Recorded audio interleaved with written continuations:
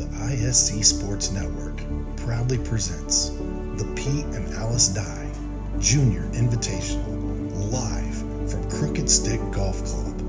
Final round coverage starts now. On what is an absolutely stunning morning in central Indiana, we welcome you to the legendary Crooked Stick Golf Club in Carmel, just north of Marion County in Indianapolis. After a year away because of course renovations, the Dye Junior Invitational returns to the place that has hosted so many of golf's great moments here in central Indiana. Of course, we're 35 years removed now from John Daly winning the 1991 PGA Championship. U.S. Senior Open, Solheim Cups have been contested here. And for a sixth time in the last 7 years, the top junior golfers in the nation and some international golfers as well have made their way to the north side of Indianapolis. 18th hole coverage for the remainder of the day here on the ISC Sports Network. My name is Greg Rakestraw, joined by one of the top collegiate golf riders in the country. That would be Lance Ringler. After a year away, buddy, it's good to be back with you again. Just here the other day, but always a beautiful spot here on the 18th hole, and like you said a minute ago, the perfect day here in central Indiana, and it's absolutely gorgeous out here. Temperatures in the mid-70s, just the lightest of cool breezes, not a bit of humidity. If there was a definition of Chamber of Commerce weather, it would be today. So what you'll see is we've got 6 cameras positioned around the 18th hole. I think we have 72 golfers, 36 boys, 36 girls. Those that maybe struggled a bit with their rounds yesterday teed off of 10. And we will literally show you 24 threesomes from now going forward. So the first 3 golfers on the boys' side that you will see, that all teed off early today. Max Vandermolen from Hickory Corners, Michigan. He is a high school senior headed to play golf at the University of Louisville. Parker Rogers of Nevada, Iowa. He is a high school senior to be. And Lawson Ford, who is a senior to be from West Palm Beach, Florida, and has committed to play golf at the University of Florida. These golfers respectively, Vandermolen 21 over on his round. Rogers 22 over. I should say on the round, on the 2-day tournament, 54 holes, 36 yesterday and 18 today. And Lawson Ford at 27 over. These players all playing their 9th hole of the day. And this is a lengthy par 4. And for the most part, these young men will leave themselves anywhere between 160 and 190 if they hit the driver properly here. 457 yards for the guys from the tips. And this par 4 18th. Wind is actually helping to keep you out of the drink here, as it's kind of blowing in from the east today. You know, a fun fact, Parker's from Nevada, Iowa. I actually worked on the 9-hole golf course at Nevada, Iowa. Oh my goodness. One year when I was a student at Iowa State University. Which tells me you actually had to pronounce it since I named it after the state, so Nevada. Thank you.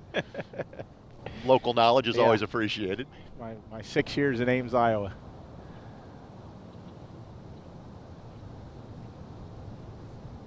Vandermolen 3 over on his round so far today.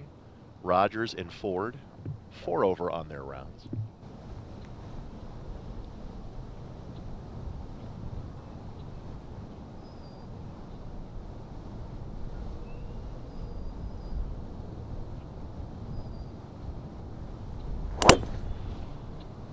Again, the water is almost hidden from their view, but believe me, these guys know it's there.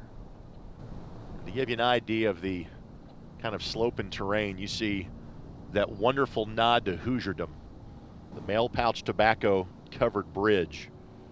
Obviously the players can see that from the tee box. We cannot from our vantage point, as we are located high atop the 18th green. And that is a nod to rural Indiana. And much like Lance has local knowledge of Nevada, Iowa, I've come from a town that has one of those mail pouch tobacco barns. I aimed at the guy in the white. Interesting to hear the kind of the reference points in terms of what these guys are swinging for and aiming at. And obviously you can see a couple of fantastic shots in the fairway. Now Vandermolen going to go to the University of Louisville. What sort of golf program is Max heading into, Lance? Well, they're at the NCAA Championships this past week. They didn't make the cut, but coach's been there a few years now, and good program, really. I mean, it's one that doesn't probably get a lot of the attention it deserves.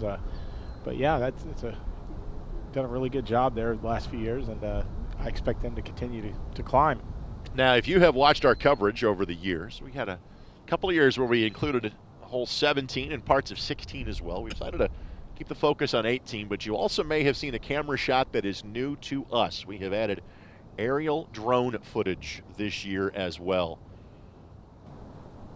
Thanks to our tremendous ISC Sports Network crew that providing all of the activity today. And there's that overhead shot. And folks, from a spring, early summer condition standpoint, not just today, but frankly, our weather has been, pretty good over the course of the spring. In other words, conditions are perfect for a golf course that, was really closed for the better part of more than a year, undergoing renovations. Why this event took place at the Purdue complex last year. So obviously we've got one of our golfers that is off the fairway.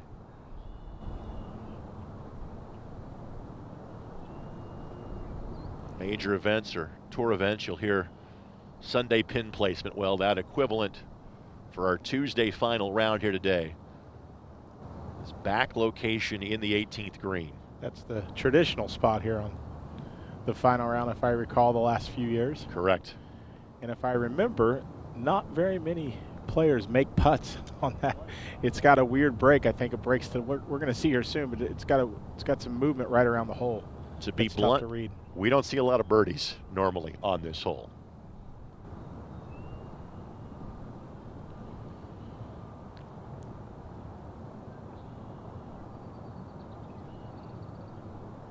And this is the first group to reach 18.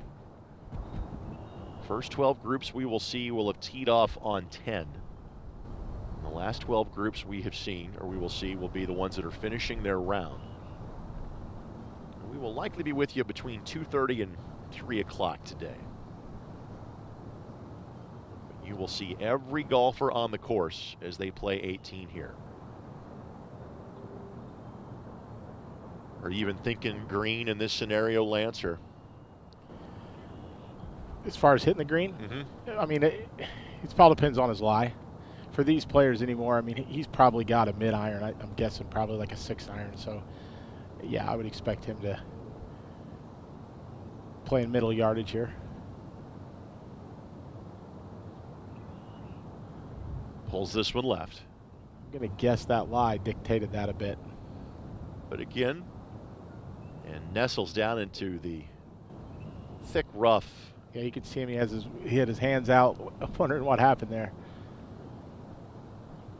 You get in that wispy heather, and it'll turn. What it does to the club is it closes the face as you swing through. So that's why that shot went directly left. I know you have caddied in this event before. Yeah. What was that experience like for you? It was. I did 36 holes one day, and I tell you what, it was fun the first 27, and that back 9, boy, it gets you. I mean, I was probably late 40s at the time, but it was good. It's always fun to be around these players or any high level player and watch them go about it. And then obviously walking crooked stick's not a bad day. Had a chance to talk to one of the caddies, one of the players' parents that we'll see come through early in the round today. He's from Massachusetts, and he's absolutely loved his experience here, as so many of the players and families do. He goes, thank goodness it's flat in central Indiana after walking 36 holes. Yes. The second shot of this trio was just to the left of the green. This one heading right for the green. Line's good. And the distance played absolutely perfectly. And partner, we may not see a better approach here at 18 all day, and that's on the first group. You're right. I think we had that last year too. I think someone did that in one of the very first groups, and then we didn't see one closer the rest of the day. So now let's see what he does with that putt. Talked about Max Vandermolen heading to play at the University of Louisville. Lawson Ford of this group going to play at the University of Florida. Tell us about Gator golf these days. One of the premier programs in the country. They're today is match play day at the NCAA Championship at La Costa, and Florida has a tee time. So I believe they're ranked number 2 in the country. So just tremendous program. Have real good chance to win a national championship tomorrow. I got to admit, I thought you'd have like the multi-screen experience going, that you'd be eyeballing the NCAA while calling the golf here. Well, the thing is, right now it's still early out there, so they probably are not started just yet. And really the coverage doesn't really get going until later in the semifinals. You got it covered. By the way, the leaders are just teeing off for their day. Grace Zhu is our leader on the girls' side. She's fired back-to-back 71s yesterday. She's the only player on the girls' side that is under par. On the boys' side, we have 4 players that are under par, and their round is underway. They've played at least a hole or two. Local product Mac Myers, 73-67 yesterday. Brooks Urquhart, Yunzi Wang, and Grant DiLorenzo are at 3 under par. They're all playing holes 2 or 3. Want to thank Lily Harmon, who was up here to say hello at the beginning of our broadcast today. Tony Pancake, one of the all-time great guys in terms of club pros, and of course his daughter now trying to make her way to the LPGA Tour, playing on the Epsom Tour. Thanks to Sally Worthwine and everybody involved. Thrilled to be back after a 1-year hiatus. All right, what's the mindset on this chip shot here, Lance? Well, I mean, it's not easy by any means. If you could probably bump this and let it land in the very front part and then let it funnel down the hole. But again, the lie dictates everything. Kind of the ebb and flow of our coverage here. While these players are on the green, our first girls group is heading to the tee box back at 18.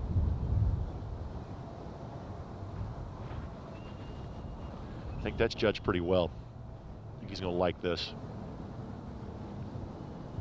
Partner, I think from that angle, that's Pretty about good. as best as you can do. Yeah, I think he'd take that.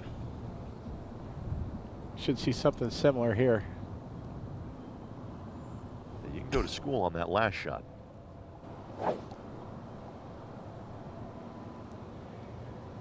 Again, great judge. Everything's going to roll by here. And clearly you can see this is one where, yes, that is a bailout area to the golfers left as they are approaching 18, but you got to be flag hunting here. Yeah, I'm guessing they probably didn't mean to hit it up there. But this hole has some history to it with some shots being made.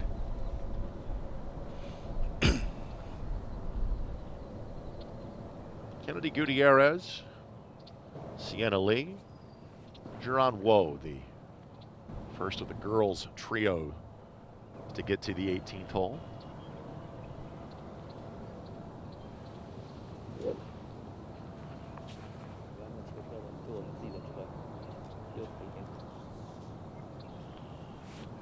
That group all entered the day at either 16 or 18 over par. And right now the on-course lead at 4 under on the boys' side, at 2 under on the girls' side.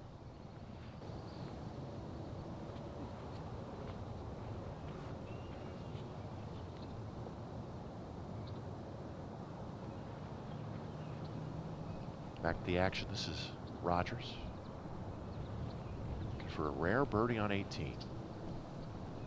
So 4 over on his round is Parker. Had a 77 as his best round yesterday.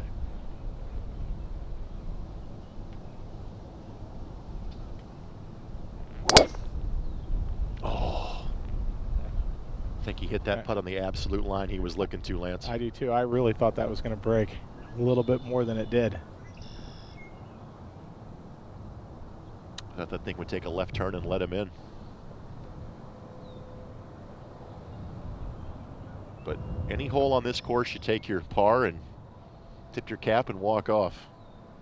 I'm anxious to have Tony up here and have him talk about what they did to this golf course, because it looks so fresh. You look at that green and the way it just looks immaculate. It'll be a 5 here.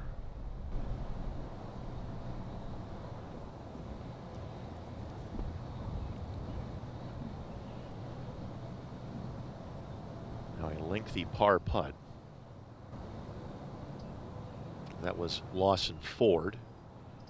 And now we'll go to 6 over on his round. 36 boys, 36 girls that you're competing in this event.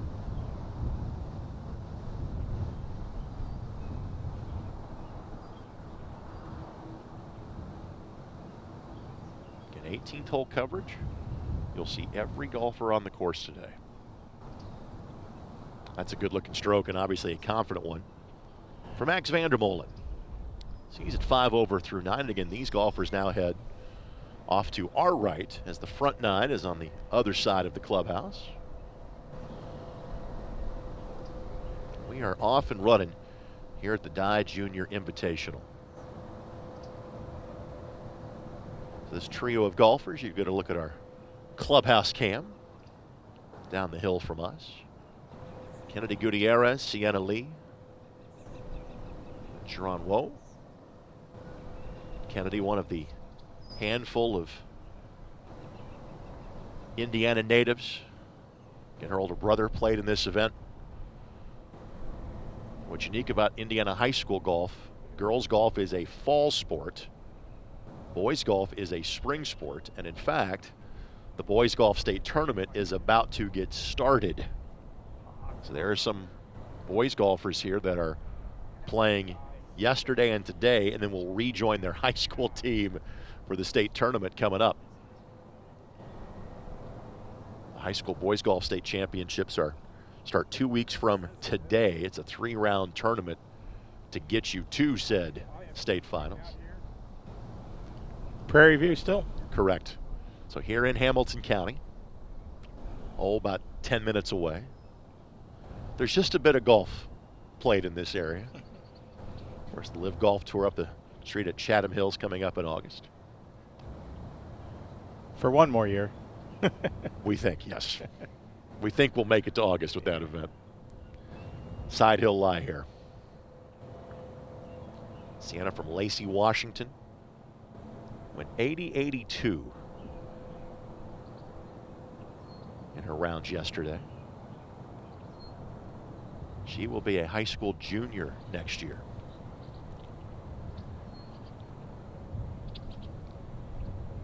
Lance and I will say this every 15 minutes. I can't believe how good the weather is today. And this one should hold up. Hit low, but again, that grass will hold it up. That's 2 players we've seen over there now that have not hit good shots, so I'm guessing that's pretty thick. Yeah, it's lush. Other 2 golf balls found the fairway off the 18th tee. That's Kennedy Gutierrez from Valparaiso. She will be a high school sophomore, playing for the Valparaiso Vikings. Sharon Woe, Suzhou, China. We got a handful of international players here. This ball heading towards the green. Now what sort of roll are we going to look at here? Well, it will be a birdie putt. It will be one of length. Just never complain about being on the green here in 2.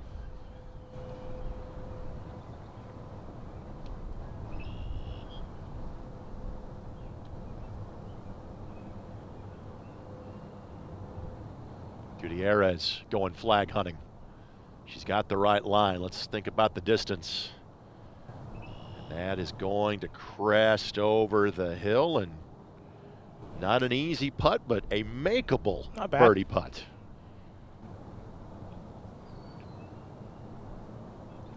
Next group behind this one, playing the 17th green as we speak.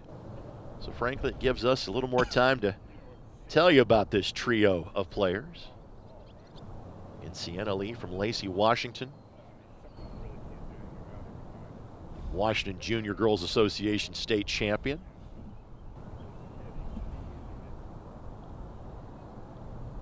Kennedy Gutierrez,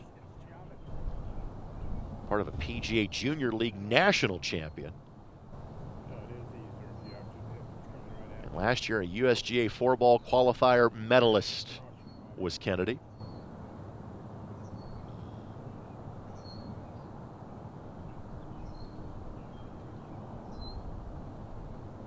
See Tony Pancake stopping by to say hello. Feel free to grab that headset if you want to, my friend. All right, Lee on her approach. This is her third. Judges that one exceedingly well. Just checks up a little bit more than she would have hoped. But again, she has a makeable birdie putt.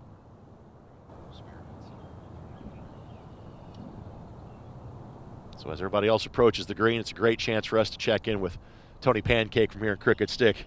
Tony, thank you so much for having us back out today. How you doing? I'm doing really well, thank you. Boy, it's a beautiful day here. The course is in phenomenal condition. These players are in for a treat today. Appreciate you gentlemen being out here helping us out too. Of course. All right, so walk us through the construction project over the course of the last couple of years here at Crooked Stick. Yeah, it's you know, Pete and Alice Dye have been the ones that have been taking care of this golf course for the first 60 years of existence, and we selected Tom Doak to be our consulting architect. Tom worked on the property with Pete many years ago. Just has the utmost respect for the Dyes, and you know, one of the first things Tom said to us is, I'll help you with this project as long as you don't put my name on it and you just keep Pete and Alice on there. So that to me was, I knew he was our guy starting at that point. Most of the project was with the greens. The greens were 60 years old. We needed to rebuild them from a drainage and a construction standpoint, and it's just been amazing to see how they've come back. Our superintendent, Jake Gargas, and his team have done a phenomenal job, and they're even better than we expected. Were there any major changes or just kind of refreshing everything? Yeah, I'd say definitely a refresh. Again, Tom, out of respect for Pete and Alice, did not change any of the layout of any of the holes or anything like that. Some of the green sizing has been brought back to more of the original, and he created some more hole locations, but we removed a few bunkers. One of the things we challenged Tom with was, how can you make the golf course playable for members but yet challenging for tour players or championship events that we have? And one of the things he recognizes that fairway bunkers are actually easier for expert players, and but they're really difficult for membership play. So he took out probably 6 or 7 bunkers that were in play for members, and just replaced them with rough. But generally, the course looks very similar to what it has for the last 62 years. Tony, why is having this event, a junior event, so important to you, the Dye family, and the membership? Yeah, well, it's you know, we try to think of how can you honor 2 people like Pete and Alice and just perpetuate their legacy with all that they've done in golf. And we came up with this idea for a junior tournament, and we wanted to get the elite players around the world because, you know, they're going to play Pete Dye golf courses and they're going to recognize the name, but they really just don't know who Pete and Alice were. And so we spend the 3 days here not only allowing them to enjoy this incredible place, but also to learn a little bit about Pete and Alice and what they meant to this club, to the game of golf, and just, you know, who they were as people. From an upcoming event standpoint, over the next, say, 4 or 5 years, what are some of the other major events on the docket here at Crooked Stick? Yeah, we have one. We have the 2028 U.S. Senior Open. We're really excited about that. We're just over 2 years out from that. We've started our sales process with hospitality sales. We'll open it up for tickets next year. We'll start our volunteer recruitment this fall. So things are progressing really well. I think we're at 40% of our goal from a sales standpoint, hospitality-wise, and just really excited to get you know, the best senior players in the world out on this golf course again. Now, for these young ladies that are playing, obviously the next step for them is to probably play college golf, and obviously the goal would be to then play on the LPGA Tour, as Gutierrez leaves that a little bit short. But if you're not playing on the LPGA Tour, you're playing on the Epsom Tour, and you have a keen interest in that these days. How is Annabelle doing? Yeah, thanks for asking about her. She's had a really good second season so far. They've had 7 events. She's made the cut in all 7, which is always fun to get paid after after you play golf for a week. And she's just having a great time. She's had 2 seconds, a 5th, so those are 3 top 10s, and she's currently 4th on their point list.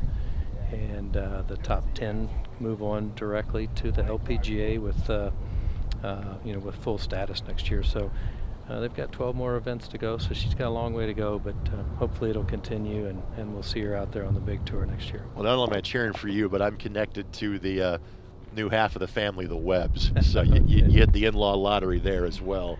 Great people. Yeah, their 1-year anniversary is in 2 days, so they're going to actually, Nate drove up from Florida, I think earlier this week, and Annabelle's flying in from Green Bay. She was doing some media stuff up there the last 2 days, and she's flying in tomorrow, and they're going to go down to French Lick where they got married and celebrate their first anniversary. Just a little bit high on that line. Lance, I am known to hog a microphone. What questions would you like for Tony? I'm just going to ask Tony, what was the process? How long was the course actually shut down to do what you guys did? Yeah, great question. We closed in the first week of June in 2024, and we reopened the first week in June of 2025. So it was exactly a year. I really have, we have a really sophisticated golf membership here, and they care so much about this golf course. And I just couldn't have been more proud of them. Their willingness to close in June. I mean, most clubs close, Northern Club, they'll close for a project like this at the end of August, but then they're struggling to get the course reopened the next year. So we went ahead and closed in June, and it gave us a chance to really get all the work done and get the get the greens seeded early, so we were ready to go the next year. You can really tell too. I mean, it looks so fresh. It just looks so pure. They almost don't look real. I mean, right. The type of turf that we chose, and our superintendent did a lot of research on it. But he chose a grass called 007 XL, and one of the reasons he liked it so much was the density of the turf. It's hard to make ball marks in it, so when you go out there and look at it, I mean, it's just so pure right now, and there's the grass is so dense it almost looks like artificial turf. Is it a bent grass? It is, yes. That's the name. Okay. Mm-hmm. Yeah, 007 XL. On the fairways, we regrassed all the fairways as well, and we used another bent grass variety, and it's called Centennial. And both are really what I'll call drought tolerant. They don't need a lot of water, and a lot higher plant count per square inch. So looks fabulous. Yeah, thank you. It does look good. Tony, we'll let you go, buddy. Thank you so much for having us. Yeah, it is wonderful to be back. I appreciate you gentlemen being here. And, thanks, Tony. Have a good day. You got it, buddy. Tony Pancake again, Crooked Stick Golf Club again, our wonderful hosts of this event. And it's one of the dates that we frankly circle on the ISC calendar.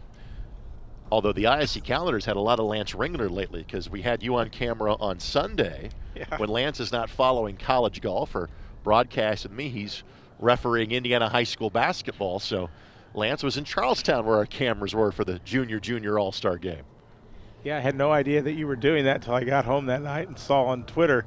I'm like, wait a second. It's amazing what you can do with technology. You didn't even have to be there. By the way, that is the suggestion box in case you have any suggestions you would like to make to the golf course superintendent. If you can find a canoe or scuba gear, get to the middle of the pond between 18th, and you too can offer your suggestions. I'm wondering how often they check that box. My guess would be 0 times, would be my guess. All right, next trio that is up here, this is Tyler Creevy of Orlando, Tyler Dearborn of Sherborne, Massachusetts, and Noah Chauvin of Broussard, Louisiana. Noah is committed to play at Georgia Tech. All of these players, none of them are heading to college next year. Noah will be a high school senior. Tyler and Tyler, both Tylers, will be upcoming high school sophomores. This group has been solid in their rounds so far today. Tyler Dearborn through 7 was 1 over. Now Mr. Creevy was 2 over through 7. Noah Chauvin +4 through 7. Again, folks, 2 trios down and 22 more to go. We've been fortunate enough to be a part of this event since its inception back in 2020, and I was telling one of Tony's great assistants, and Connor, earlier, I said, when you're a place that has such sports history, you know, I can envision John Daly waving his right hand around to the fans here at 18 as he's about to clinch his first major championship in what dates both you and I 35 years ago. when that was the case. But this was kind of the lone sporting event, and you were here as a caddy that year, that actually took place kind of during the COVID pandemic for about 3 or 4 months because it was an outdoor event and we had dispensation to make it happen. So there's nothing but smiles when we come here. All right, so we've got, kind of has been the case in our first 2 groups through. A couple of players on the fairway and one of those that's just off. And the results of the shots for those that have been off of the fairway have not been great. You know, I spy the caddy there. That looks like Cash Bilar. Who played in this event from Peru. Yeah. Played at Ball State. He's now an assistant golf coach at Georgia Southern. There are worse places to be than Statesboro, Georgia. Yep.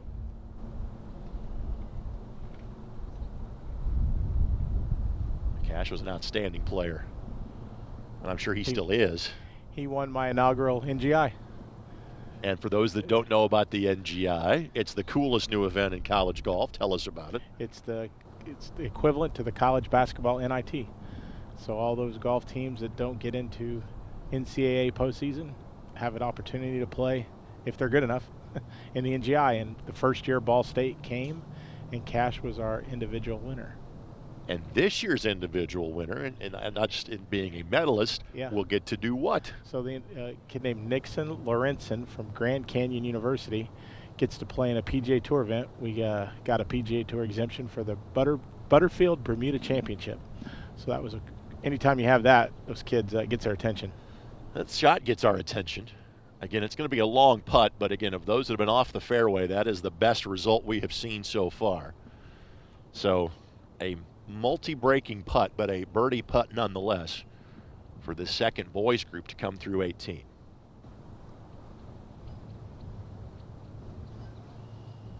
Ready play here for our second player through. He was ready. I mean, that took about 10 seconds. And might have maybe been better served to slow down. He will have a lengthy bunker shot here. But frankly, might be able to control speed better out of the bunker on that shot than others. So this is Tyler Dearborn. And really enjoyed talking with his dad before the round today.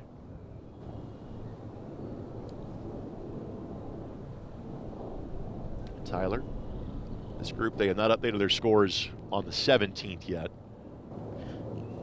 And this is a wonderful volunteer effort by the members here locally to update scores hole by hole so we can give you the best information possible.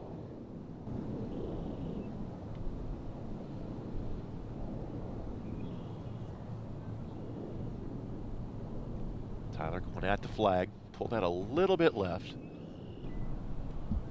Now will he get to that mid-ridge? No. So again, he'll have a birdie putt of length, but a birdie putt nonetheless. And everybody should be on the golf course by now. Boys leaderboard, Mac Myers' lead is up to 2. As Urquhart, Wang, and DiLorenzo all have bogeyed one of their first 2 or 3 holes. On the girls' side, we now have a tie. Allie Wordle of Oswego, Illinois is at 1 under.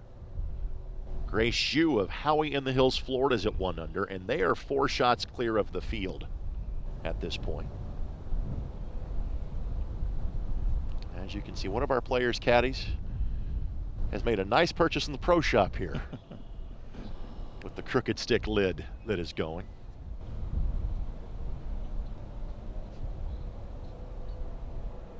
Take a look at Tyler Dearborn's last shot. Boys leaderboard, Mac Myers' lead is up to 2. As a little bit of an equipment check there. You hit a shot with a busted club. That's a pretty good shot if you hit one with a little bit of a head coming loose there. You usually don't see that with an iron. It's more something that you see with a driver. Oh, he just pulled it off. I don't think you're using that one for the rest of the day. Nope. Now, he could replace that if he happens to have a spare 7-iron in his trunk. Most people don't usually have spare irons.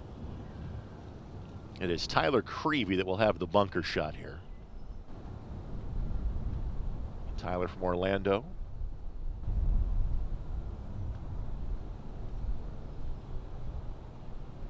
And again, his goal is going to be simply to get this to the kind of the edge of the green in front of him and let the contour of the hill carry this ball to the pin.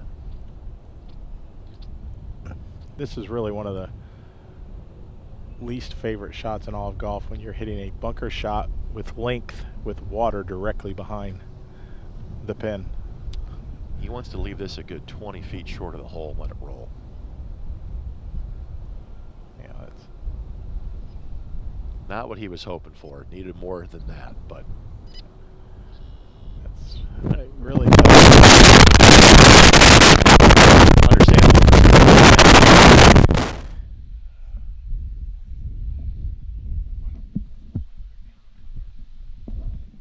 Don't think he's away here. I think Chauvin will be up next. Noah from Broussard, Louisiana. Going to play at Georgia Tech. What sort of program does Georgia Tech have going these days? Well, Georgia Tech's been in the news. Their longtime coach, Bruce Hepler, retired this year. And it was about 2 weeks ago, week and a half ago, the entire college golf world was shaken up because Ryan Hybl from the University of Oklahoma announced that he was going to Georgia Tech. And the neat thing about that is Ryan is a Bulldog. He played at Georgia, so he's going to coach at Georgia Tech. That putt will leave a tester for par. And again, folks, this is Lance and I have the pleasure of seeing this on a regular basis. This is not an easy hole location. No, it's 18th. It's always like that every year, I recall.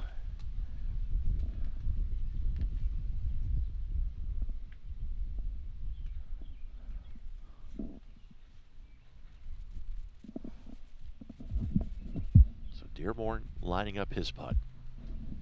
And yes, folks, it is hoodie weather. Temperatures in the low 70s, but the breeze a cool one today.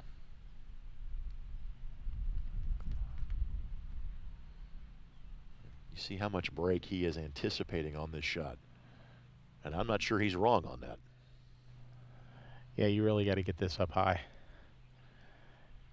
And again, obviously these kids played a practice round on Sunday here and played 36 holes yesterday. And frankly, the weather conditions largely the same.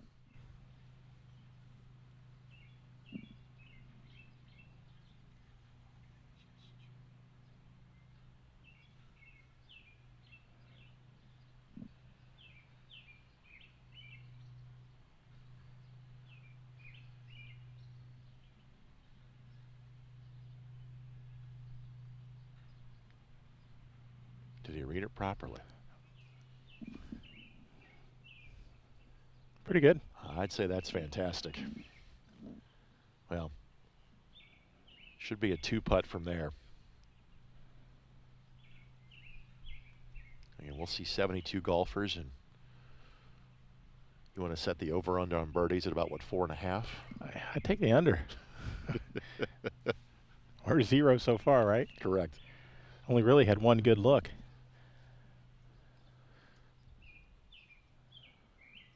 Again, we work our way from back to front of the field. So here's Creevy. This is a par putt. And again, even though you see that how much speed it picks up from that angle, it is almost impossible to leave that putt short from that side of the green. Our next girls group has made their way to the tee. We'll get back to the 18th tee box when this group finishes out.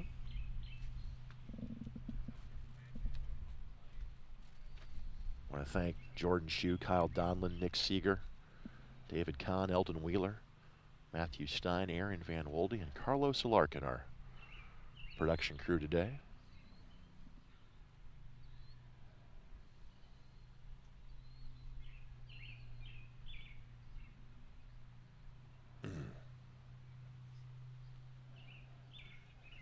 So 2 5s of this group. That's assuming that this putt goes in.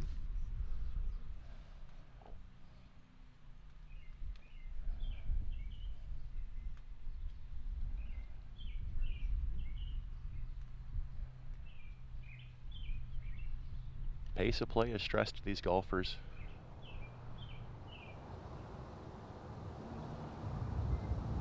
Goal is to finish the round in 4.5 hours.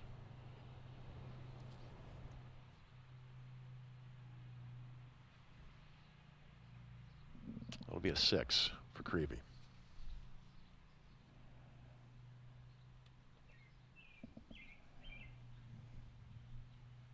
Creevy with bogeys on 13 and 15, now a double on 18.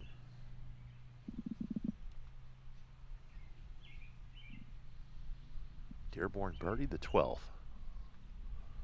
but then had back-to-back bogeys on 14 and 15. Good to see Cash recognized as he walked off the green. Good kid.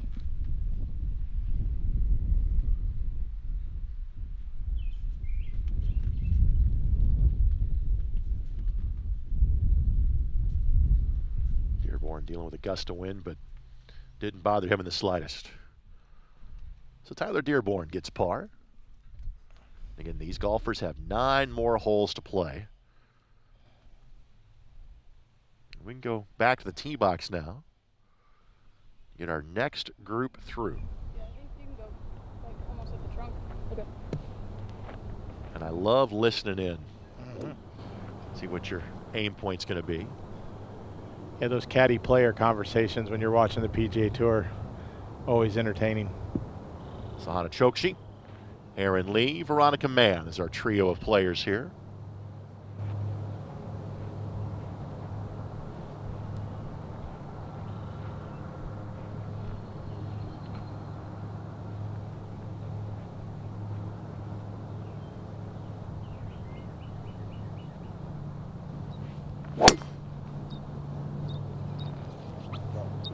Veronica at 20 over. Aaron at 19 over. Sahana is at 14 over, and Sahana is at 1 under on her round so far. Sahana from Jacksonville is a senior to be. She's headed to play at Vanderbilt. Veronica is a high school senior. She's going to play at UC Irvine next year. Aaron from San Ramon, California, will be a high school junior next year. We'll talk about these programs in a moment, but obviously since the last time that you and I have gotten together for this 2 years ago, you know, the world has changed significantly in terms of NIL and college golf budgets and transfer portal and things like that. So I guess let's start with this. Just how has the portal and how has NIL affected college golf? You know, honestly, Greg, a lot less than the other sports. What we found this year, the portal is open in women's golf, and it's very, very slow. I think since it opened 3 days ago, there's less than 200 names in the portal, and a lot of people think that that's a result of the NCAA cracking down a little bit on tampering. A lot of times we had a lot of deals made before we even got to the portal, and that might have slowed down a little bit. But college golf, you know, your teams are generally small, 6 to 8, 9 players, and so you don't have a lot of movement. You do see it when you have a really good player at a mid-major, then wants to move up a level or two. So you do see that. But the NIL money, not.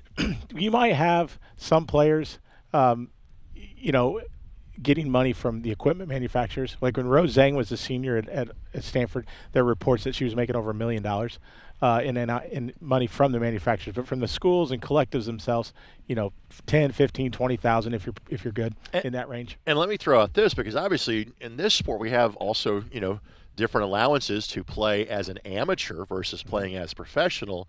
How does the USGA get involved, or do they, in things like that? It's always been we did an editorial one time when we had a hand that said USGA and a hand that said NCAA, and we said introduce yourselves to each other, right? Meet each other, because there are differences, but they've worked through those, and it's not as a big a deal as it used to be. But yeah, the NIL money, it's still there. I mean, there are reports of schools, throwing 50, 100 grand a year at players. This is Erin Lee that you see on your shot. And Erin's at 4 over on her round. Erin went 79.80. And again, basically the way that this event works is players get into town on Saturday or Sunday. The course is open for practice rounds on Sunday. You play 36 on day one. You play 18 the morning of day number 2. And for these players that are from the West Coast or other places that you're not going to be driving to from here, you're on a flight later this afternoon or this evening out of Indianapolis, and we're about 30, 35 minutes from the airport where we're located on the north side of town. How many events will juniors like these play on kind of a national level during the course of the season? You might see a player play as many as 8, 10. Mm-hmm. That's probably a good number of the elite players traveling around the country. So first up here.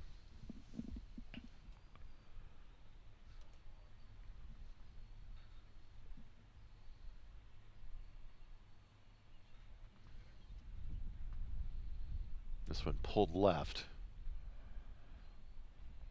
And this will hit into that bunker. That's more of a straightforward bunker shot.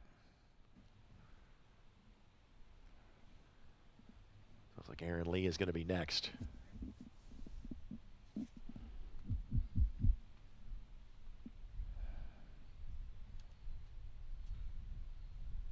Erin doubled 16, coming off a par on 17. She went 1 over in 2 rounds on this hole yesterday. Again, this one pulled left as well. And this will just head into kind of that first cut. And you don't exactly have a straightforward shot from there. Yeah, that's going to require a lob shot for sure. Not exactly a straightforward look.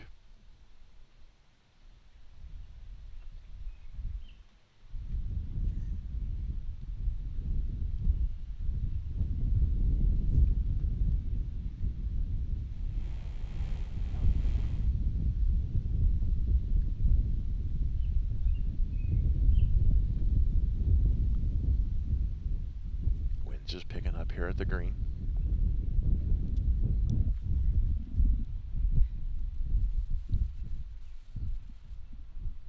Right at the flag. If the distance is right, this could be really good. And it's a little short. Wind, I think, knocked that down. She was hanging on to that one tight. That was a little flirting with the water there.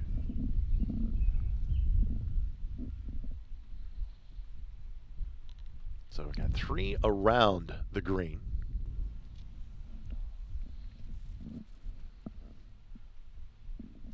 Next boys group is playing the 17th as we speak.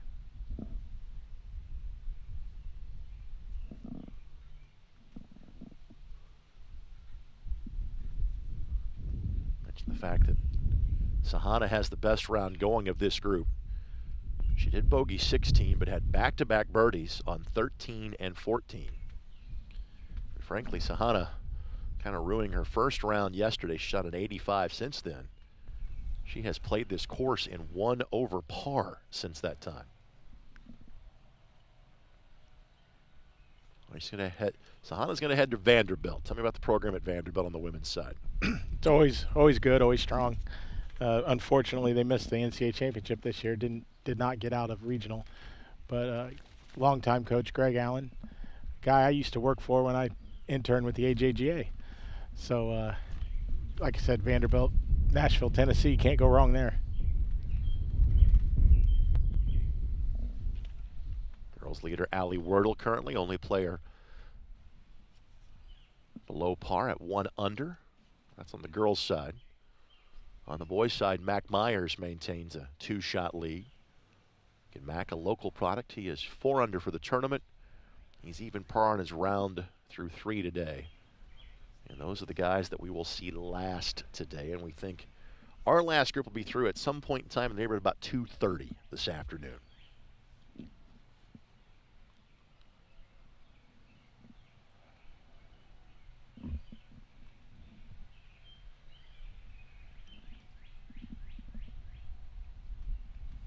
You'll see every golfer on the course. We'll have extensive coverage of this 18th hole throughout the course of the day.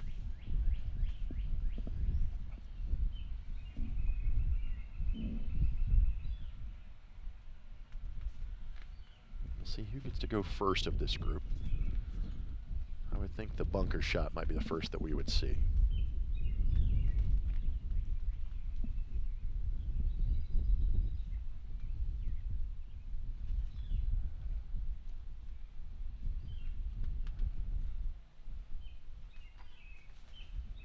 And that is going to be the case.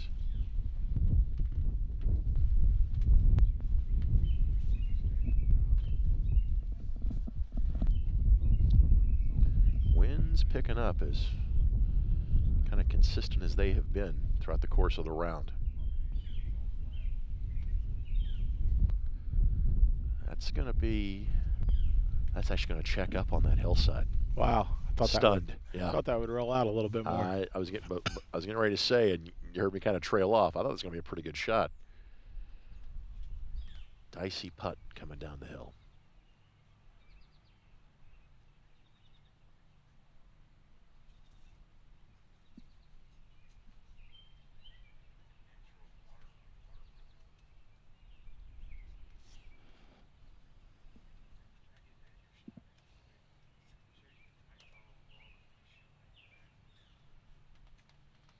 Lee's chip did not go the way she had planned. And you're trying to cut a pretty steep angle on that shot.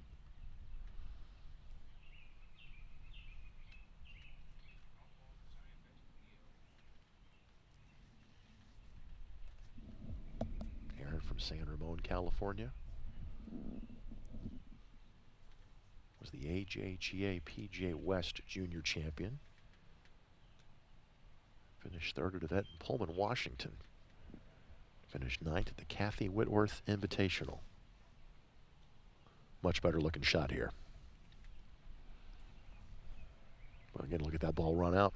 Yeah, you can't keep it below the... it's going to race back left every time. She'll have that for a 5.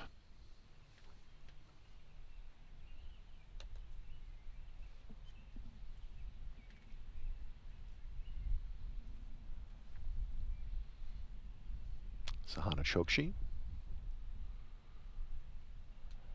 Due up next. Again, this is a birdie putt of some length.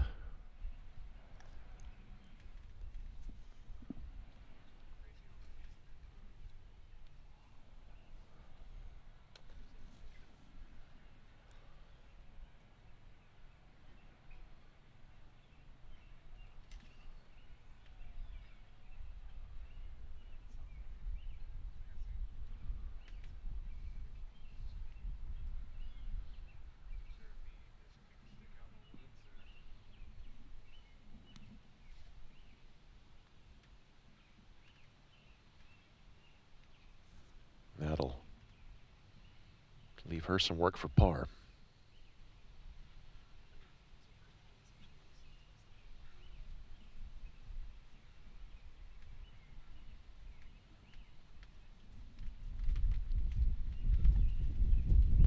This is the second girls group we have seen come through here in our hour of coverage to this point.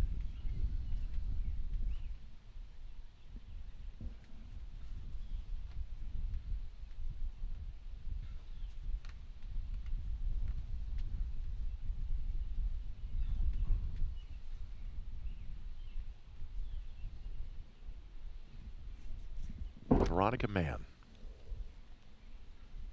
Par putt.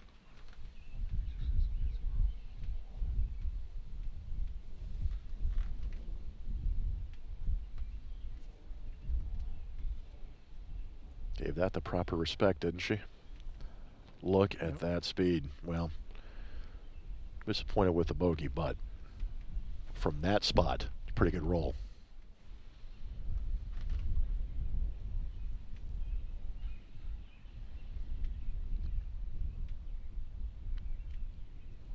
Firm and fast greens. Rolls that one home for a 5.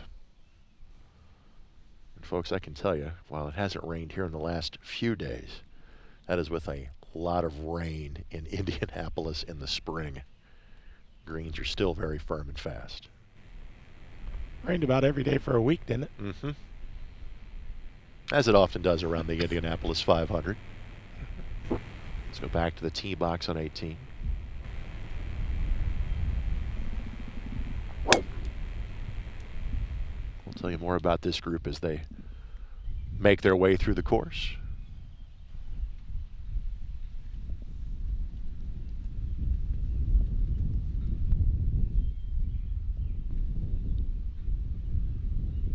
Aaron Lee's going to go first here. And this is a bogey putt.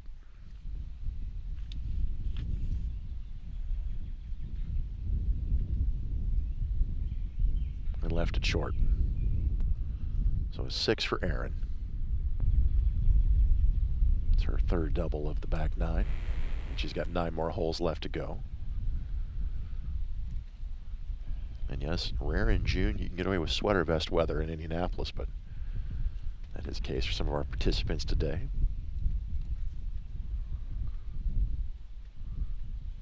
For Sahana. This is a par putt to stay under par in a round so far.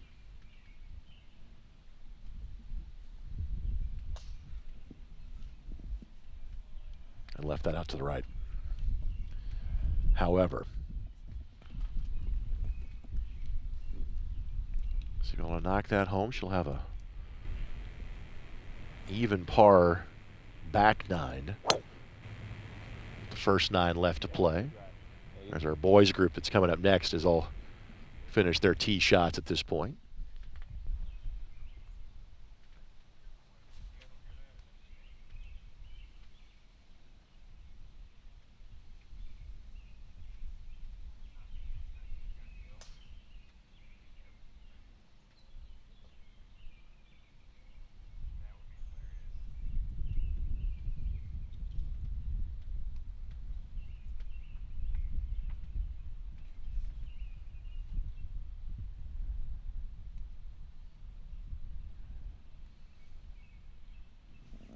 And makes the 5. So Sahana currently T26th in the 36-player field. So with that, Lester Lowe, Michael Jaworski, and Connor Kubica are the 3 players that are making their way towards the fairway. Our next boys trio due up. Lester at even par for his round so far from Evanston, Illinois. He will be a high school junior this coming year. Michael Jaworski from Clarendon Hills, Illinois. Also be a high school junior. He's at 1 over on his round and 9 over for the tournament. Connor Kubica is at 1 under for his round today. And he is at 7 over for his tournament. And he, as of now, is an unsigned senior. He can play college golf next year. He is from Northville, Michigan. And we've seen plenty of college logoed gear so far. Saw Georgia Tech and Notre Dame on this hole walking by. And, you know, some of these programs are great about making sure they've got the logoed vans in the parking lot, so we give them some free mentions. So Kentucky and Toledo, I can tell, are in the house because they're in the parking lot today. Recruiting. And again, we touched on the portal, and maybe it hasn't been as big of an impact in golf as other sports. How has that affected recruiting for high school-aged athletes? Well, early on, a lot less juniors were being recruited, but now I think that's going to start picking back up. We've kind of gotten out of that COVID cycle. Yeah. For those kids, so we're kind of played 5-6 years. Yeah. We're kind of getting back to maybe normal, if I can use that word, if we're ever going to be normal again compared to what we saw, pre-2020. But hopefully, it'll get back that way, because there's a lot of juniors are struggling to get recruited because most programs are just hitting the portal. So we'll see what happens when the men's portal opens up this weekend. If it's the same trend we're seeing on the women's side.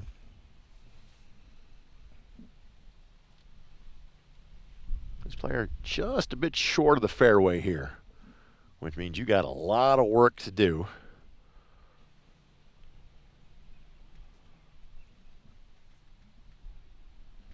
You are hitting the ball into kind of an intermittent wind. May have affected that tee shot. Wind not kicking up as much here at the green currently. Blasting away on an iron. And that will get a friendly bounce. While it will miss the green, that is a direct line of sight, and frankly, you can putt the ball from there if you choose. That was a proper shot by about 2 feet in terms of hitting the right side of that hill and trickling down. I don't recall them having this far in in the past. I feel like either that wind is a little stiffer up there, keeping those balls back further, or the tee box might be back.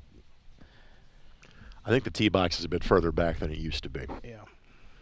That may have been one of the renovations here.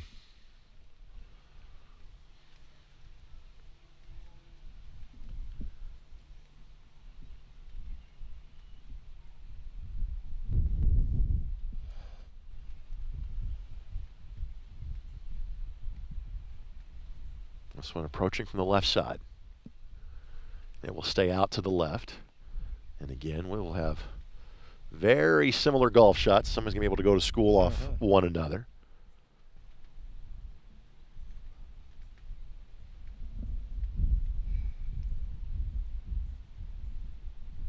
Long irons for sure here of this third boys group through.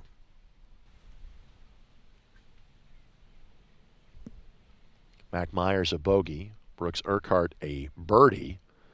2 golfers sharing the lead now on the boys' side at 3 under for the tournament. Those golfers on the front 9 playing different holes, playing 5 and 6 respectively.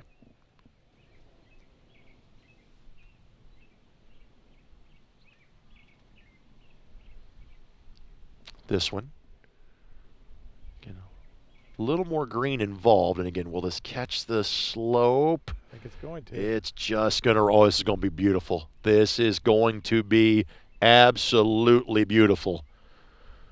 Again, not an easy putt, but as good of a look as birdie as we have seen so far, and that is judging the topography of the course perfectly well. He's going to be pleased with that one when he gets up here. And because of kind of the angles of sight, I'm not sure he's aware how good that shot is. I don't think he could, yeah. He probably didn't see it. Right. Like, should we have stood at applaud so he would have noted exactly how well he hit that shot?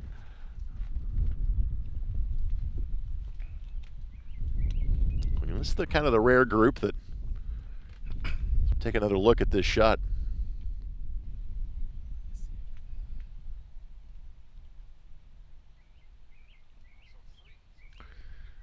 And again, just by a couple of inches, caught the slope and carries down.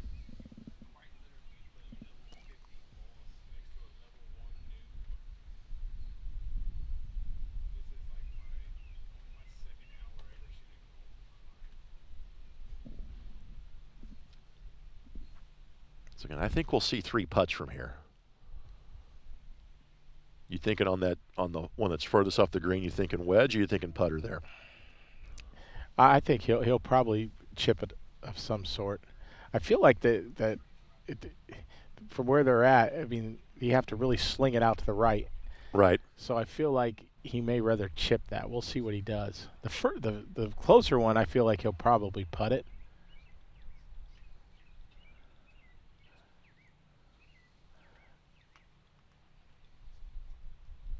Of this group, Michael Jaworski, 2025 Illinois State Junior Champion. Had 3rd and 6th place finishes on different AJGA tour stops. They might have to chip these shots just because I don't think they feel like they can. I don't know. I tell you what, this 18th green is nice. It presents you with a lot of different ways to play a shot. Connor Kubica of this group. How about this stat? 4 times has attempted to Monday qualify for a PGA Tour event. Yeah, you got to be really good to Monday qualify. And Lester Lowe of this group was last year's Illinois High School Athletic Association individual state champion. In Indiana, it's the IHSAA. In Illinois, it's the IHSA 1A.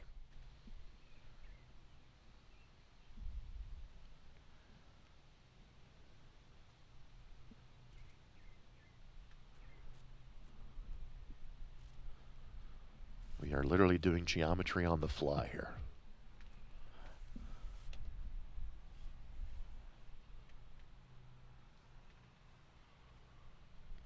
And Lowe of this group is at even par. 2 birdies, 2 bogeys on his first 8 holes.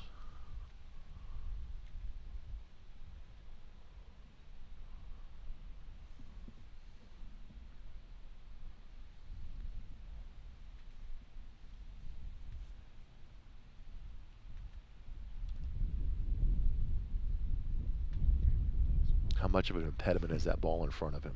I don't think it's bothering him. Okay. He's looking left, and he's got to. I feel like he's going to try to land this in the rough or in the first cut there. Our next girls group is back on the tee on 18. We'll catch up with them as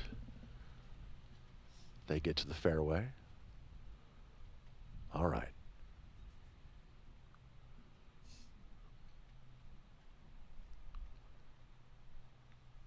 Will chip. It's going to race. Yep.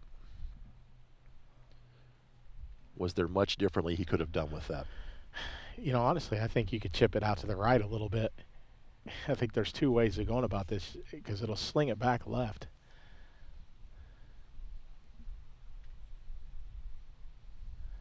And then it's going to have a chance to kill it and die it to the hole, rather than if the direction they went, it's going to race past every time.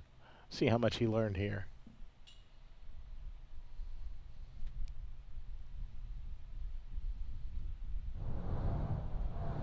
He's looking up there as well. Get more action back on the 18th tee. This is Lester Lowe who's getting ready to shoot here as that group is headed to the fairway.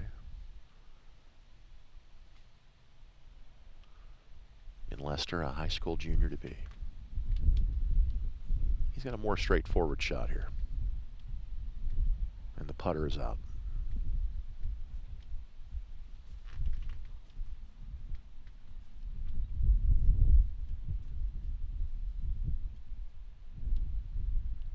Carries that down the hill. Work back to the left. Nicely done. That is an outstanding effort. That's as good of a putt as we'll see all day, absolutely. And I'd assume that might have been Dad behind him applauding the effort. So he'll have his 4.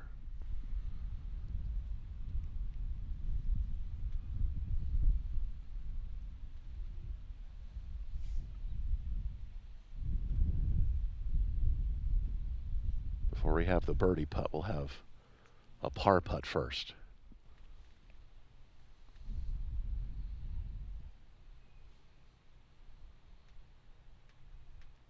And Lester of this trio, currently highest up there, Connor Kubitz is tied for 16th. Lester Lowe tied for 21st.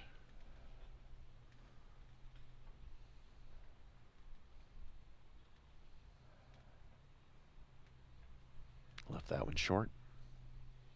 So bogey 5 there.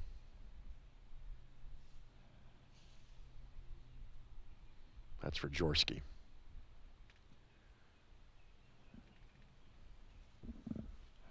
So this is Connor, who's 1 under on his round. Trying to get to 2 under at the turn.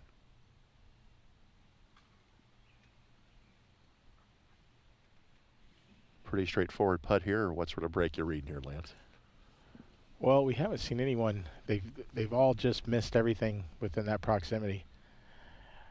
I feel like they've missed it on the high side, on the right side every time. So let's see if he judges this any differently.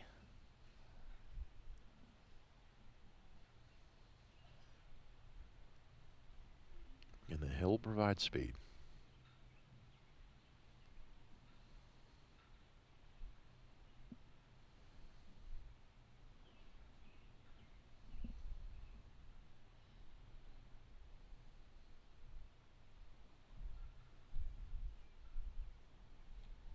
First birdie of the day right there.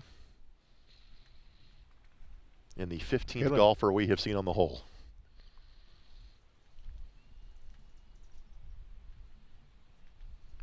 So that 4.5 kind of math kind of works right now. You know golf, I know math. We do have the better players coming, at least the players that have been playing better. So maybe we could get to 4.5. And oftentimes we see somebody birdie that in like the final time through. Right. So those fellas are off to their front nine. So now let's go to the fairway. Ashner Carr, part of this group from Roanoke, Virginia. She is a 2-over on her round today. Caroline Gow, part of this group. She's going to be a high school sophomore. She's 4-over on her round today. And Alyssa Zhang, part of this group as well. It's a younger group. Alyssa's going to be a high school junior next year. Alyssa's at 1 over for her round. Again, 36 girls, 36 boys. We'll work our way from back to front. See fairway wood here. And obviously we got 3 players on the dance floor in terms of being on the fairway. This one pulled a little bit left. Now you got to go up and over on that shot. There is some arithmetic to do on that.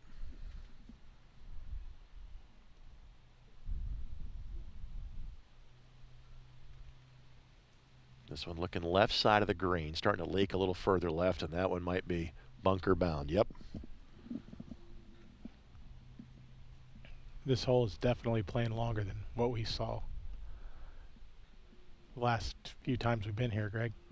I'm not sure we've had the wind come from this direction. That too. Because frankly, normally it comes from either what would be your left or against into the player's face as you're looking at this shot, or frankly from behind them. Kind of a unique wind direction here coming from the east. East, yeah. That's what I was going to say. This one, if it clears the bunker, might work out well. Can it hit the brakes? No. She literally needs to chip that about 2 yards. And just let the hill take it down. Let's check our overall leaderboarding, and we won't see the leaders for some time. Allie Wordle continues to lead by a shot over Grace Zhu. Allie at 1 unders. She and Grace are playing the 4th as we speak. On the boys' side, Urquhart and Myers still tied for the lead at 3 under. Urquhart playing the 6th, Myers playing the 4th. And again, folks, by now you can kind of sense the ebbs and flows. And Lance, how about that addition to our coverage this year? A look from the drone, high atop. It's awesome. That is really cool. And you could just see, as Tony was talking about, the new grass on the greens and fairways, they're really popping. Yeah.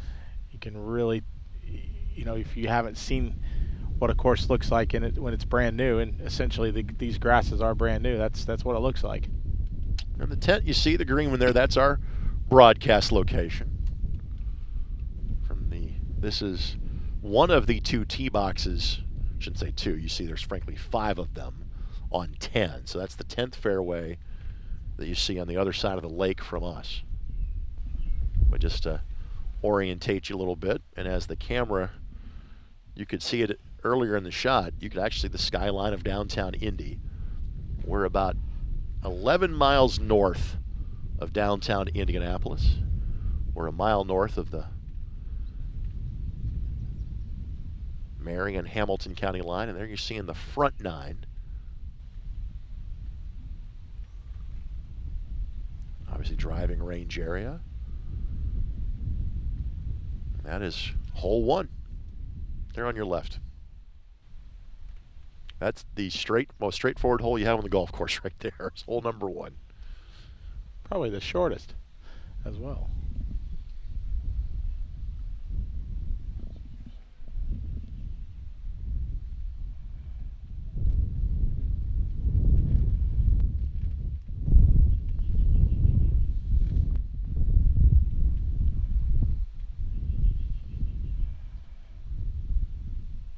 It's Ashnur Carr. 2 over for the round today. She is the player that will have that kind of side hill chip. Nobody of this group on in 2.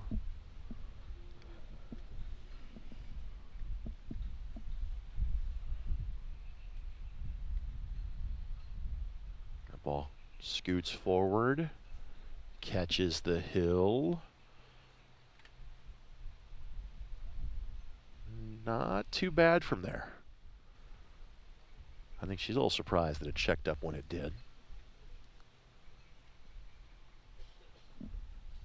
All right, bunker shot coming here.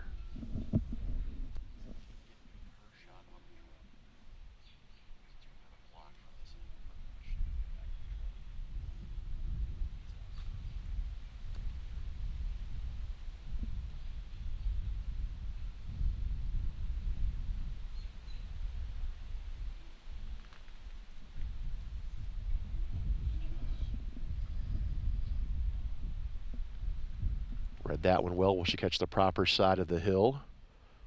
Hill's taking it down towards the hole, a little bit away from it, but again, from there, not a bad effort.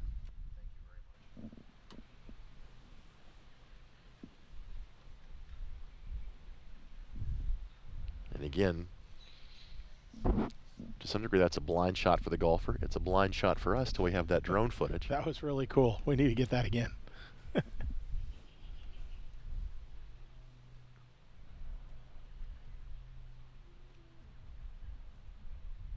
She followed instructions, didn't she? Yep. And look at this Pretty thing good. carry. Look at that carry. That'll be a par putt. So all these are par putts. I would say on average, those are 3 pretty good chips we just witnessed. And back to the guys group on the tee.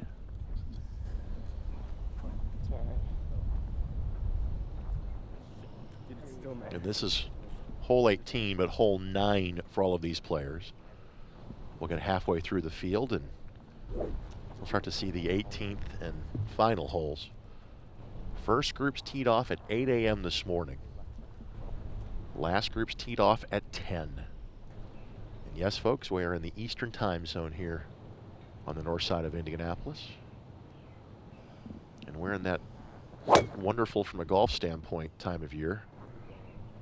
It's bright enough to play at 6:30. And frankly, it's bright enough to keep playing at about 9:30 at night before you have to come in. Daylight savings time about a decade or so ago was quite the boon to the golf industry locally. Yes. All right, we got a putt on 18. This is a par putt. Left just a little bit short. So one of our trio will finish with a 5.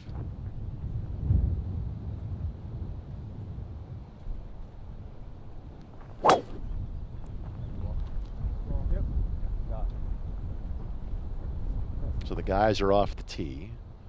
Right back to 18. This is a par putt here.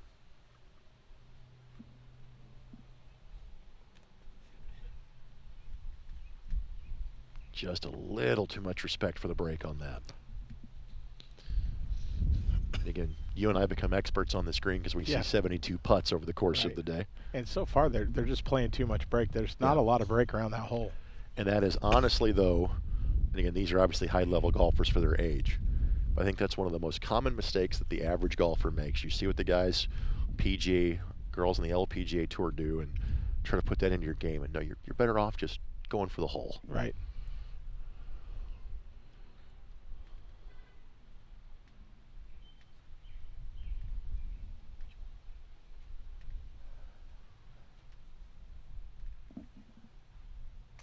So, bogey putt here.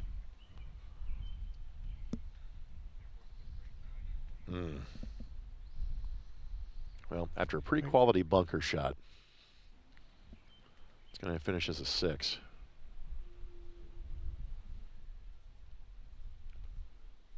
This is a par putt upcoming.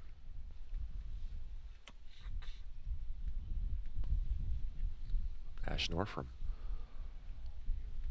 Roanoke, Virginia. I see the Salem logo on her bag.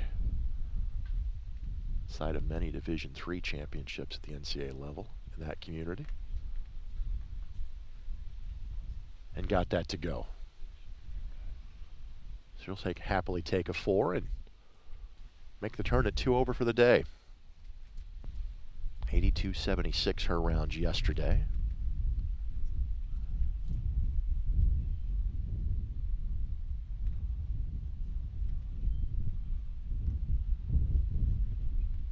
And there's the tap in there. So this group moves on with 9 more holes to play.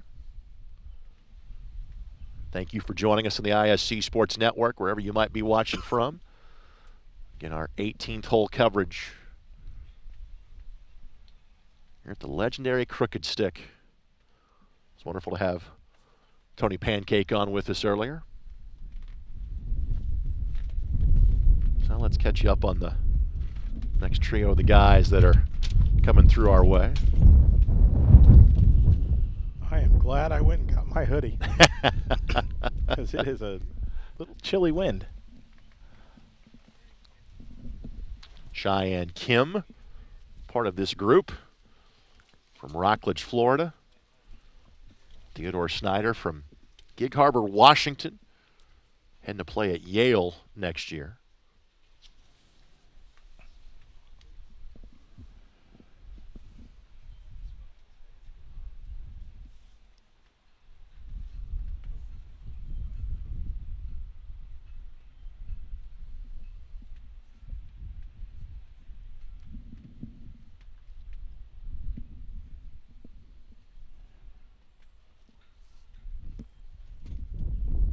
Cheyenne at 8 over for the tournament. Theodore at 9 over. These guys kind of mid-pack right now in terms of the chase of the leaderboard. Current leaders Urquhart and Myers, both at 3 under. We'll see them as the last guys through.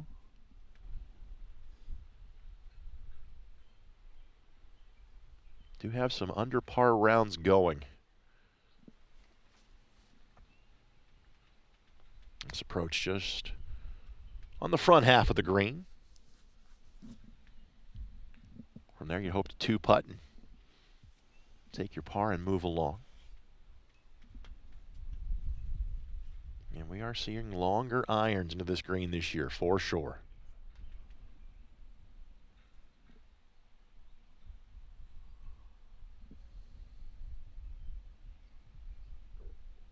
And you see kind of the universal, get a couple of blades of grass, throw them up, get a read on the wind.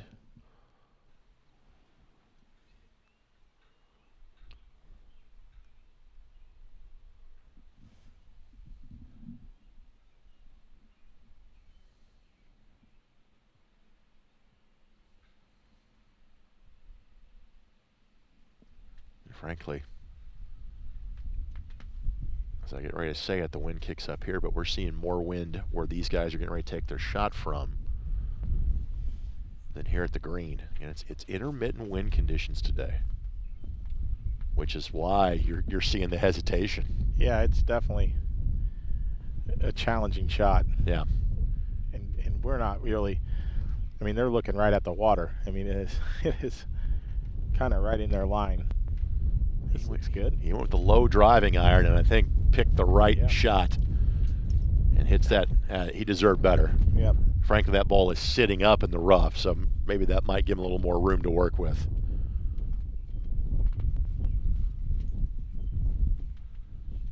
I think for our next golfer, we might be kind of seeing what has been maybe the best drive of the day to this point. This golfer kind of flirted with the water a little bit, then his iron pulled that way left.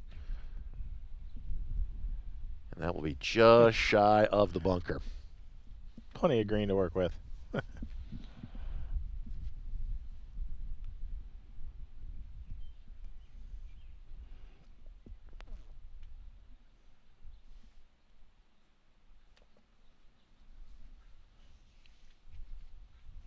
Next group behind this one just getting to the green on 17.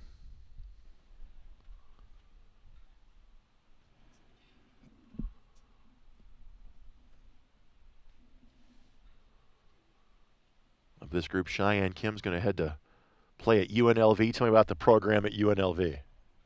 Yeah, another one of those teams that have, as you know, regional team most years. Can't beat playing golf in Las Vegas. No, there's some good places to play there. They're going through a coaching change right now, and they're one school that may pop up with some NIL money more so than others right now. So, tell me about the program at Yale that Theodore Snyder is heading to. Well, he's heading to one of the great golf courses. The Yale golf course is has been ranked #1 college golf course for a couple decades, and they just went through a renovation. So, an Alistair McKenzie design, and you know, in the last decade or so, it's not uncommon to see some of these top juniors find a way to the Ivy League. Especially on the women's side, we're seeing more and more top players go that route, and not as much on the men, but you know, we're seeing 1 or 2 a year. But definitely, he's definitely going to have a great golf course to play the next few years. Landon Trope is the other golfer of this group. I want to make sure we highlight him because Landon's one of the local products.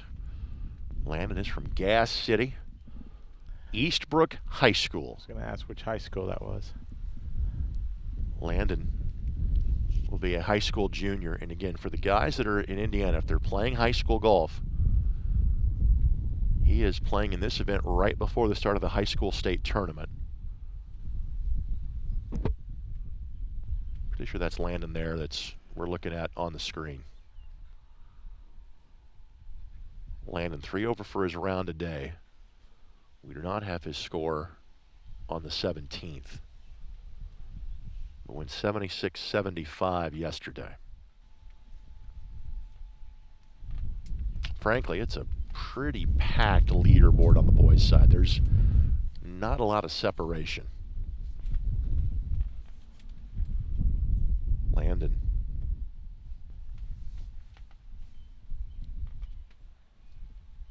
Scorecard is missing on the 13th for him. He doubled 17, so he's leaking a bit of oil. Gas City's about 50 minutes away from here, northeast of here. Now will it stop? Didn't grab it all. No. But again, he had such a difficult angle from there. So here's Snyder. Snyder right in front of our location. How far onto the green should he be hitting this, Lance? Can't tell how much loft he has on that club, but I mean, if he just gets this just a pace or two onto the green, that should work its way down to the hole. It doesn't break a whole lot, pretty straight. Plays it out to the right, goes right That's at a it. good shot. It's a fantastic shot. He'll take his par.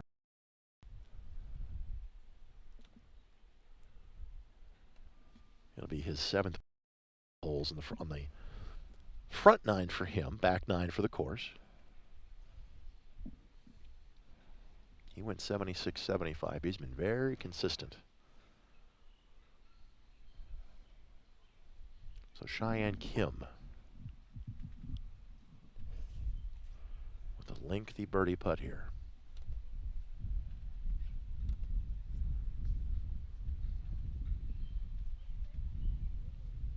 Good read. Just a little much on it. And he has a little work to do for his par. Cheyenne birdie the 11th. And bogey the 12th and the 14th. Trying to get to the front 9 at 1 over on his day. Tap in par for Snyder. Lengthier par putts for both Landon and Cheyenne coming up.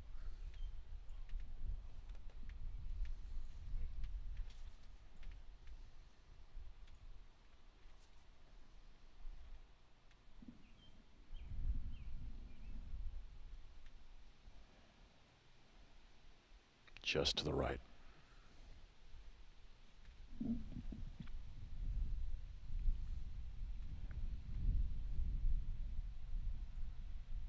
So we'll see 1-5 of this group.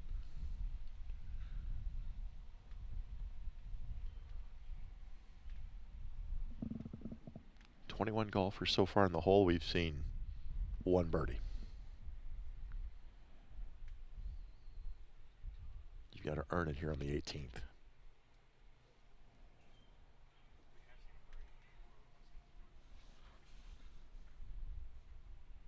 Good roll for par. Well done.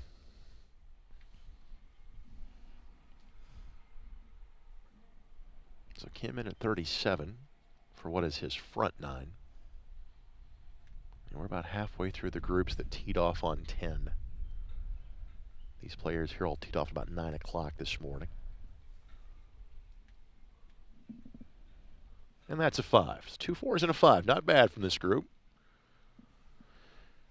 And literally our next group is heading to the tee box on 18 as we speak.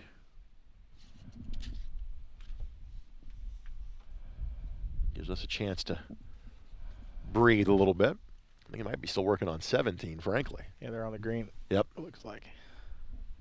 You got some promos lined up. Get you a break.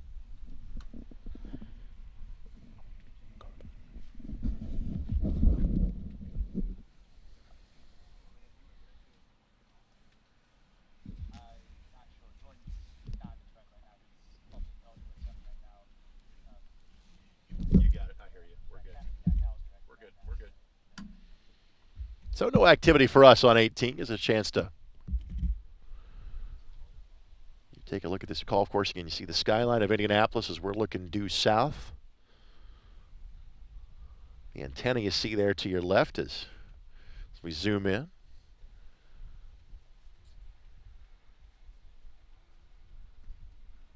Get amazed to think when this was first put together back in the 60s that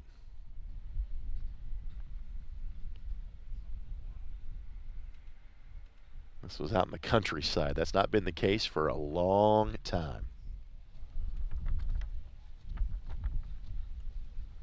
So activity has wrapped up on the 17th green, so we'll see our next girls group about to make their way through.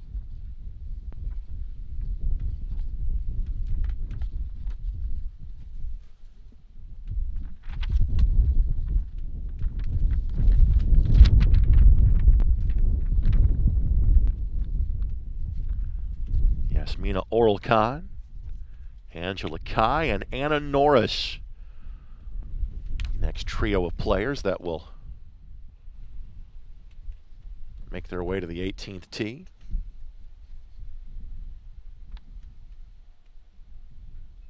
Yasmina Oral-Khan, 3 over on her round so far. They have not recorded their scores from 17 just yet.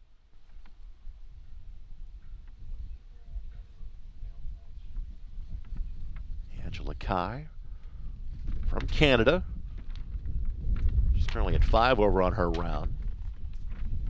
She'll play in the Ivy League at Brown next year.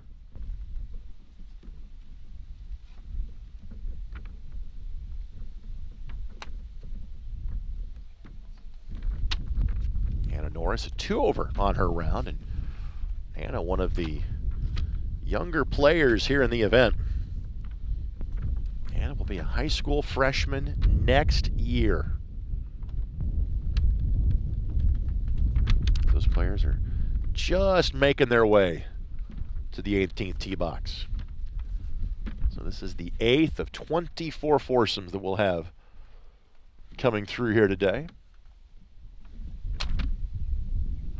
And again, just saw briefly one of my favorite sights in the golf course, that Mail Pouch Tobacco Bridge. That nod to kind of rural Indiana.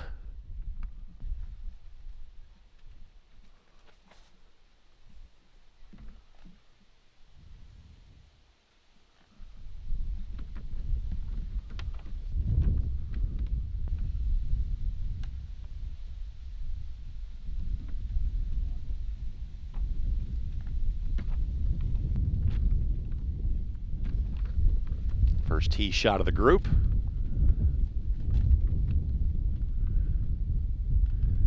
Bounds a little bit to the left.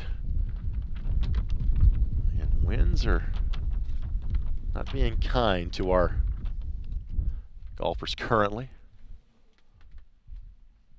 And they're making what is a long par 4 even longer. I think it's our first lefty we have seen off the tee today.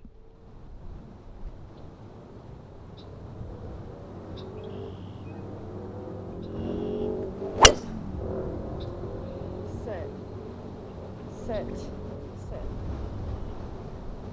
And obviously there is some concern about that ball getting in the drink, and it's close.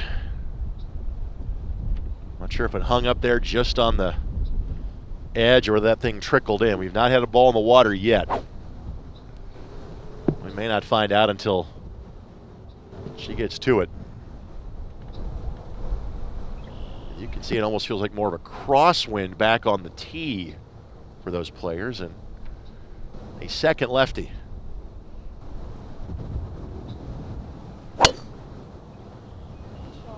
Thank you.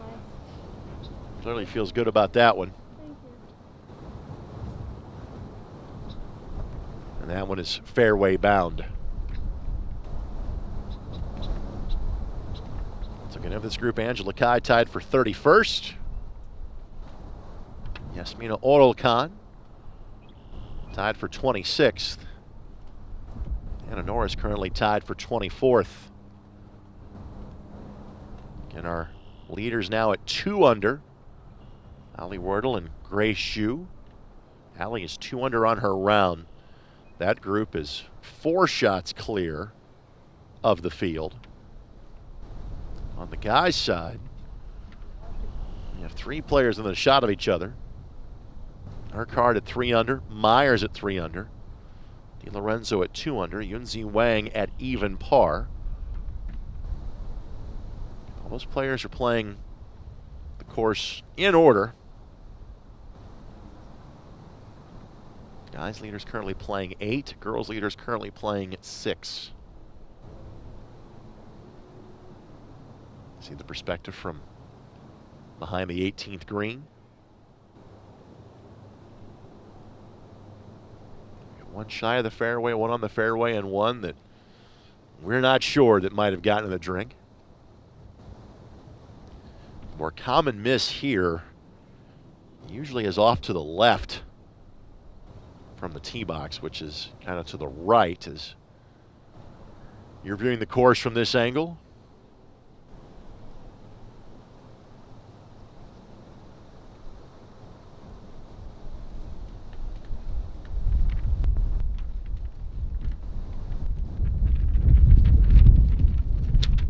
Winds again start to kick up a bit. It is a surprisingly cool day for early in June. Not that we're complaining about that.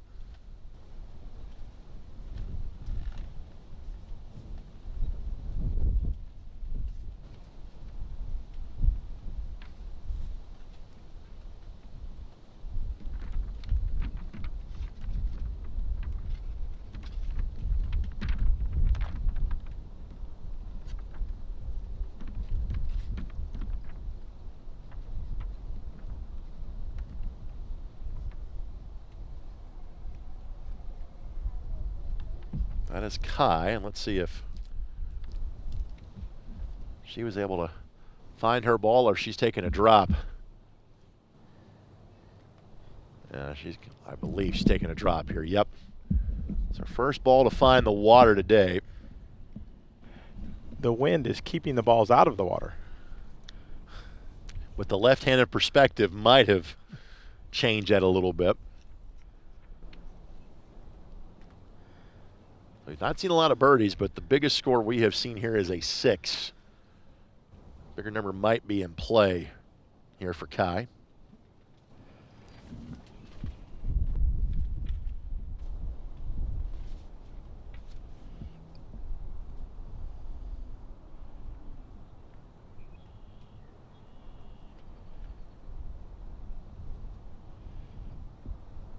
I think our first shot's going to be from our player that just missed the fairway off to the right-hand side as we're looking at it.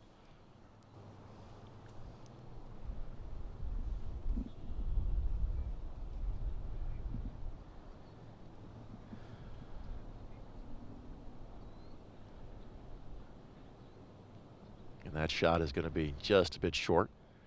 That's the player who was on the middle of the fairway. She elected to go. Looks like Kai is going to go next. And she's hitting 3. If you put one in the drink, you always tend to kind of go the opposite direction. For this group, this hole is more like a short par 5. It really is. I mean, you just got to kind of take your medicine and get on with it. This is Anna Norris. Again, she'll attack up the left side. And that ball had a lot of carry to it. Might get that drone shot again. So par is going to be difficult for everybody involved here. Got to remember that tack on an extra shot to Kai. And the group behind them is already making their way back to the tee box on 18.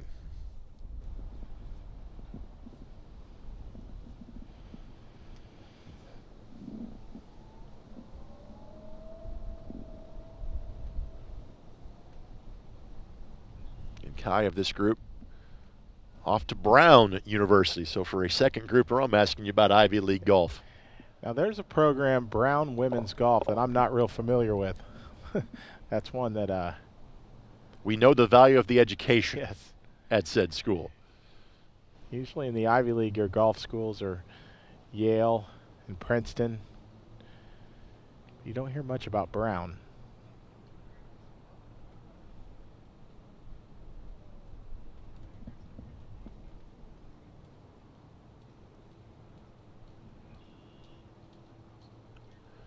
Interesting age range of this group. Norris will be a high school freshman next year. Kai is going to be making her way to Brown University. Yasmina Orolkan will be a high school junior next year. Looks like it's Yasmina who will be playing first here.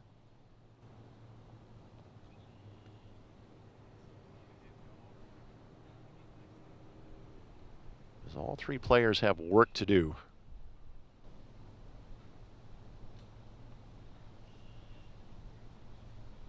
Yasmina 79-78 yesterday.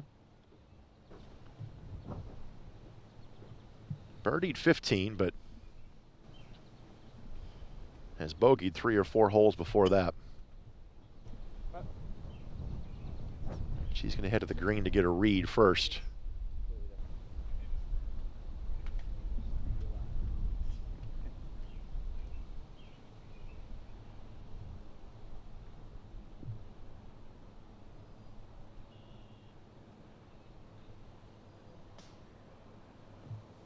Boys are heading back to the tee on 18. Be our 5th boys group to come through. And we're about to get to that kind of crossover point where we'll start seeing players that are already starting to wrap up their round. In theory, the earliest groups to finish will be finished about 12:30, about 45 minutes from now.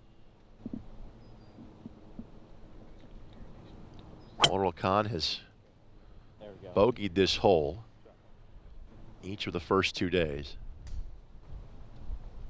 As you see the action back on the tee, Oral Khan ready, here up by the green. This is her 3rd.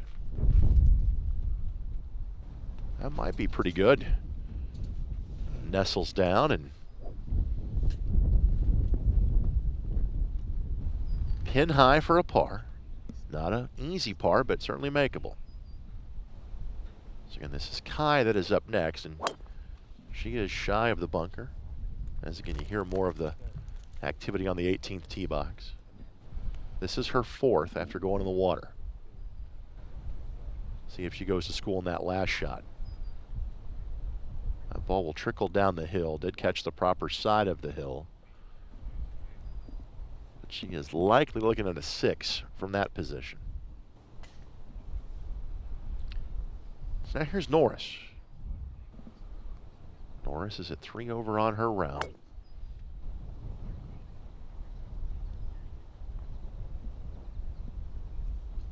We'll catch up with the guys group who just all finish their tee shots. I don't believe she is in the sand. No, she's past the sand. Yep.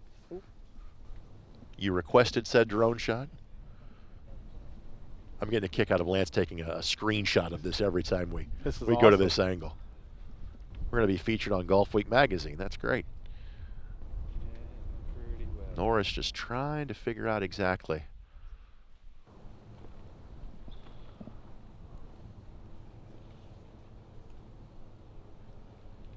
What's the speed here? What's the distance?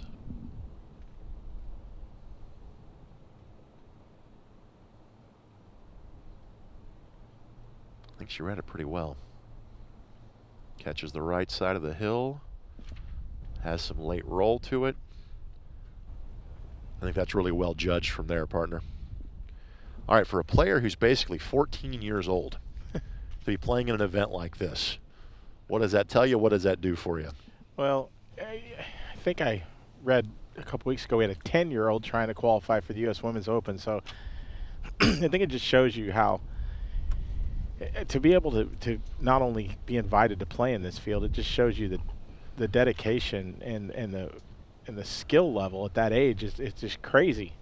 It's absolutely mind-boggling that someone that young can not only do it, being able to compete at it. It's just and we see it more on the girls' side than we do on the guys, obviously, for obvious reasons. But yeah, it's something else. This is the 5th for Kai. So she'll take her 6.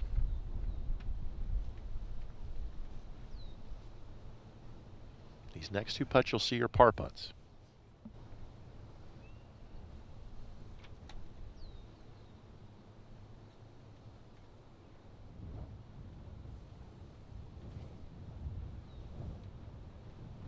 Yes, Mina looking to get to the turn at 4 over. I want to thank our production crew. They've been fantastic.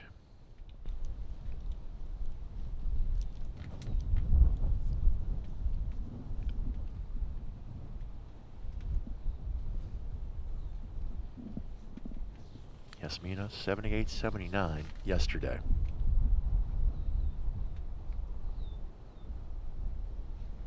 Really likes playing 15. She's birded it all 3 days. That is a par 5.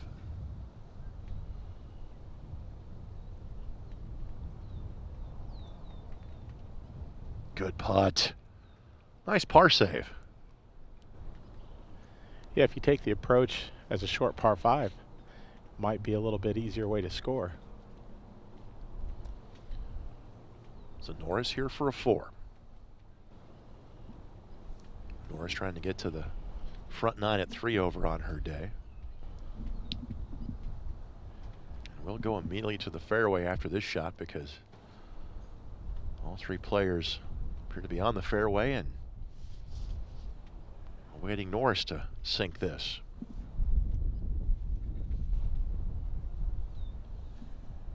And right now the leader on the girls' side is at 1 under. We have not seen any of the players in the top 20 yet. A little more separation on the girls' side than the boys' side of this event right now.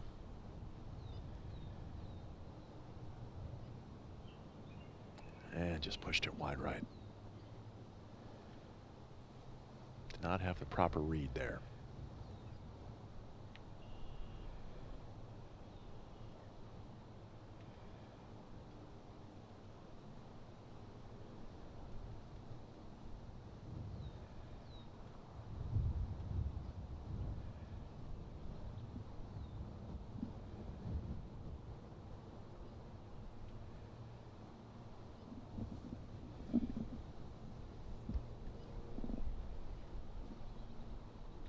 So a 5. Now to the fairway we go. Our next boys trio, Will Judd from Louisville. We've seen play in this event before. Jake Valentine from Palm Beach Gardens, Florida. Cooper Smith of Jasper, Georgia.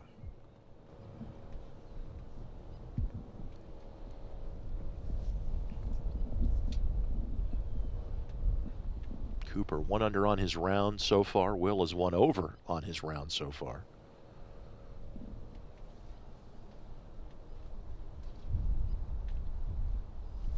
Jake Valentine 3 over on his round.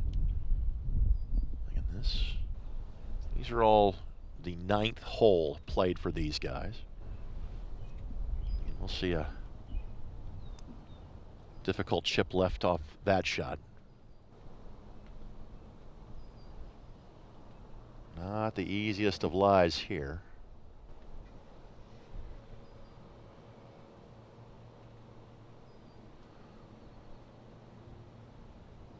I believe that's Cooper Smith, if I can read golf bags properly. It helps when their names are on the back. Thank you, fellas. Good line. Going to come up a little bit short and right, but will it catch the hill? It will not catch the proper slope. However, you're on the green in 2, and that is no easy feat here. Our first lefty on the boys' side, and I'll make a reference to a different sport. That's Mark Burley timing that he has there, that lefty. And again, gets a bit of a benefit of the roll there. And again, you've got a straight line, but some work to do. So in terms of the placement of these players, Will Judd, we don't have their scores updated yet from 17, but Will Judd 7 over for the tournament. Cooper Smith 5 over for the tournament. He's right now T10, having a good round so far today. Jake Valentine is T25, but +5, +7, +10. So I can show you it's a pretty compacted field right now. And Will of this group is a graduated high school senior. He's going to play at the University of Kentucky. So tell us about the Kentucky program. Yeah, Kentucky, they just another one of those SEC programs that's fighting to stay up with all the other programs that are so darn good in the SEC. But Gator Todd, the coach there for several years now, and just a solid program, a good place to play college golf as well. And, you know, like I said, the SEC conference, and it just means more there, Greg. I've heard that before. Kiera Yoon, Taylor Snively, and Samantha Daniels, the trio of girls golf you see on your screen. And Taylor is a local product from Zionsville. Has already twice won the IHSAA Girls Golf State Championship. And again, for those watching outside of the Indianapolis area, girls golf is a fall sport in Indiana. Boys golf is a spring sport. Has there been a 4-time state champion, like a Leanne Harden or someone? You would think it'd be Leanne if somebody did it. Yeah. Now you're going to make me go to IHSA.org and look that up. I mean, she's on pace. And Leanne went on to play at Duke. Yep.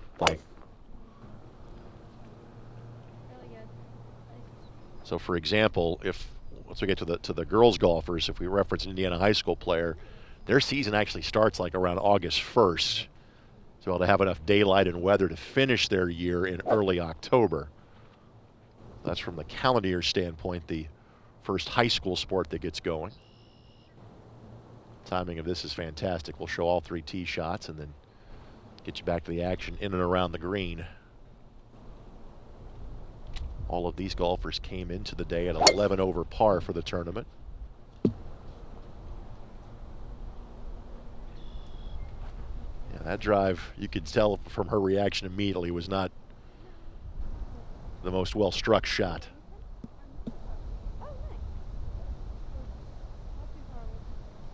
These are the 5th girls and boys groups through of the day, respectively.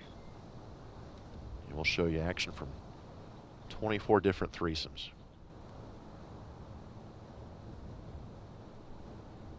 First chip. Ball's going to take off. But all things considered Not from bad. there, it's really good.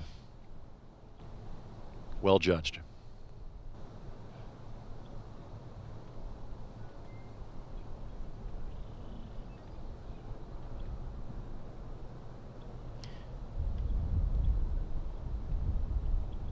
was Judd. So it looks like Jake Valentine now will be the next player up. Jake, a high school senior to be. 77-74 his first 2 rounds. 3 over on this hole in 2 rounds yesterday.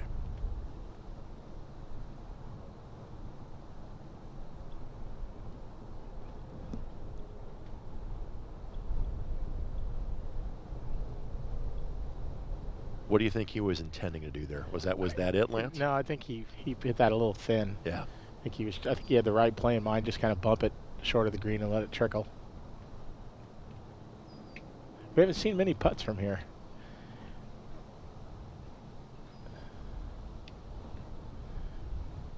Big sweeping right-handed break. It's going to be pretty good. Read the speed exceedingly well, and that should be a par. And that is why Cooper Smith was 1 under on his round heading into the 17th. He's got a head of hair on him, doesn't he? That is some serious salad Cooper has going. Wonder what that looks like without a hat on.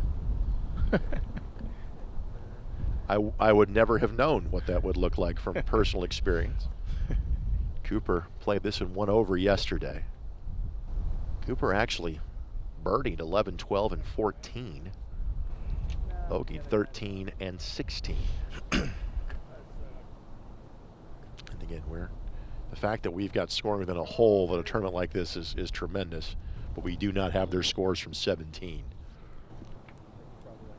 Like every outing most of you folks play, the Golf Genius app is being used for us to give you live scoring. Again, there's a club volunteer assigned to most every trio to maintain said scores. Here's Valentine for par.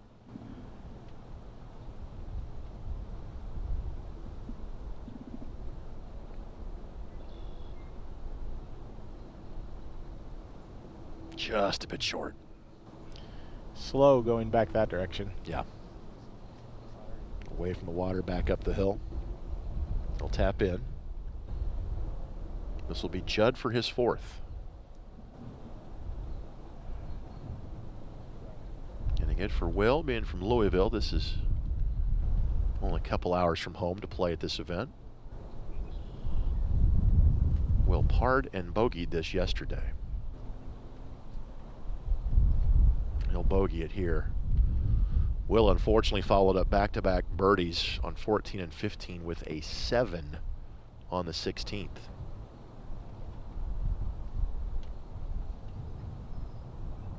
So Will has mixed in a triple on his round. It went to the 17th, it just 1 over for the day.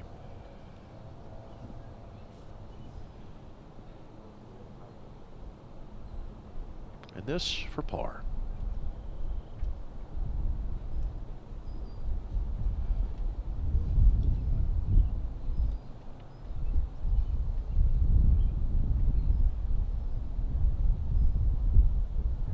And there's the bogey.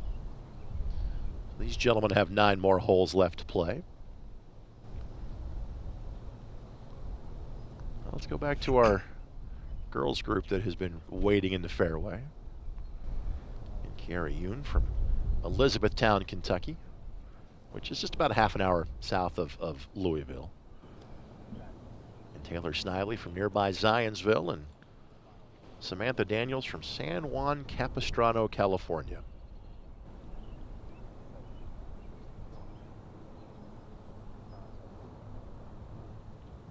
Kiera of this group is 2 over on her round so far.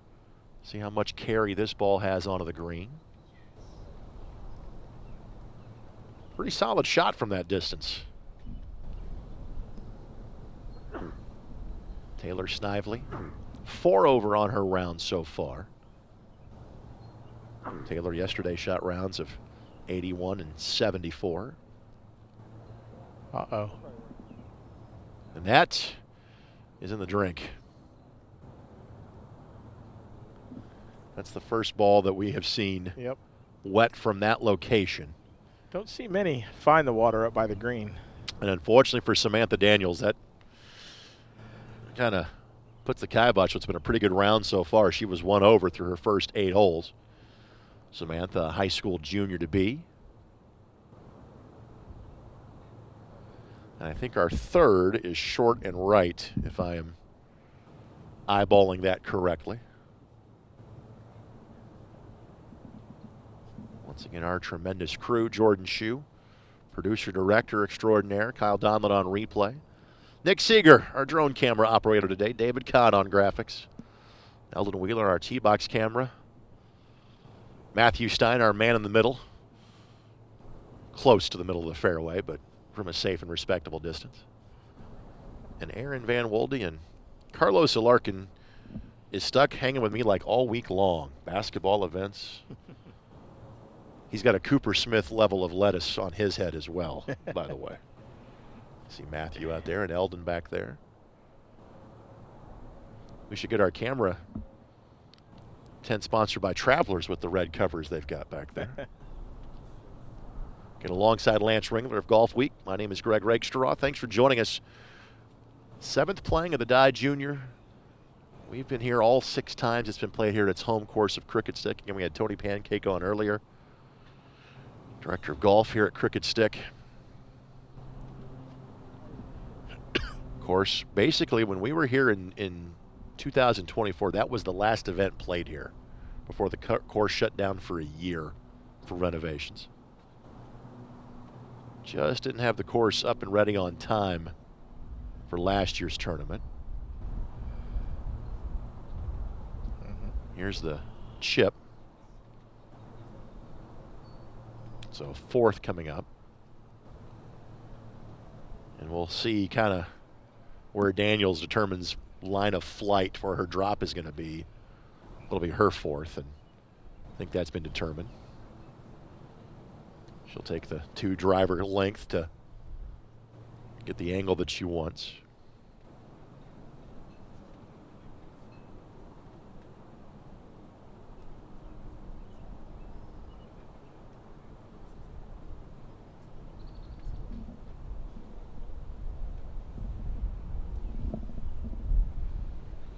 So on this chip, obviously you're certainly trying to minimize the damage and put this in a good spot to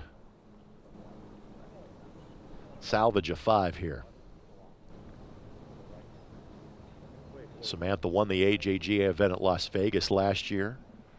Made the U.S. Girls round of 32. Oh, yeah. And at the Bo Hostler event last year, finished in 2nd.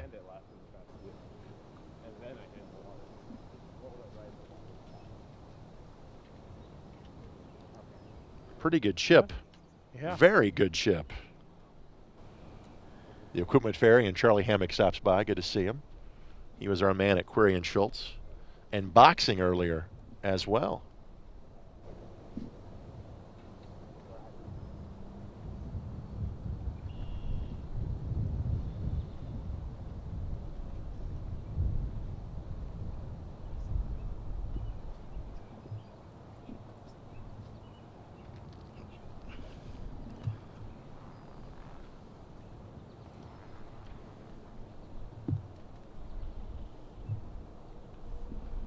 So this is the 4th for Kiera Yoon. Yep. Rolls that one. Probably surprised that one was left a little bit short of where it was, but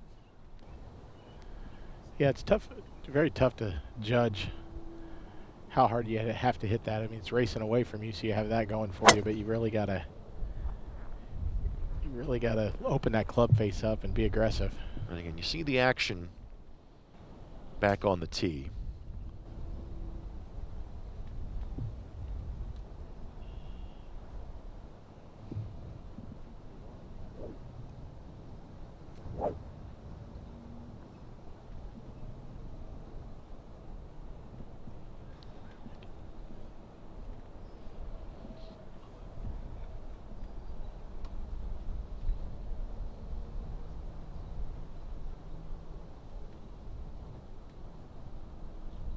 Here's Snively.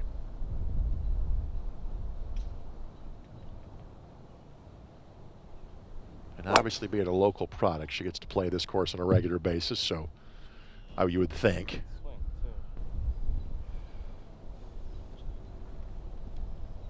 Shot a 65 last year, did Taylor, at PGA Junior Day #1. That's pretty good. You shoot 65 on any course, that's pretty good. So 2 putts for Taylor.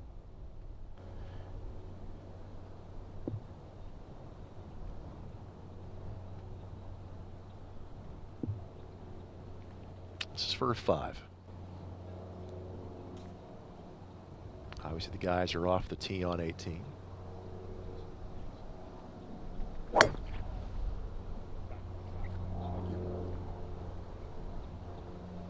And on the green, good bogey save there. That's to keep your round at 2 over going to the front 9. You'll actually carry some momentum. Absolutely. Minimizing the damage with a 5. That's Daniels.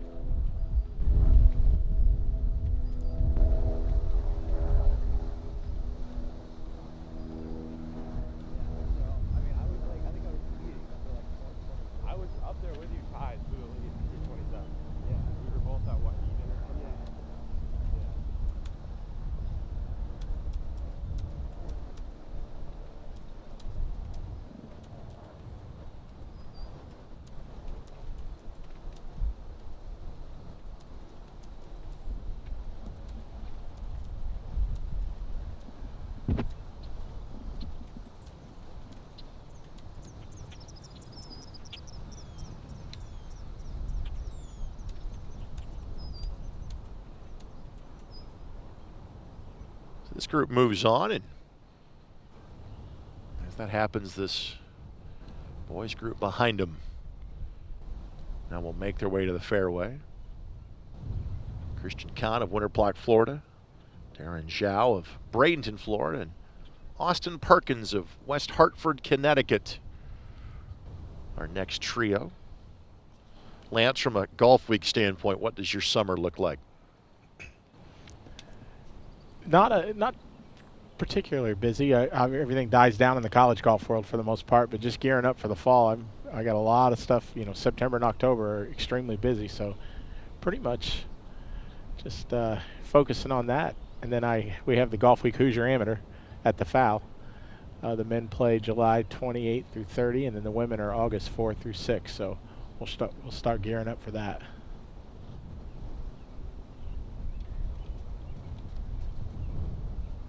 Joe of this group currently at 2 over through his first 8 holes of the day. He's 14th.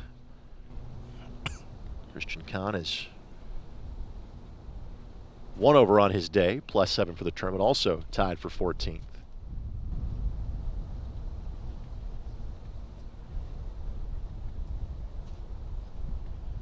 Third golf for this group is Austin Perkins. And by the way, this is the last boys group that we will see of this group that is playing this as the 9th. The next boys group we will see, they are wrapping up their day. And Austin Perkins is going to play at the University of Florida. Young man from West Hartford, Connecticut. He is 3 over on his day and 8 over for his tournament. But again, just to give you folks an idea, there are currently 12 golfers within 2 shots of each other in the middle of the field. So it's going to be tight. Yeah. And this last hole could very well decide it. I mean, you can make double here real quick.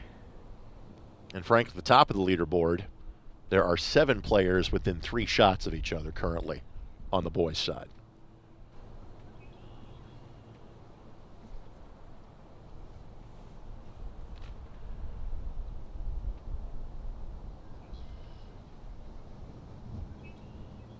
This is Darren Joe. Darren will be a high school junior.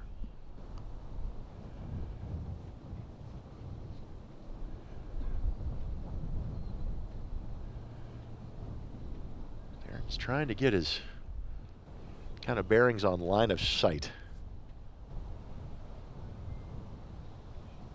There may be a player on the fairway that might go in front of him. We'll see.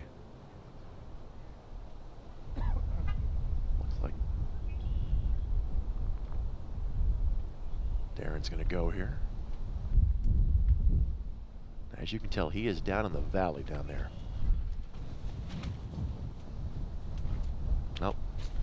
Ready golf in the fairway.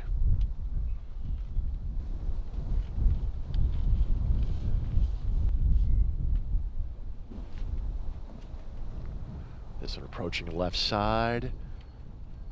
Will it catch the slope? The wrong side of it. Yeah, it's going to hang. So now Darren will have a chance to go. That's going to be a delicate putt.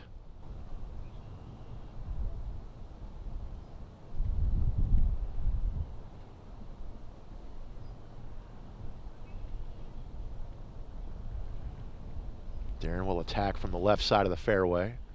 He's going to leave himself a chip. He'll put that in that bunker or just in front of it.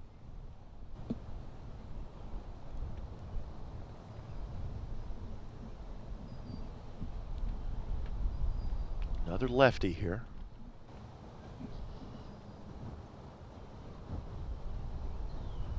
Attacking from the left side. Confident in his shot as he's chasing it. That ball will chase again. Doesn't catch the proper side of the hill. But on this difficult par 4, if you're on the green in 2, job well done.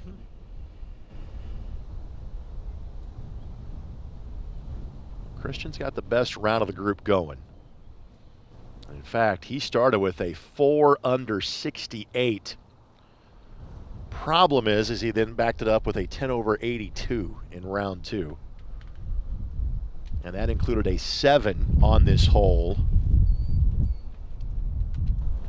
in the second round yesterday. But how about a 68 bogey free to start the tournament a day ago? So far today, Christian has birdied the 15th, which is a par 5. Bogeyed 13 and 16. And these golfers mid-pack and aren't going to factor in the championship chase, but do have a realistic chance of getting a top 10 here in this event. Well, again, you get to live in this world from a recruiting standpoint. This broadcast is an example of how this event is different. What are some of the things that happen here that may not be standard at other events like this across the country?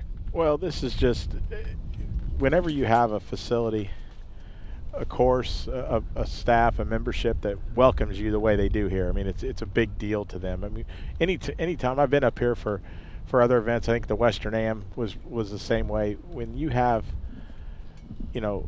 people that want you there, it just changes the game.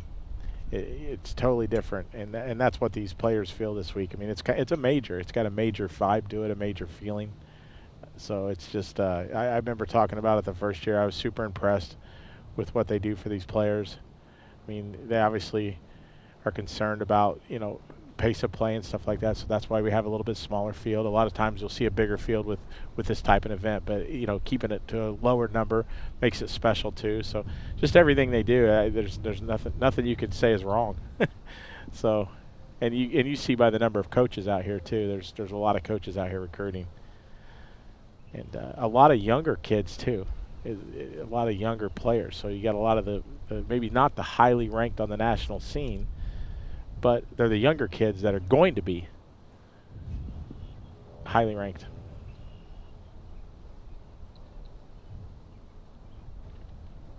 So Darren's going to play first.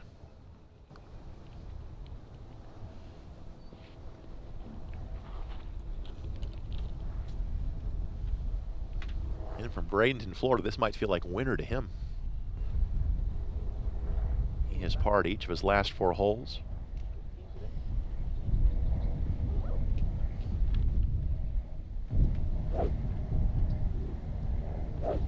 Here's some swings off the tee box. Good looking pitch. Now will it slow? It's just going to trickle down that hill. Well, frankly, probably a better shot than the result ended up. Yeah, everything just races. Very difficult to control your ball speed with that whole location. Isabella Fernandez, Taylor Larkins, Eliana Saga, by the way, the girls trio, and much like the boys, that is the last group to go off of 10. So we are seeing the 6th boys and girls groups of the day.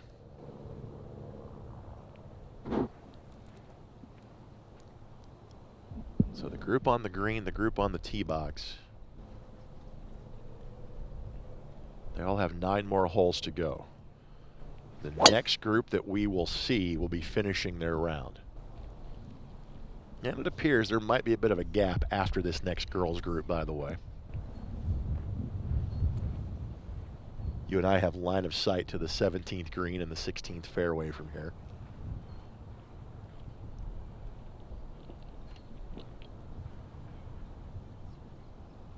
We'll keep you abreast as to what's happening here on the 18th green.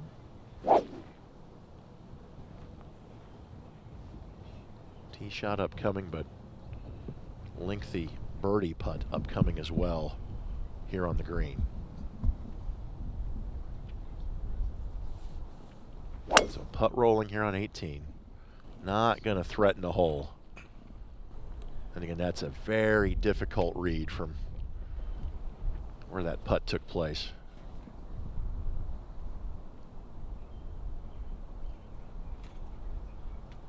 So one lengthy birdie putt left work for a par. Another lengthy birdie opportunity about to commence.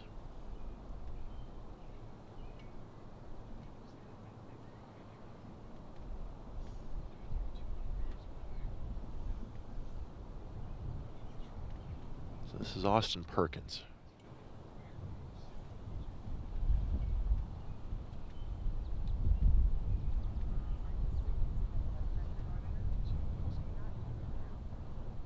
Perkins 3 over so far in his day today. He's played the last 6 holes and 1 over. That's pretty good from there. By no means a gimme. All these players now facing par putts of various length.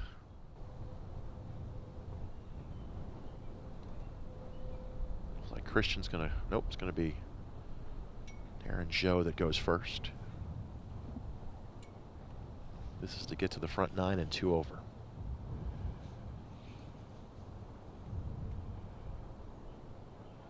I think he actually hit the mark. It's rare you see that. So bogey 5 for Darren. He's currently T14. He went 74-75 yesterday. That's 2 over and 3 over.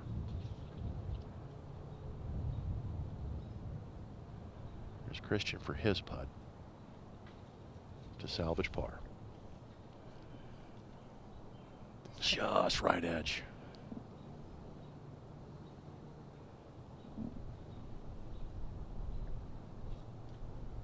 So now Perkins trying to gain a stroke on his competitors here.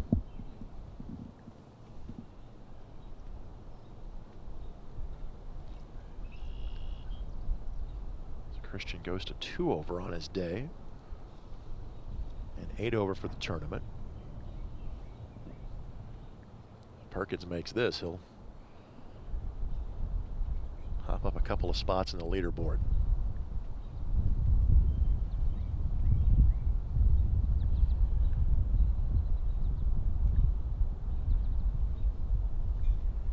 Oh. Not an easy green, is it?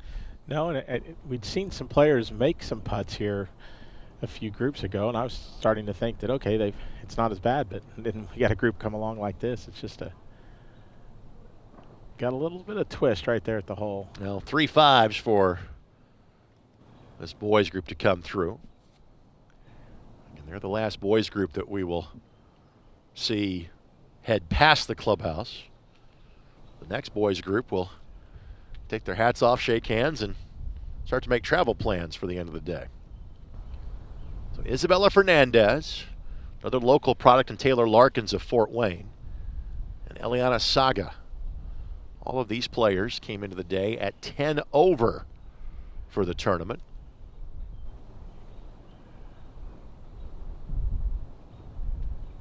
Ready golf from the back of the fairway. And again, for some golfers, you play this just again like you would a par 5. You said it well. I think that might be the best route to take, especially if you're in trouble off the tee or have any sort of difficult lie. Larkins, who's going to play locally at Ball State. She is 1 under. She was heading to the 17th. Eliana Saga +4. She is a senior to be, and she's going to head to Big Ten country as well. Well, Big Ten country and via California. Big Ten country is a whole nation now, yes.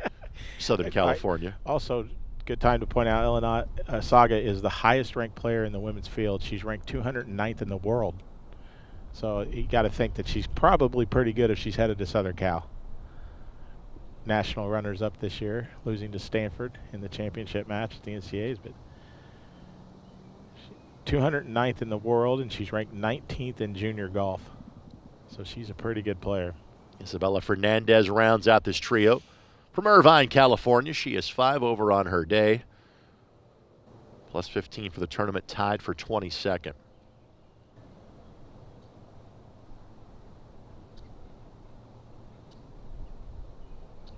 Frankly, this shot here, if that was off the tee box, that's the longest drive we have seen today by a good distance. Good 20 yards or so. And let's see what if she takes advantage of it. Push that out to the right. It's safe, but it's just one club too many. And not surprising that the person that had the longest drive hit the ball furthest over the green of anybody we have seen not how it's so supposed far. To work. No, not how it's supposed to work, but I at least understand the math involved there. Again, this is the last group that has 9 holes left to play.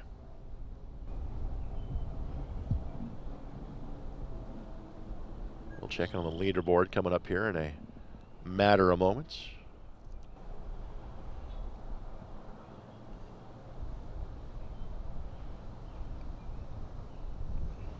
So Taylor Larkins, the local product, was last year's Indiana Women's Open runner-up. He's been a 4-time Indiana All-State selection. Frankly, was named as the Indiana Golf Player of the Year, as well was Taylor.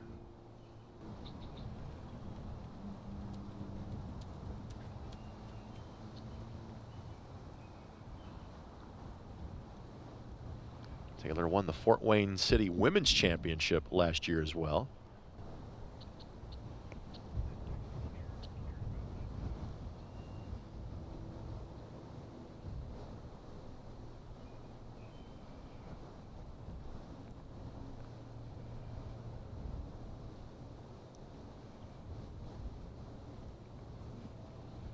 Taylor played at Carroll High School, north side of Fort Wayne.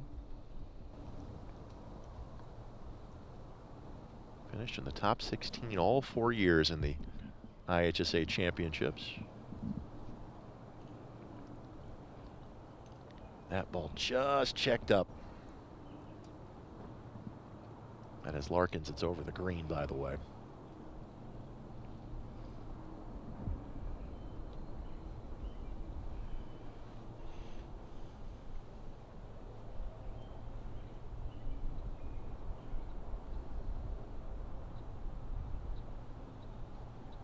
Those of you watching outside of Indianapolis, we're about 90 minutes away from Fort Wayne.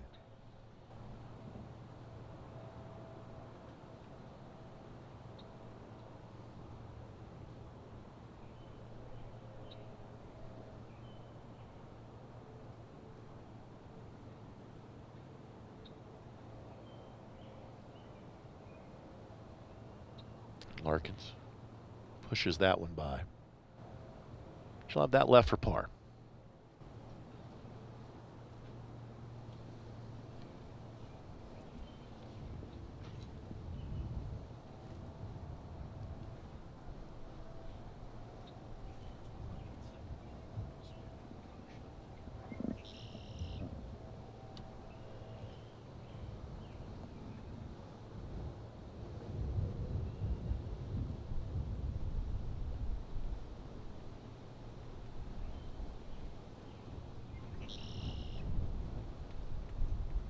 Isabella Fernandez heading to the University of Maryland after her senior year of high school.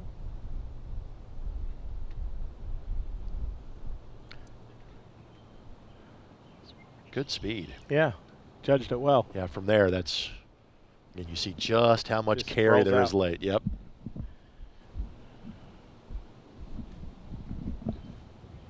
So 3 par putts left for this group.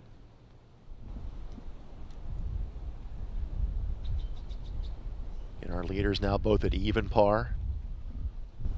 Wordle and Grace Zhu. And they are 4 shots clear of everybody else. That appears to be a 2-player race on the girls' side. On the boys' side, Urquhart at 2 under. DiLorenzo and Myers at 1 under. Tommy Kelly and Owen Bowles at even par.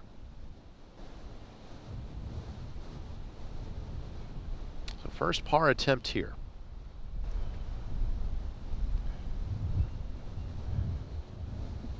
Just left to the right.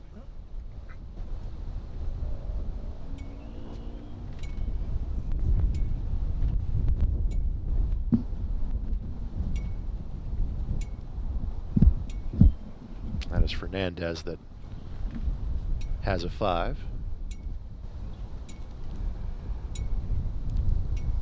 Looks like Larkins will go next. Or will it be Saga? It's going to be Larkins.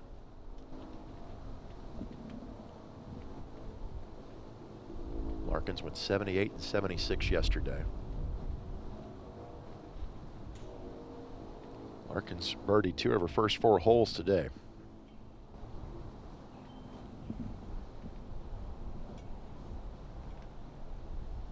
Larkins birdied this hole yesterday. With the drive she hit, you can see why. Yeah. Trying to salvage par here. And does so.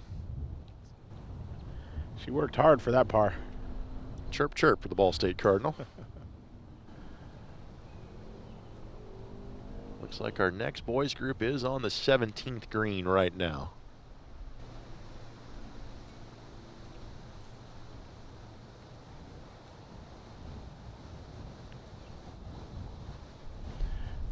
She's actually headed to Ball State this fall, right? Correct. She'll help them. Expect her to be in that lineup.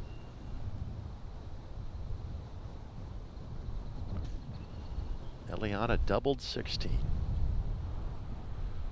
just left that short. For someone that is from California, going to play at USC, what's the adjustment like to playing here in the Midwest? Yeah, it's you know, the grass here, the bent grass is generally the easier type of grass to play on of anywhere in the country. But it's just, you know, you never know what's going on if she's played that much in this part of the country and, you know, travel and, you know, for being the top ranked player in the field, I'm sure she's not having the week she wanted to have. So again, this group is off to the first tee, and we are literally halfway through the field here at the Dye Junior Invitational. Greg Rakestraw and Lance Ringler with you on the ISC Sports Network. And partner, as broadcasters, we are sometimes known for hyperbole. As our camera shot is doing a look around the facility, I'm kind of doing the same. There is not a single cloud in the sky today. Yeah, it is. If that wind would let down a little bit, we would almost have a perfect day. There's a couple of clouds in Zionsville, but not currently here. And you see the Indianapolis skyline. We're waiting for the group that is on 17 to finish, and we'll showcase their tee shots. And the group that you're about to see are the first ones that were off the tee today. Neil Jolly from India, Toku Fujiwara from Westchester, Ohio, and Asher Nelson from Scottsdale, Arizona. Those boys players all went off at 5 over to start their day. And 36 players on the girls' side, 36 players on the boys' side.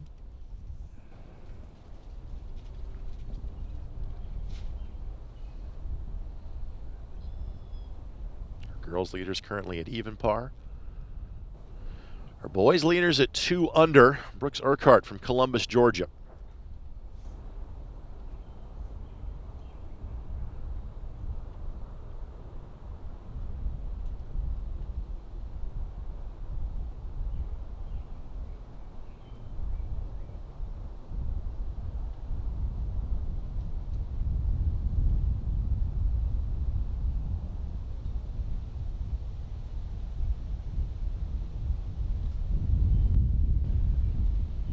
Driving range and practice facility. Clubhouse there, what you see on your screen. You're kind of looking off to the northeast from that angle on our camera.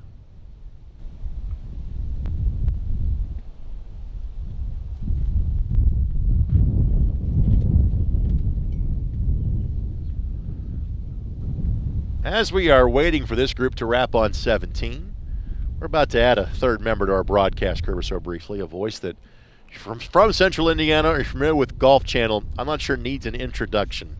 But from a handful of years ago, let's let the great Brian Hammonds give you a description of this 18th hole. The 457-yard par 4 18th is one of the best finishing holes in golf. And this closing hole requires the most focus of all the holes.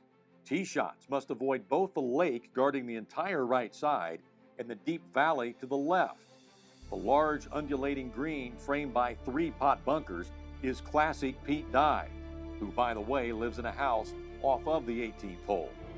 The back left pin location is only accessible after an aggressive tee shot that takes on the water hazard.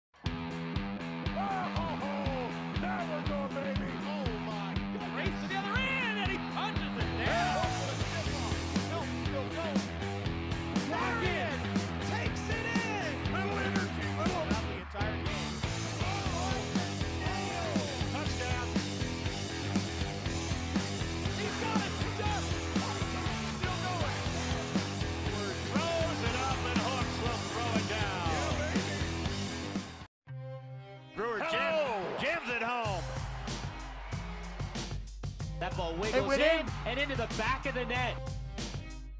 A little fireworks in the first half. Throw it up for Tillman. Whoa, my goodness. 122.60 for Penn. Oh, what a swim. Six of them. Welcome back on the ISC Sports Network. A brief chance for our camera operators and even our yapping heads atop the 18th green to get a breather. Kind of the crossover between those that teed off on 10, and now we're getting the first groups that are going to get to the house early today. These are the boys groups that teed off on 1 at 8 o'clock today. Asher Nelson, 12 over. Toku Fujiwara, 12 over. Both those players 7 over for their final rounds. Neil Jolly, 13 over for the tournament and 8 over for his day today. Those players all just had their scores update.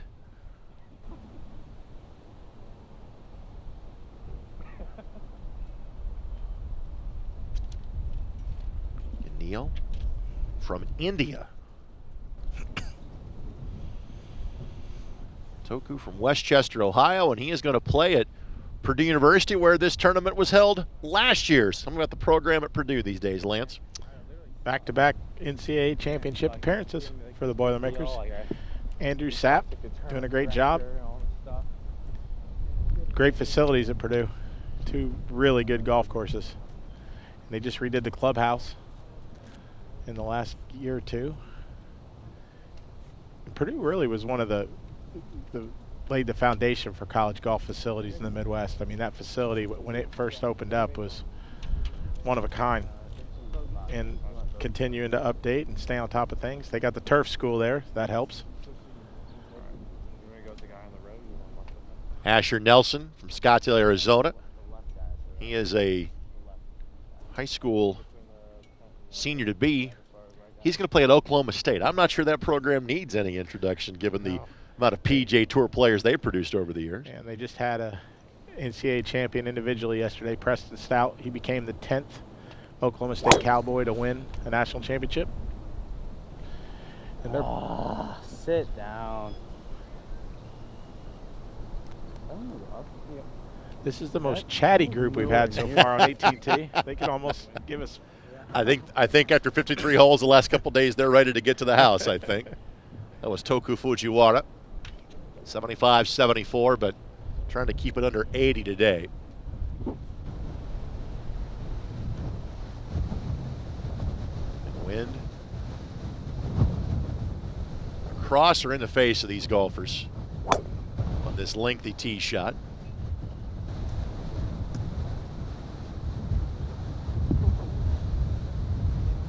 New tee box has most certainly made this a bit more difficult. Little missile. Right, my dad. Yep. All right. Yeah, I like a little. Here's Asher Nelson. Lighter. Yeah, a little lighter green. Yeah. Tree. Sounds good. Asher, after birdieing 15, has bogeyed each of his last 2 holes. He played this hole yesterday and won over the course of 2 times through.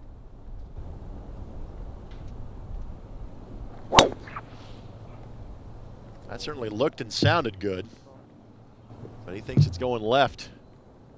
And I just saw it bounce past the left edge of the fairway. So he'll be down in the valley trying to salvage par. Nelson only 1 birdie on his round, but unfortunately, a handful of bogeys has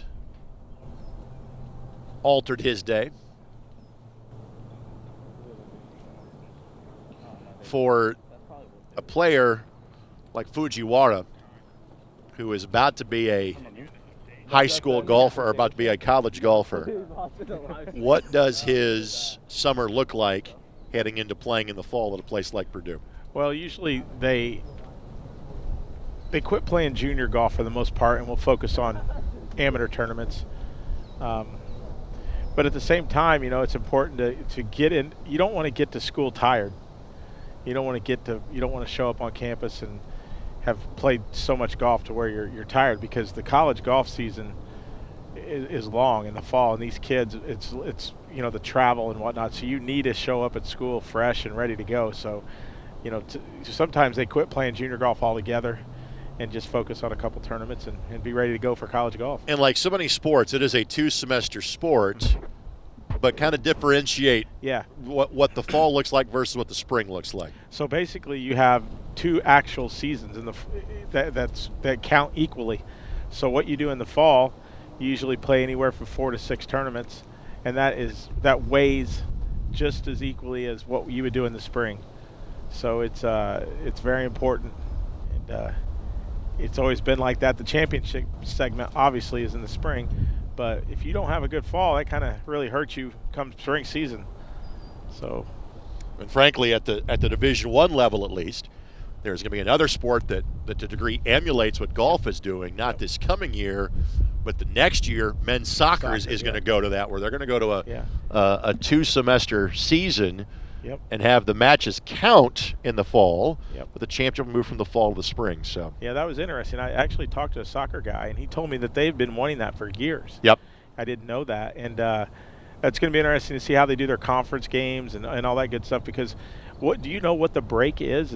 Are they actually taking like 3 full months or? So basically, because since you're talking to the soccer guy, I know that. That's why Lance is asking those questions. I think the idea is they're going to play kind of through the middle of November and basically break around Thanksgiving. which in theory is when it gets cold in the Midwest. Right.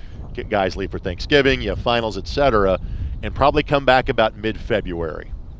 So you're looking at similar to golf. At 2 to 3 months basically. Yeah.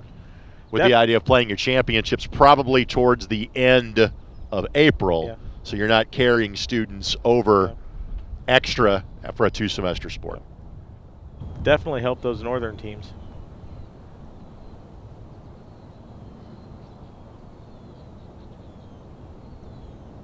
I'm not sure any of these 3 guys are overly happy with their drives, judging by kind of where they are walking to at this point. Like you said, this is their 54th hole, and they might be about ready to get on down the road. Fujiwara, Nelson. Of this trio with Neil Jolly. Right now, T26, T26, and T29. They were the dew sweepers this morning, the first group out.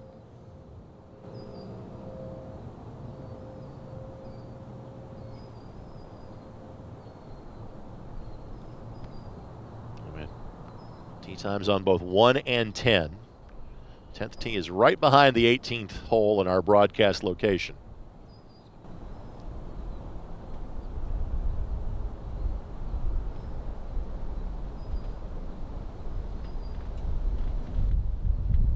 This is Fujiwara that is kind of lining up his opportunity.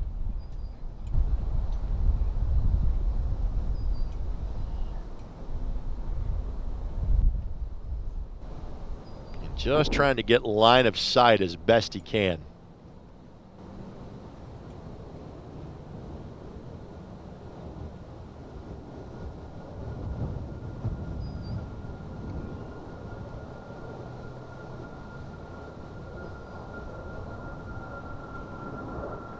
Blasts away on an iron. And how about that shot? Oh my goodness. Takes the contour of the green, starts to make a turn. I'm not sure he can see it from there, be aware of just how fantastic his golf shot was. He's looking. He was the Ohio State runner-up in a previous year in terms of the Ohio High School Athletic Association.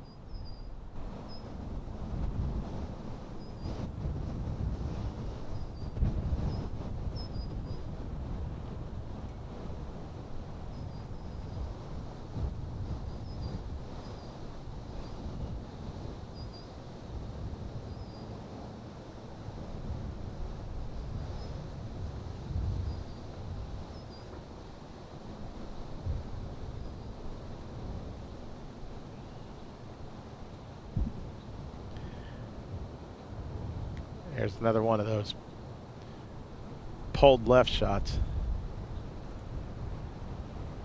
We've seen a lot of misses in that direction today. And obviously that's opposite of the water, so. Yeah, like I said, I'm guessing he's in that heather. And that when you swing through, that wraps up that hosel and turns that club face, closes it, shoots it left. That was close to flirting with out of bounds. And that is as far left as we have seen a shot here today.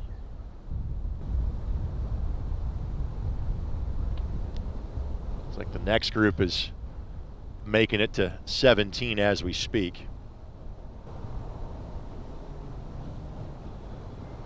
Must have missed the first approach from this group.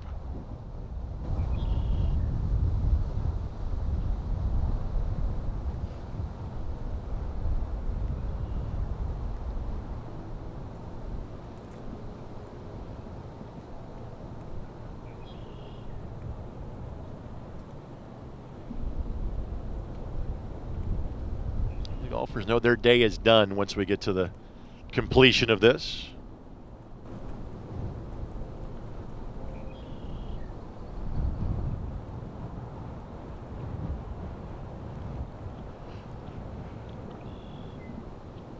That would be Neil Jolly, who is, this might be his third. I don't think that would be his drive given the difference in where the Yeah, tee box is. I didn't see a second shot though. If that's the best drive of the day by a mile and a half. I'm gonna say negative.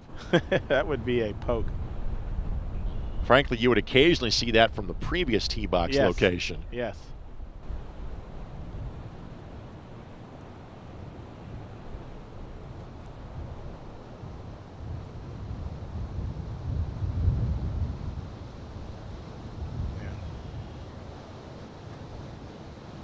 So this is his third. You have confirmation.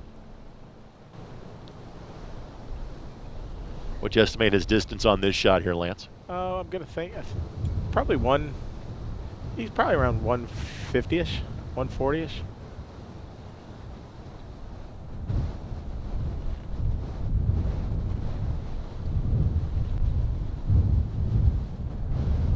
It's really picking up as the last few groups have come through.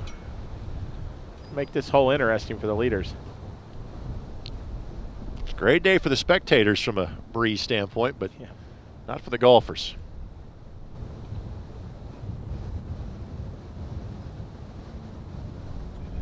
Oh, look at the wind. Get that one. Wow. Just completely knocked that one down. This group to some degree kind of leaking oil a little bit. Obviously not on Toku's shot, but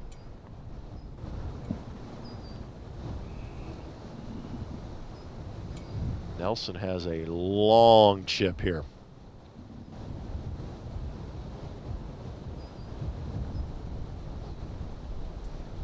So Nelson has been kind of standing in the spot where I think he intends to land the ball to get a read of the terrain before he now goes back to his location.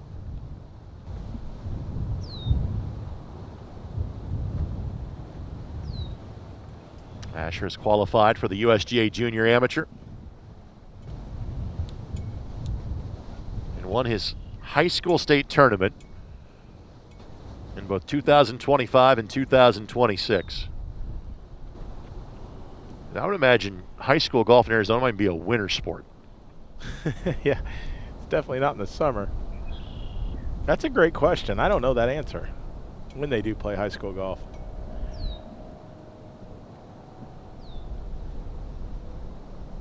It seems, I'll bring up soccer again. Soccer might be the sport that has the most variance as to when it's played from a national high school standpoint. All right, so here's his chip. It's a pretty good landing spot. It's going to be nice. Just needs to roll a couple of more feet and it'll keep going. Thought it was going to have a little more juice. Yeah. Pretty good camaraderie. You can even see Fujiwara saying, move along. Come on, keep going. Yes.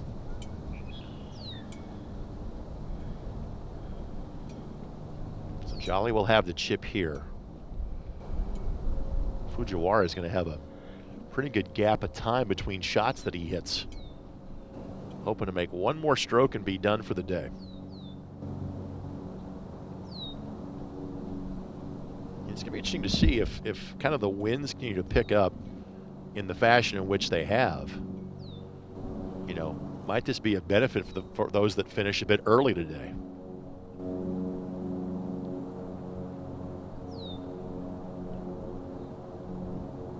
That thing did not turn until late. Yeah, it seems like with whatever they did to this surface on the 18th green, it's just not, it doesn't move as much as it used to. In the past, we would have saw that swing a lot more, I think.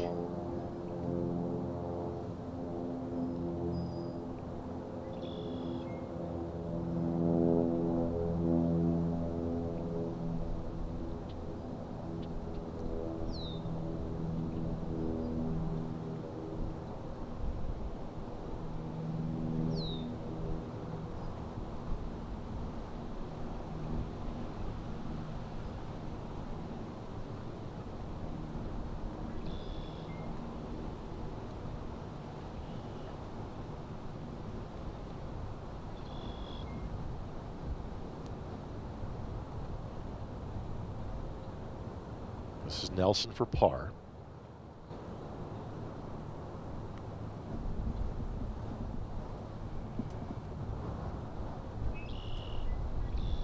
Boys leaders, Urquhart and DiLorenzo, are at 2 under. Both those players on the back 9 now. On the girls' side, Allie Wordle now a 2-shot lead.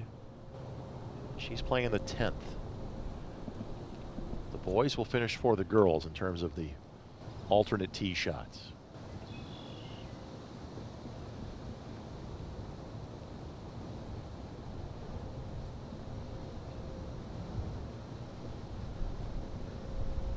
Did he judge the speed properly? Saw the respect he gave it. Just didn't have the line. Trying to finish that for a 5.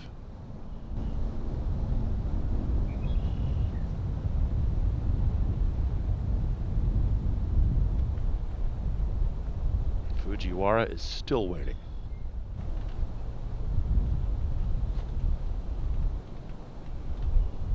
Girls group behind this one, making their way to the 18th tee box.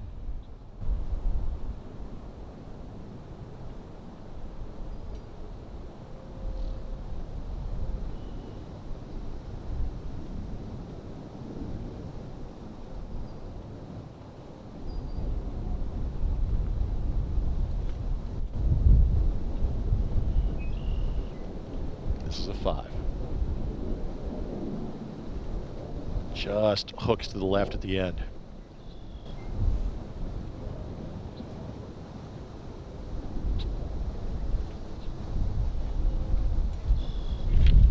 Currently 73 degrees. Winds have picked up 13 miles an hour. Yeah.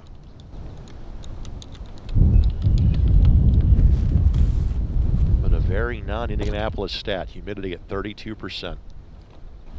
How about that for a birdie? Number 2 of the day. Okay, we're still, did so from off the fairway. We're still on pace. And the better players that are playing better still have to come through. So I don't know. I'm still sticking with under 4.5.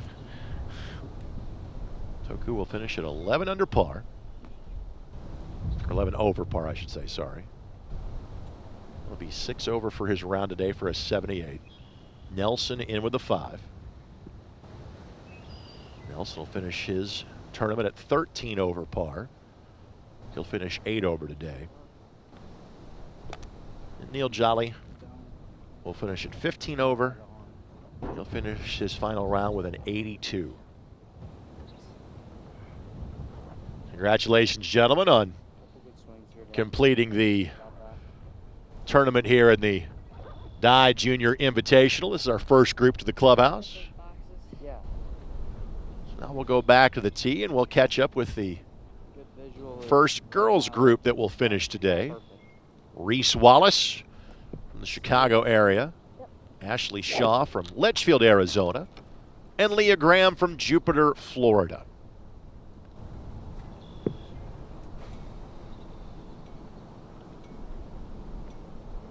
Ashley Shaw has the round of the day going.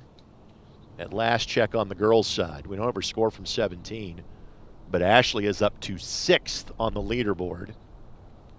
Ashley 3 under for her round. Clearly that ball off the tee is heading left. And you see the result of it. She'll have a side hill lie coming up. Let's update you on the other 2 golfers here. Reese Wallace and Leah Graham. Reese 4 over for her day. Reese a senior to be. She's heading to TCU. Reese and Leah both kind of mid-pack. Both at 14 over for the tournament. Leah from Jupiter, Florida, just a junior to be in high school.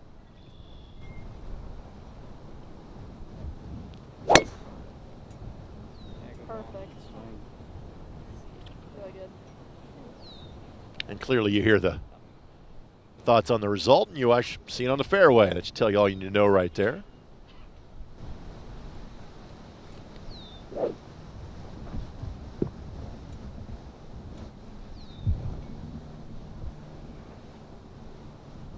We'll update you on their scores from 17 when we have the opportunity.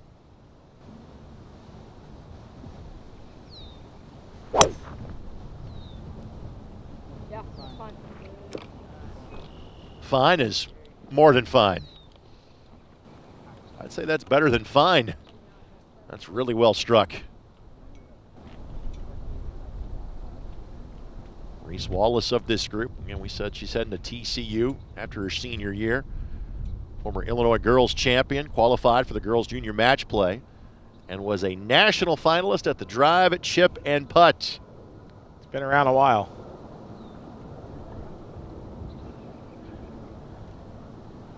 We're probably pretty close to having a player who played in that event on tour one of these days here soon. Ashley Shaw was the last player that just teed off. And she was at 3 under going to 17. Ashley, verbal commit to the University of Georgia. Got to play in an LPGA tournament at the age of 15.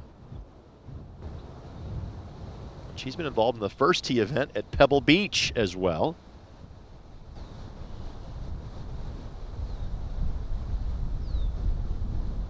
Leah Graham is the third member of this trio that we are seeing play their 54th and final hole of the last couple of days.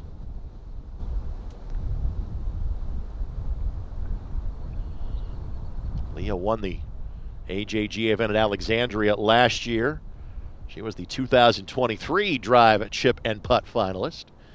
And in 2024 was a Jack Nicklaus Junior champion. Quite the accomplished group that we have here. Well, the fact that Ashley teed off last, that group may tell you she might have given a shot back on 17, and we'll wait for that to update. But again, right now, she is sitting in 6th for this event. What sort of program is she heading to at the University of Georgia? New coach a couple of years ago. Well, I believe they were one of the first teams out of the NCAA championship this year. And just another one of those SEC programs that's usually pretty strong, battling for postseason spots.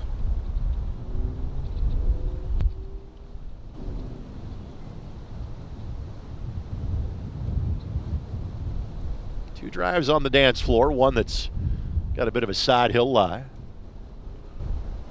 Looks like the next group behind them has made their way to the 17th green.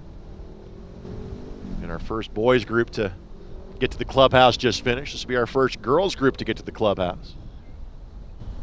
And 72 players in total, 36 girls, 36 boys. This is the 7th playing of this event, the 6th. We're at the legendary Crooked Stick in the U.S. Senior Open coming back here in 2028. If I can do this without notes, I think Fred Funk in 09 was the last Senior Open winner here. That sounds right. BMW. I know Freddie won us. I think I have the right year. BMW championships were held here a couple of times. It's part of the PGA Tour FedEx Cup playoffs. Referenced the young man heading to Oklahoma State of the previous group. The local tie to that program would be Richmond's Bo Van Pelt, who finally had a chance to play at a PGA Tour event in his home state when the BMW was here back in 2012. But this should be Reese Wallace. Purple hat gives her away.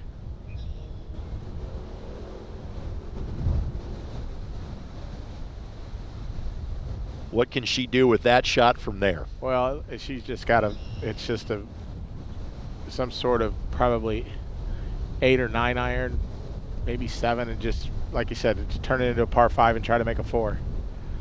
Because there's not a lot you can do with this.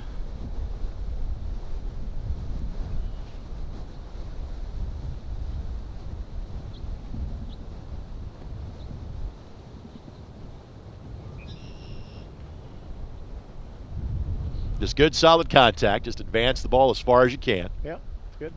And that's a pretty good leave as well. In other words, You should have a full shot wedge in here with that. And I would expect her to get that ball back in this back portion and have a good putt at it. So nicely done. You can go flag hunting there. Yep.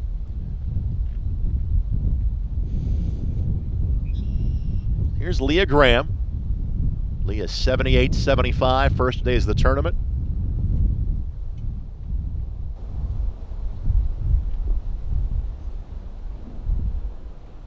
She's +4 heading to the 17th, now in the 18th.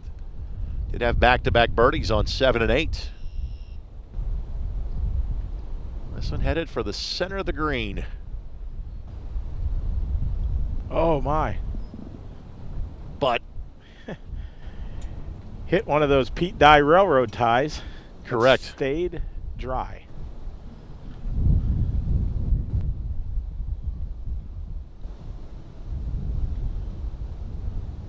Yeah, that's the unique. Actually, it's not a railroad tie, is it? It's actually the.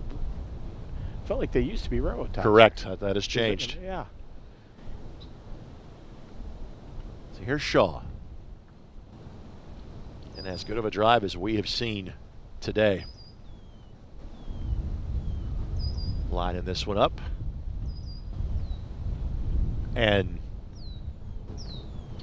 into the water. Again, and I got to think that wind's really playing havoc.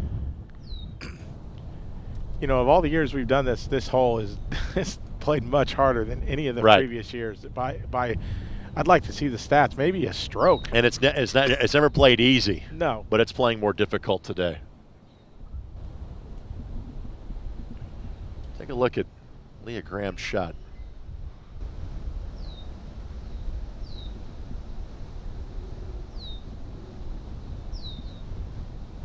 That ball catapulted off of that. Only Larkin's the other player that we have seen back there. That's a pretty good reaction. Yeah. Did you see what happened there? Yeah, I did. Well, the person that was, and Wallace, that was kind of last off the tee might be in the best position here from the fairway. Yeah. Well, Graham's got a pretty straightforward chip. Yep. Not much room to work with, but a more level part of the green. And obviously Shaw trying to keep her round on the right side of par. Currently, again, without knowing her score on 17, she has one of 2 rounds that are under par right now on the girls' side. That's going to take a hit here.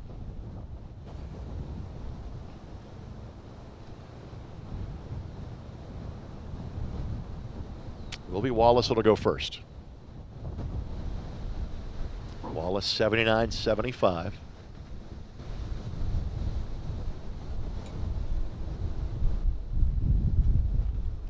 Wallace 1 over on her first 7 holes of the back 9.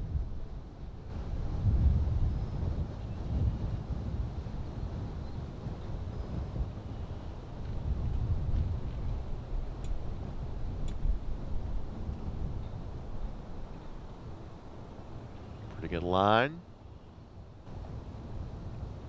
Carried it just a little Yep. too far. She'll have that for a par.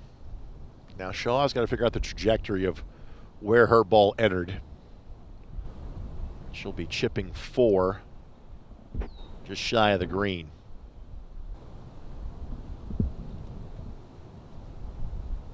And Allie Wordle is our girls leader at 1 under. She's 2 shots clear of Grace Xu. As of last report, they are playing the 11th hole, which is kind of over our left shoulder.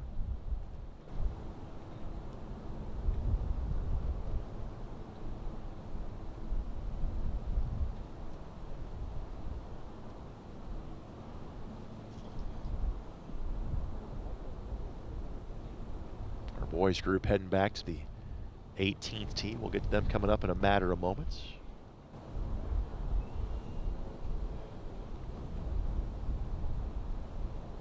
Shaw, who's I think due next to play.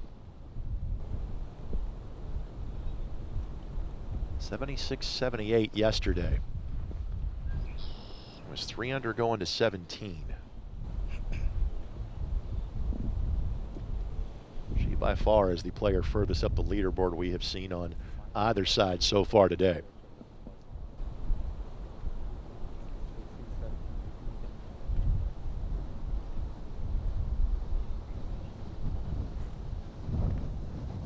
Shaw trying to get the read of the ridge properly.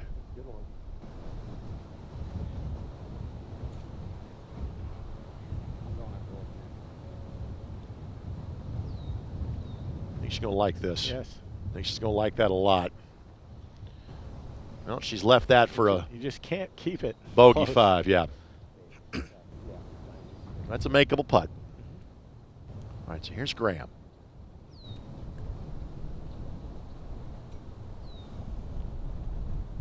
Graham, this will be her third. Graham yesterday, 78-75.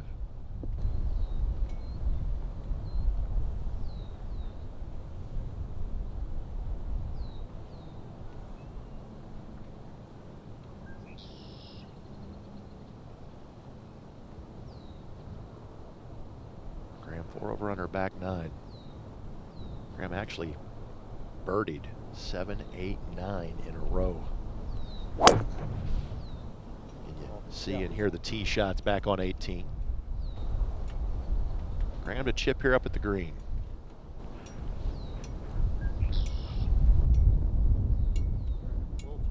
Graham shot on 18, well judged. Pushes that one past. Graham will have about 7 or 8 feet to wrap up her tournament with a par. Wallace that will go first. Oh, I tugged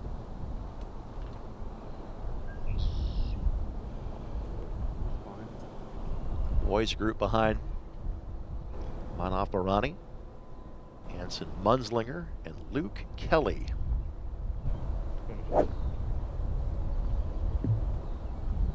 Show you this tee shot and get you back to the green. Wallace is getting a read of the action on 18, so we've got time to show you this one.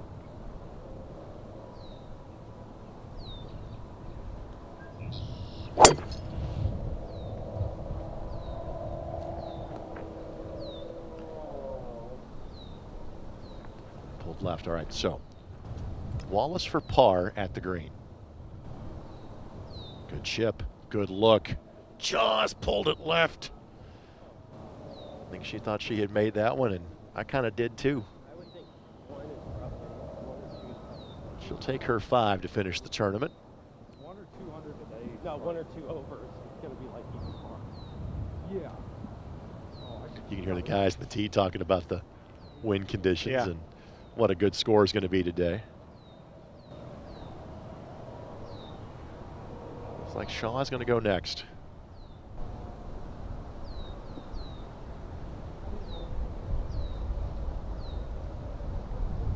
She's got a little cushion in terms of trying to secure a top 10 here.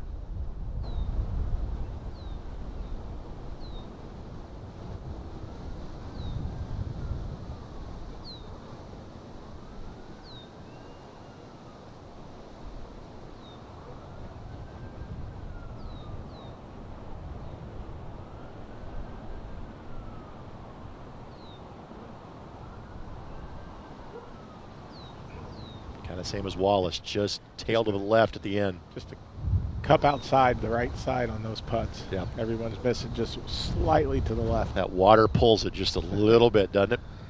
That's what they say. It's not Graham, this is for a 4.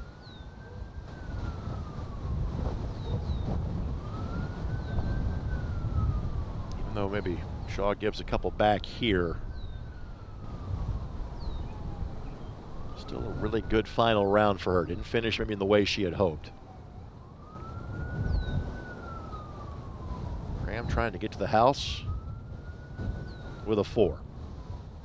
And finish in the upper half of the field.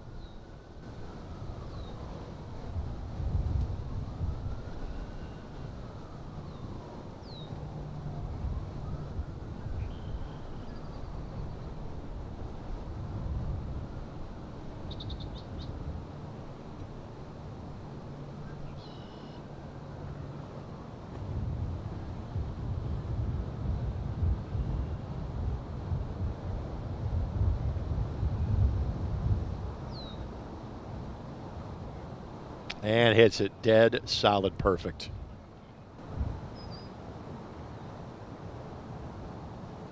If you're just joining us, 2 birdies so far on this hole, and none on the girls' side yet here on 18.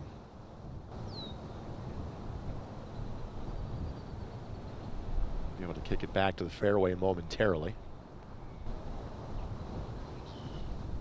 As our boys off the tee have reached and ready for their second shot. Wallace sneaks out in the side door, and handshakes can be shared here by these 3 participants, and hugs as well. Congratulations, ladies, on finishing this tournament. Again, we referenced the PGA Championship back in '91, BMW on the men's side, U.S. Senior Open. There's some great history here. Solheim Cup played here about 20 years ago at Crooked Stick. Boy, it was that long ago. Yeah, we're that old, Lance.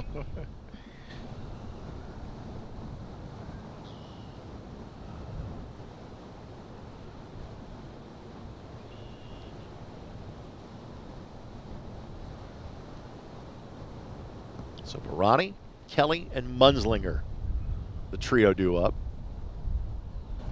I'm going to guess that Luke Kelly's the guy wearing the Louisville Cardinals gear, since he's a Louisville native.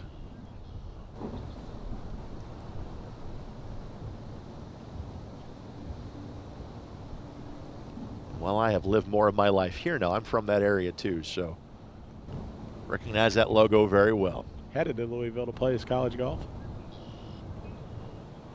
Second player in the field we have said that about.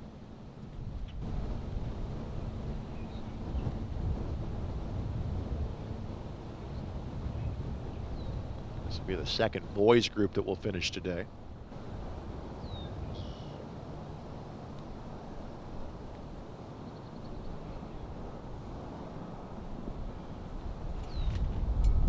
Luke came in at 10 over on the tournament.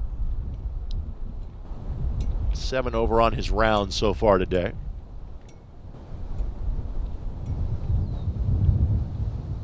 Manav Barani from Ontario was under par for his opening round 71, then fired a 77 his second round yesterday. Comes in at 3 over on the day, and their scores are updated through the 17th hole. By the way, got a new leader on the boys' side, Grant DiLorenzo. Currently at 2 under, now 2 shots clear of Bowles and Myers. Hanson Munslinger of this group is the player that is furthest up the leaderboard. He is at 5 over for the tournament. He is at +2 on his day. He went 77-70 yesterday. He's also the top ranked player in the world, ranked 700th in the world amateur golf rankings, which is pretty good for a junior golfer. It's hard to get points when you're not playing against the big boys a lot, so that's really strong. And he's a 2028. That's right. We might want to remember that name.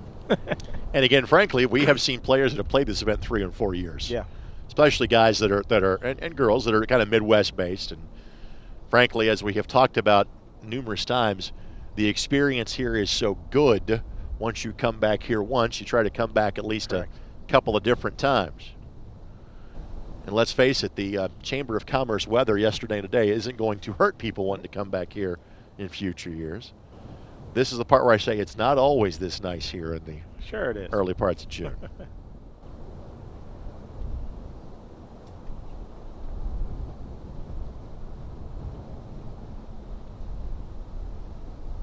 So Luke will have a chip shot here.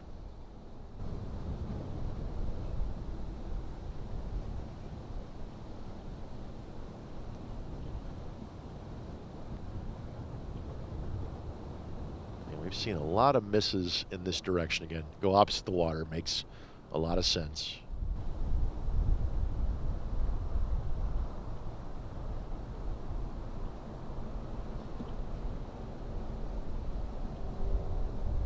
So Luke Kelty, Fisherville, Kentucky.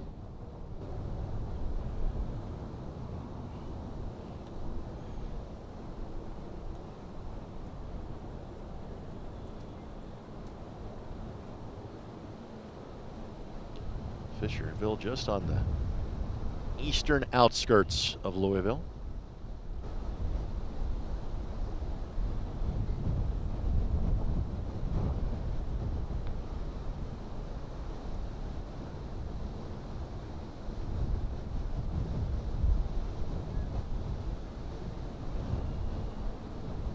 Marani gets to his ball and will mark it.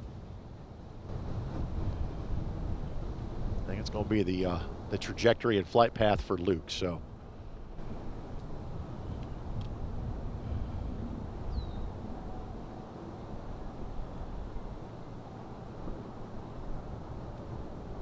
Now will it stop? Nope. Not bad though. I mean, it's just not a lot you can do with it. No. Again, it's part of what makes it's a Pete Dye hole. Your eyes are always concerned on a Pete and Alice Dye golf course. Munslinger. This might work out. I say he may have went to school in that last one. Let's see if this will trickle down. Didn't have the right speed. It just doesn't catch that. It's not as steep as it looks. And if you're Mr. Barani, I'm not sure you're wanting to pay attention to either of those two shots. His is more straightforward. And we have seen putts from here. Got to putt it.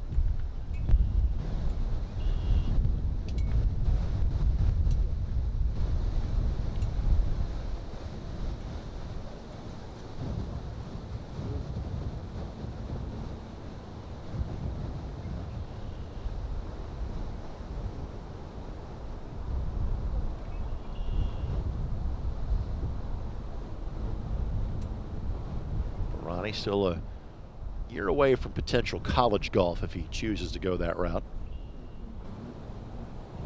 Manav birdied this hole the second time through yesterday after bogeying it birdied the first time, bogeyed the second time. He had a very tidy 71 in his opening round yesterday.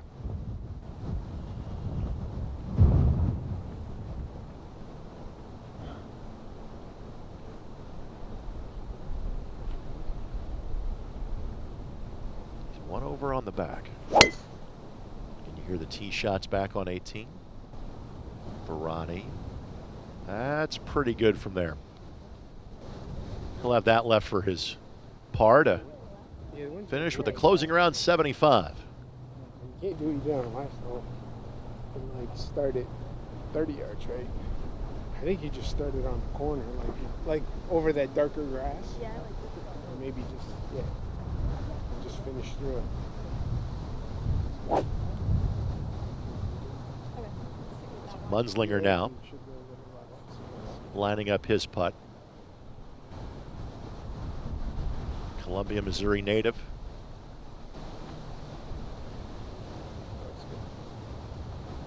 Munslinger eagled the 15th, doubled the 16th.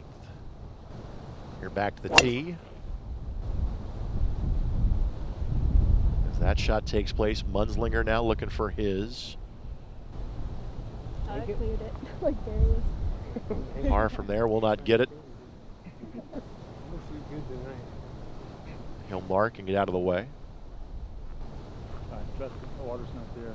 So now Kelty will have his lengthy par putt. One more play to tee off from back on the 18th as well. Kelty's putter stroke. He's needed one more ball rotation. Everybody comes up short from over there. He'll finish with a 5. Barani trying to win the final hole, if you will. I'll tell you about that trio of girls golfers that are making their way to the fairway in a matter of moments. Now into hour 4 of our coverage here on the ISC Sports Network. Pete and Alice Dye Junior Invitational from Crooked Stick Golf Club in Carmel, Indiana.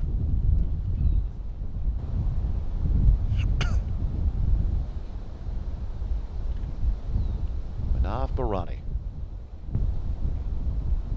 Got it. Good solid 4. So Barani will finish at +7. Munslinger will finish momentarily at +6.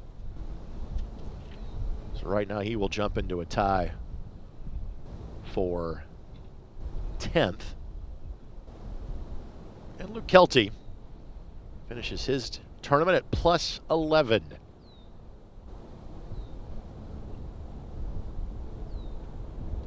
So as that group wraps up their day, let's go check in on our trio of girls players that are heading to the fairway or in that vicinity. Isabella Anderson from Columbus, Ohio. Carly Marshall from Temple, Texas. And Nora Q from Irvine, California. We are down to including this group that's heading to the fairway now. 9 more threesomes left to make their way to the green.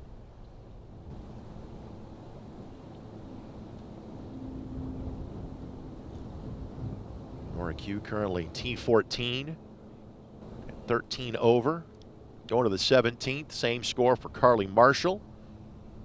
Carly going to play at the University of Notre Dame a year from now.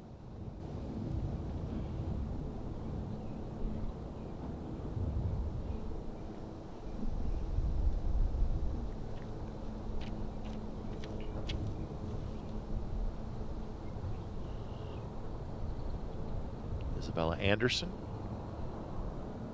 currently +15 for the tournament. So these golfers all trying to inch their way closer to a potential top 10 finish. Current leader on the girls' side, Allie Wordle, now 3 shots clear. She's playing 12. Both boys and girls divisions looks like the leaders have 3-shot leads right now. Create that separation because you might need it here on these finishing holes. Yeah, they're pretty demanding. We haven't talked about 17 much. Don't have the camera there this time around, but that is a tough par 3, especially on a windy day. Yes.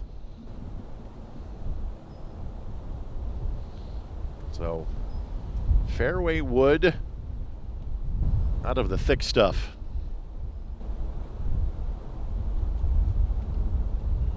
Solid contact.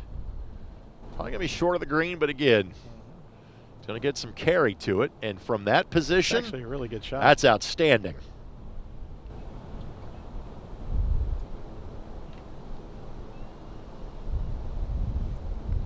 Nora from Irvine, California.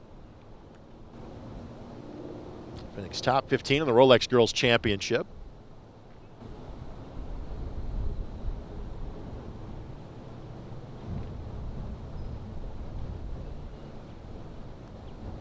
So the young lady that has the Lake Belton golf bag should be Carly Marshall.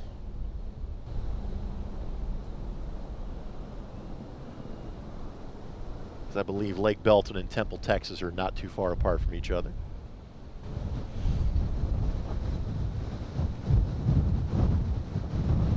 Carly +3 on her round so far. She went 76-77 yesterday. Carly coming off a birdie at 17.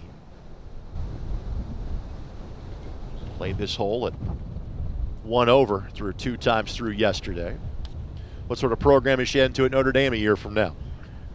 Well, the Fighting Irish have been on the outside looking in for many years now. They're always close. Just haven't been able to get over the hump as far as getting into the postseason. But they have a new coach, one you're probably familiar with. She's been there, I think it's her 2nd year. She's from, did she go to Avon? Ray Yanko. Yep. Yep. There's Avon High School maybe she went to? Believe so. Good looking shot here. And you can putt that from there if you so choose. There's a preferred miss on this green. It would be there. And we've seen a lot of balls in that general area today. So one more golfer to go here.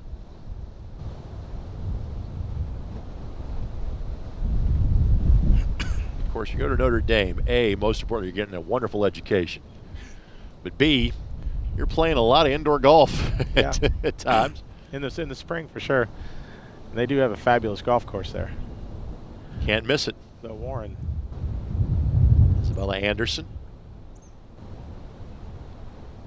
She bogeyed 17 and gets that one on the opposite side. So again, she'll have a pretty straightforward chip.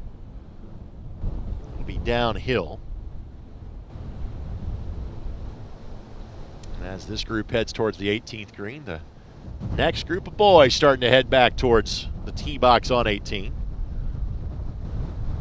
Allie Wordle 3 shots clear, playing 12 on the girls' side.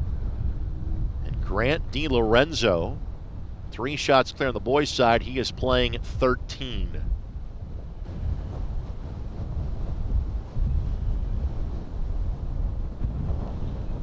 I have given your attribution many times as far as Golf Week is concerned.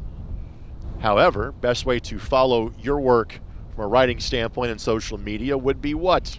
On Twitter, or X as they call it, Golf Week Ringler.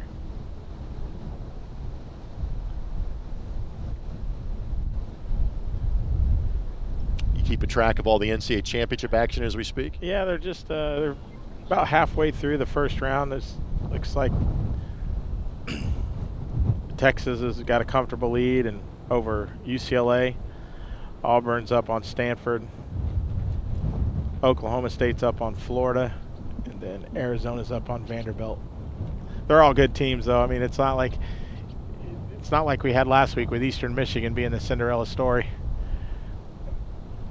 These teams are all legit on the men's side this year.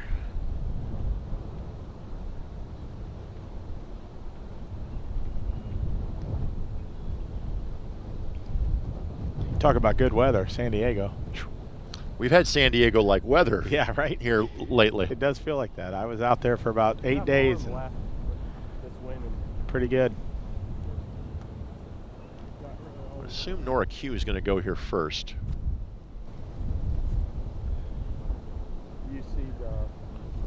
See if her Marshall might be.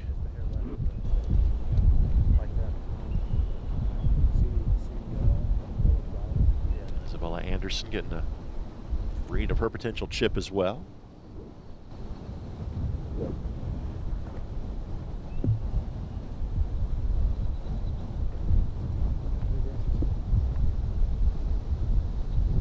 As far as the guys group that are getting ready to tee off on 18, Caden Levine of Wichita, Kansas, Bradford Lacefield of Versailles, Kentucky, and Eli Wessel from here in Indianapolis. That's the group that you'll have a chance to both hear and see momentarily. And Eli, one of the local products in the tournament. Somebody should be very happy with that tee shot there. Everybody's still getting reads up here at the green, so we have a little chance to share the action off the tee. It's just me, or do we see more and more lefties out here every year?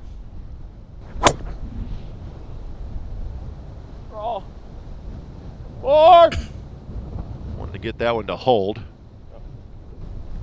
Pushes that off to the left.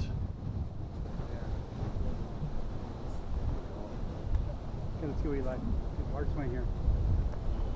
So Eli Wessel, the third to tee off of the group. Looks like Nora Q will be the player that will eventually go first here on the green. You got your eyes on Eli. I'm watching Nora here on the green, so you won't miss a thing. This is the longest putt we've seen today. That's an area code one for sure. Hit it hard enough. So ball is rolling on the green. And I'll show you the full view of the putt in a matter of moments. Let's see where this drive for Wessel lands. just off the fairway, or on the fairway there. So now let's go back and show you what Nora did on her putt. It had some distance to travel.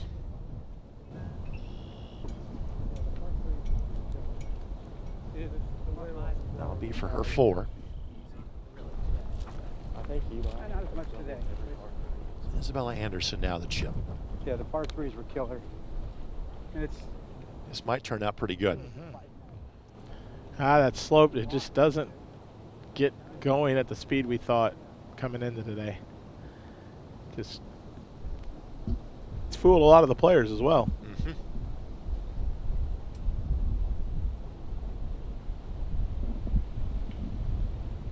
That's Carly Marshall.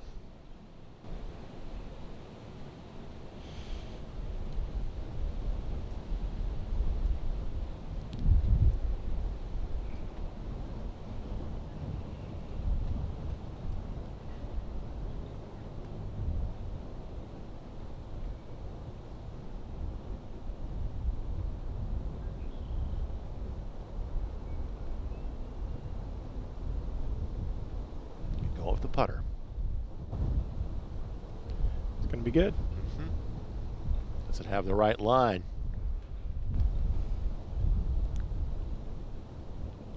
Again, from that angle and distance. Yeah, it went a little further than I thought. Yep. She didn't look like she hit it very hard.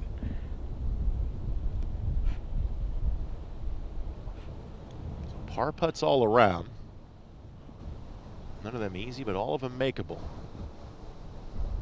And when this group is done, we'll get you back to the fairway for our next boys group. This activity continues here.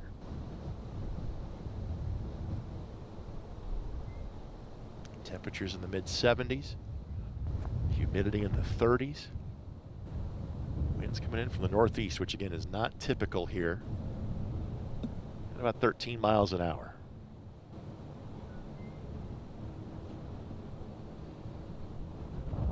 We should say that the weather is sponsored by the Hamilton County Sports Commission, given how temperate it's been today.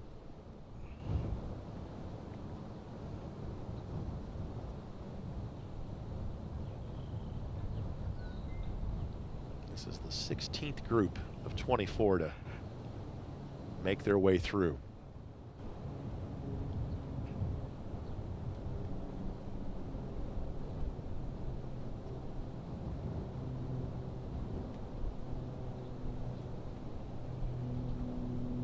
Nora to putt first. Plus 14 for the tournament. Plus 5 on her round today. She's been very consistent. 76, 77. Trying to make this for another 77.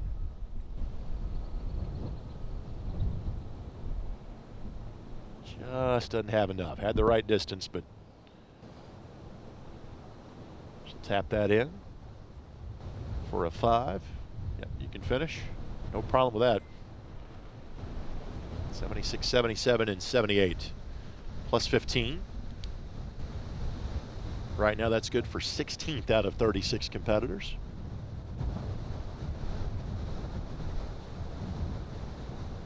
It'll be Anderson that goes next.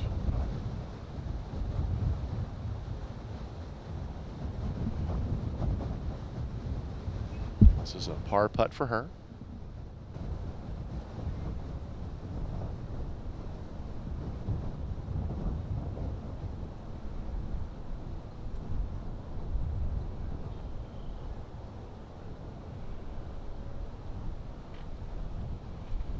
Isabella won the AJGA event at Northwest Arkansas last year. Finished T9 at the Kathy Whitworth Invitational. Just pulled that to the left. And we've seen this with so many golfers, almost a confused look of, I thought it was going to do this. Yep. It's always been like that on this whole location on this green.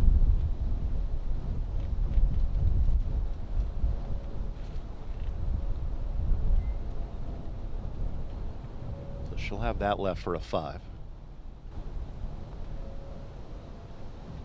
And now Marshall.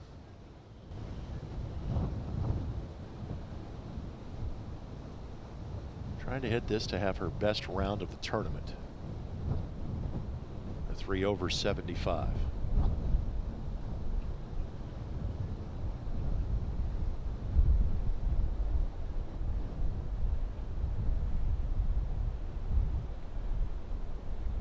Straightforward putt. Well done. She wraps up currently tied for 11th.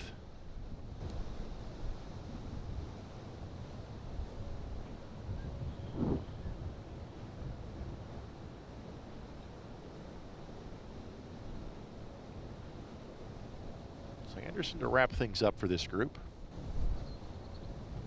And does so successfully. Handshakes and hugs about to be shared. Congratulations, ladies, on wrapping up your time here in Carmel. Safe travels home.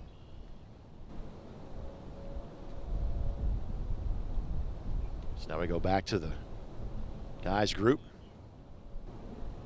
Caden Levian, Bradford Lacefield, Eli Wessel.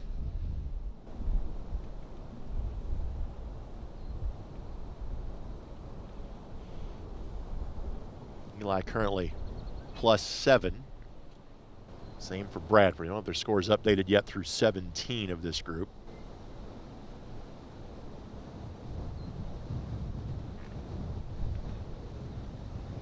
Caden is the farthest up the leaderboard of this group. He's currently T5 at last check.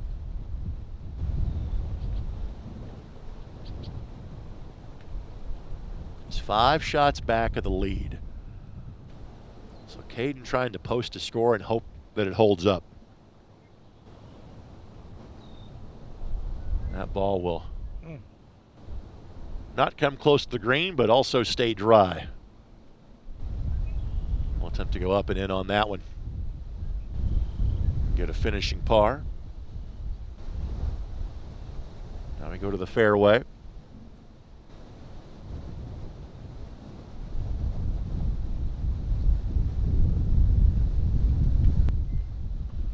Took a bit of a divot out of that one. See if there's enough to. That's pulled left again, and that will nestle down in the rough before it gets to one of the small bunkers around here. Green left open here for our third member of this trio. Another divot comes out of that.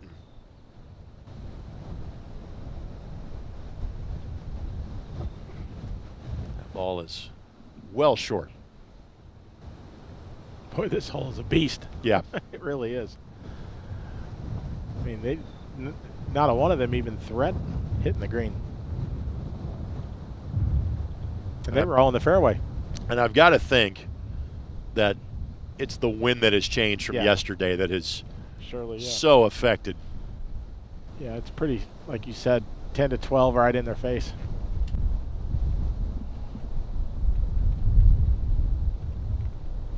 So we'll see chips for all three of these players for their third shots.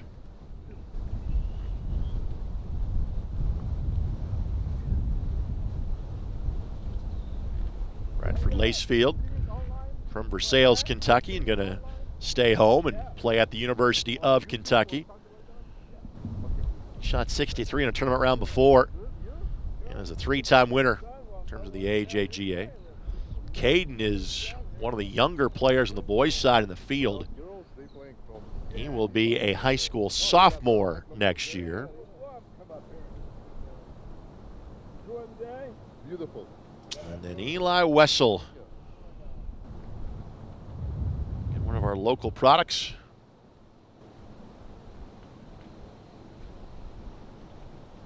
Eli's going to play at the University of Cincinnati.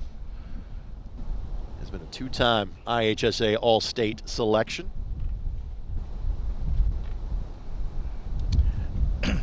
Cincinnati does a good job recruiting Indiana kids. Always have.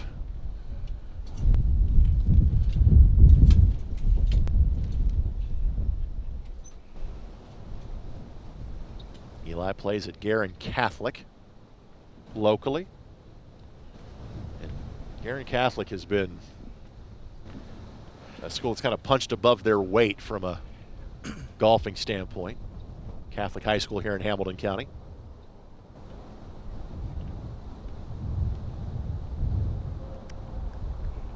As we talked about, the high school state tournament starts this week,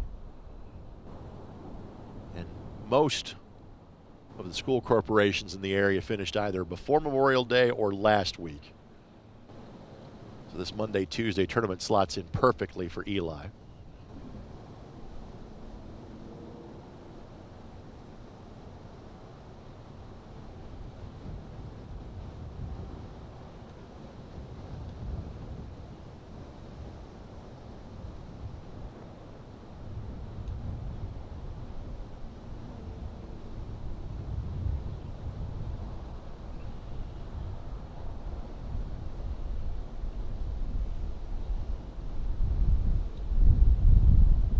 See the chip from the fairway first.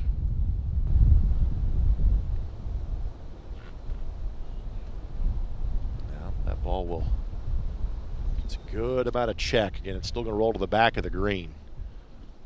When that shot was first hit, I'm like, that's going to be a little much.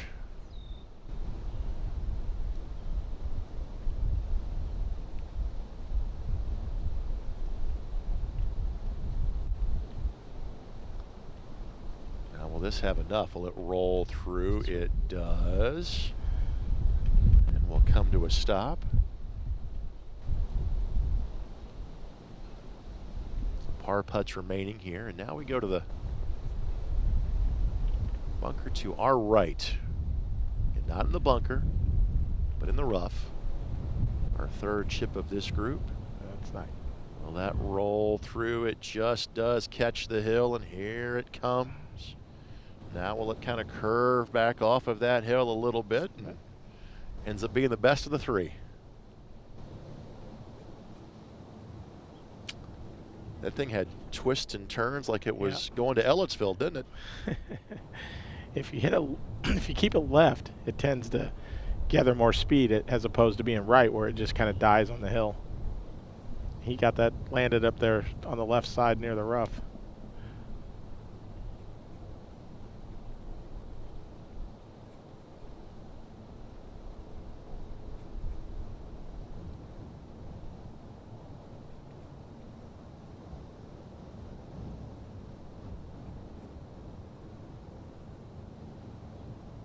Everybody lining up their putts.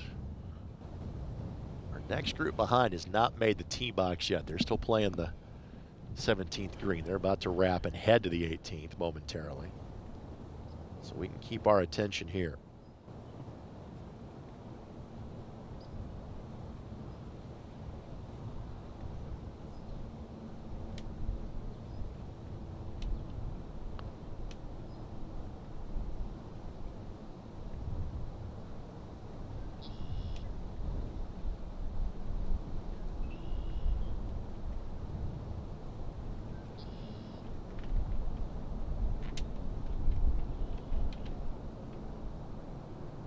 Just left it short.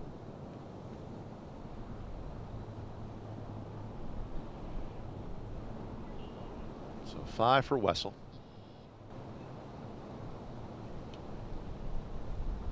This is Lacefield here. This is for his 4.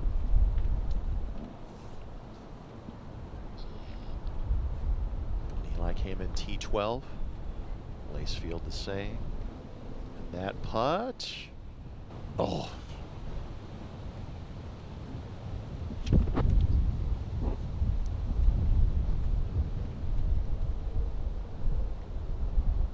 Here's Leviat that, again, just completed his freshman year of high school. 1 over, and that's without having the results from 17 yet for this group. He's currently tied for 5th. This is for his 4. And got it. Wessel will finish out. Not bad for one of the younger players in the field, right? Yeah, I mean, like I said, when you're, especially on the boys' side,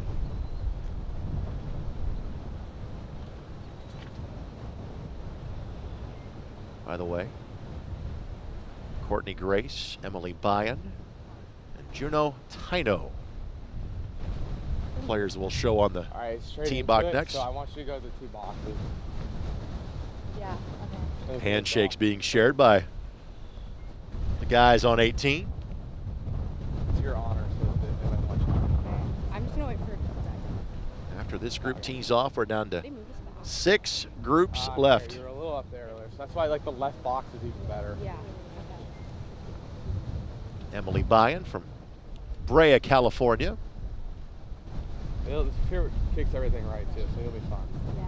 Just wait for it to die down. You're good. I don't think it's going to die down.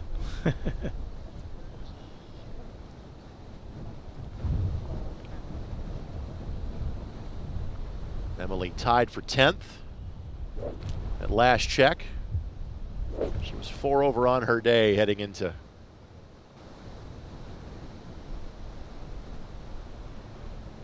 '17th. She'll be a high school junior next year. Emily 75-77 her rounds yesterday.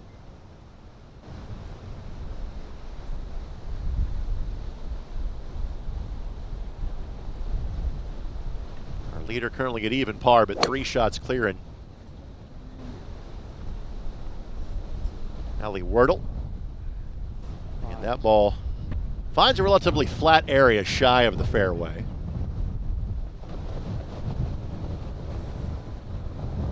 As the winds continue to pick up.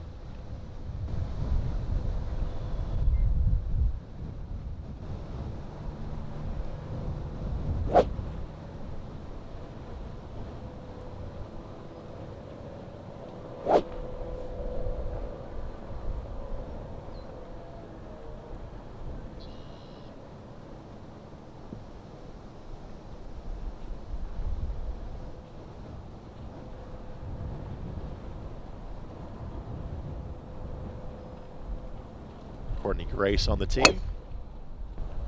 Courtney, much like Anna Norris earlier, yet to be a high school student.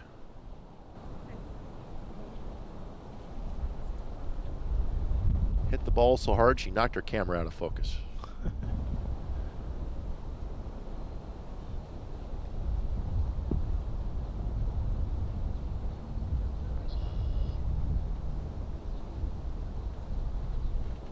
Their lefty and Juno Tino.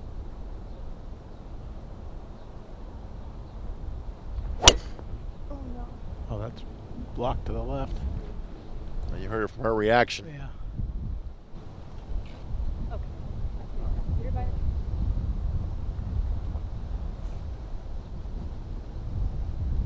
Let's update you on this trio. Courtney currently at, and they just updated scores from 17, so Courtney currently in sole possession of 9th at plus 11. Emily, T10 at plus 12. Been a tough day for Juno. She's at 10 over for the day. Juno from Pinehurst. Again, this is a group on the younger side. Juno will be a high school sophomore next year. Grace will be a high school freshman.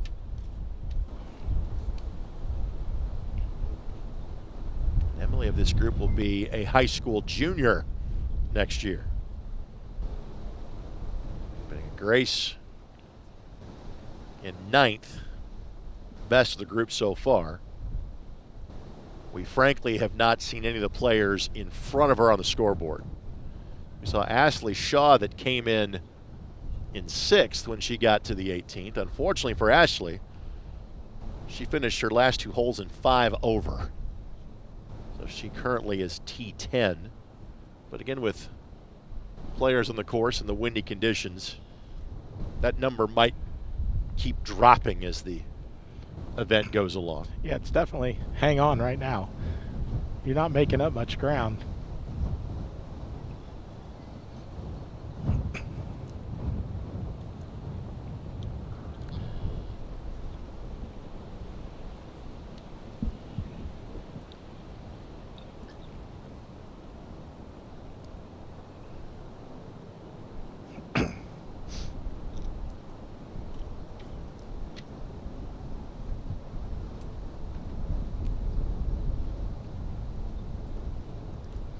Both leads are now 2 shots.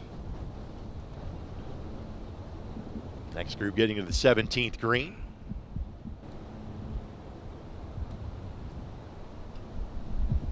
I'll tell you more about the participants here of this trio.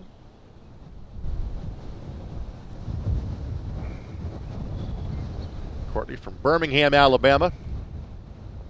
Was a winner on the AJGA Tour last year. Won the Scott Robertson event this year, shooting 6 under, including having a tournament round of 64. She was runner-up at the AJG event in Huntsville 2 years ago.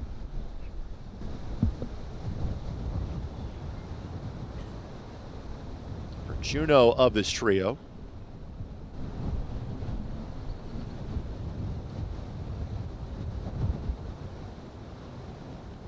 finished second in Puerto Rico. Finished third in the Owensboro Junior and qualified for this year's USGA Women's 4-Ball. Did Juno.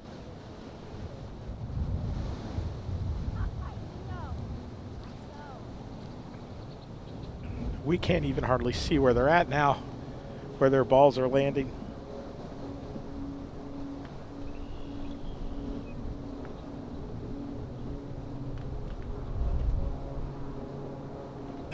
Again, this is obviously a difficult golf course given the history and events that have been played here.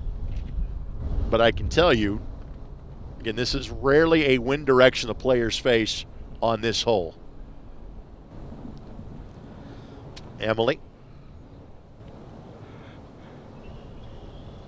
won a couple events on the Toyota Tour for the California native.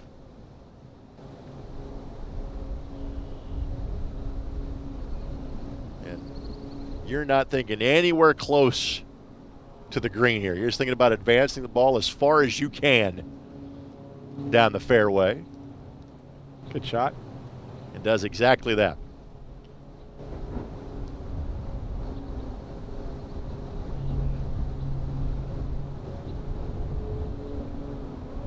So she hopes to get up and down from maybe a little more than 100 yards out.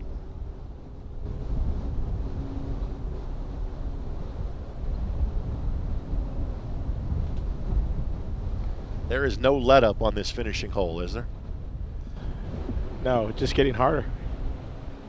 Each group that comes through is facing, it seems like the wind's picking up.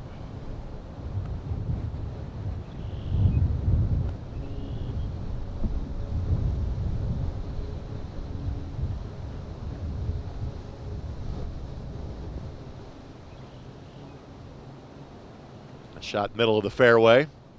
Again, from that angle, not bad. So here's Courtney Grace, and again, Courtney inside of the top 10. And I don't think you're going for the green here either. I think you're trying to do exactly what the last 2 shots did. Just put the ball in the fairway, put yourself about at a wedge distance, and see what you can do.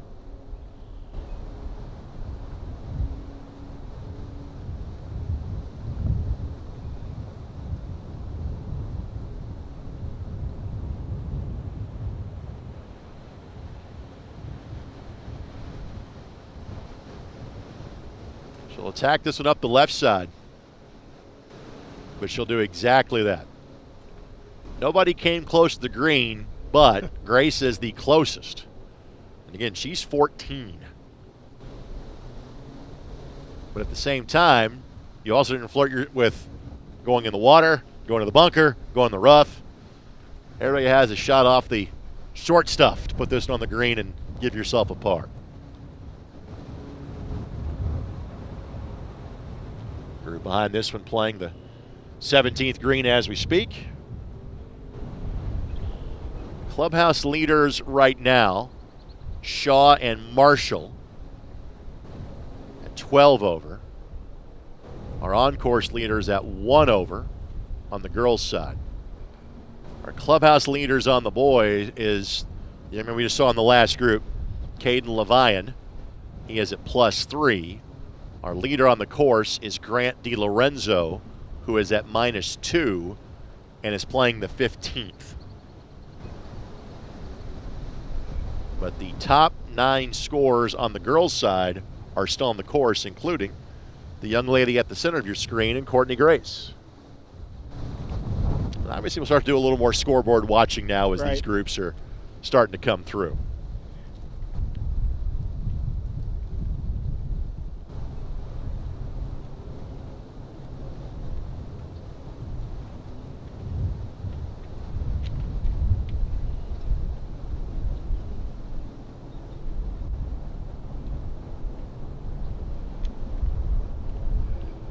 It'll be Grace. It'll be the last of these 3 to play.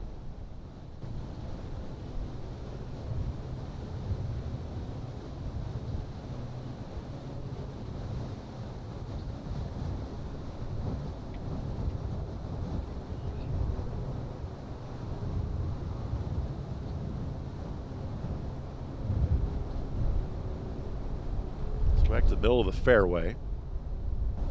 One player ready to go.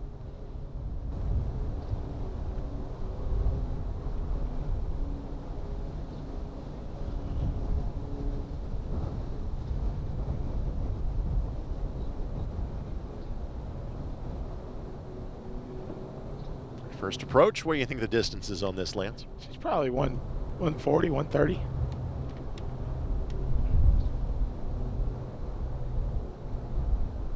Right at the flag. I can get over Just checked up. She's the first player we've actually seen spin the ball. Yeah. On either side, boys or girls. We haven't seen many people hit the green. Right. Frankly, we've not seen that many shots from the distance of that shot and this one. Right.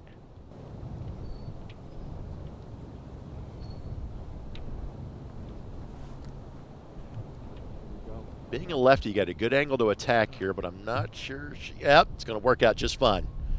Look at that ball check up. Yeah, that's into the wind, off the tight fairway. Yeah. Just spinning it more. So that gives Grace a little bit of math to do here. She and her caddy are both kind of talking about, all right, this is your landing spot here. You can hear that the guys have gotten back to the tee box on 18. We'll get back to Courtney Grace's shot in a matter of moments.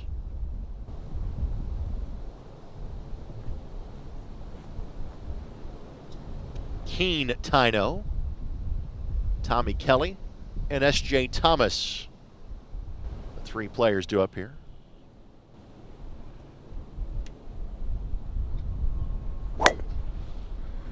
Easy power there.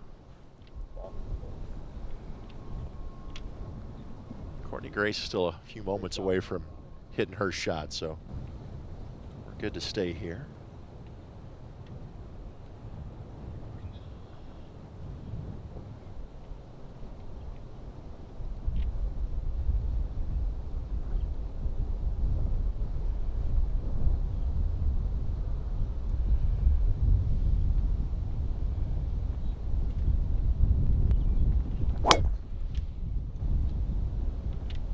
Clearly he thinks that one's going left, given the signal. And down in the valley.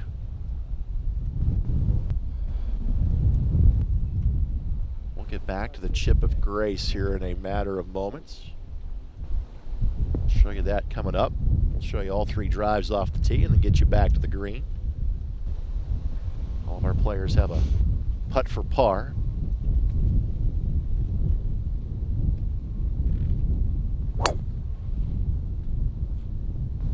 Right there. Eyeballing that one. And the driver can be put away for the day. So let's get you back to the chip of Courtney Grace.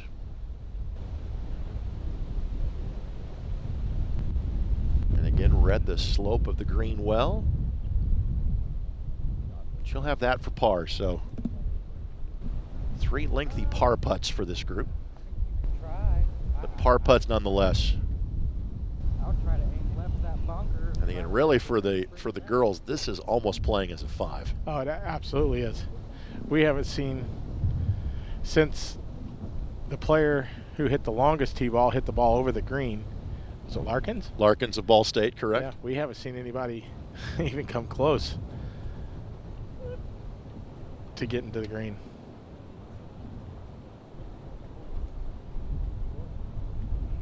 And Emily Bune, plus 12. Courtney Grace, plus 11. Juno Tino, plus 17. This is Emily Bune.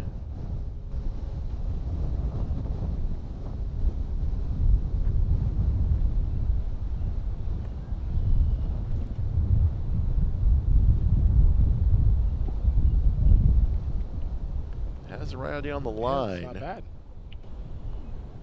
And again, just nothing stops close to the hole.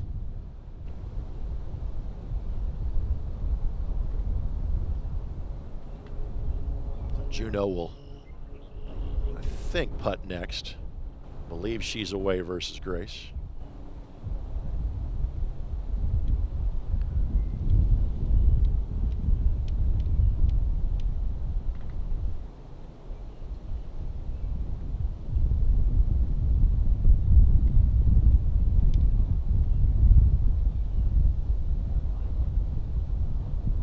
Once again, thanks to Tony Pancake, Sally Worthwine, Lily Harmon, everybody involved with Crooked Stick for having us out today. This tournament last year, because of renovations here, played up at Purdue. It will be Grace that is deemed to be away. Tournament back here at its usual home, and we're here to bring it to you on ISC.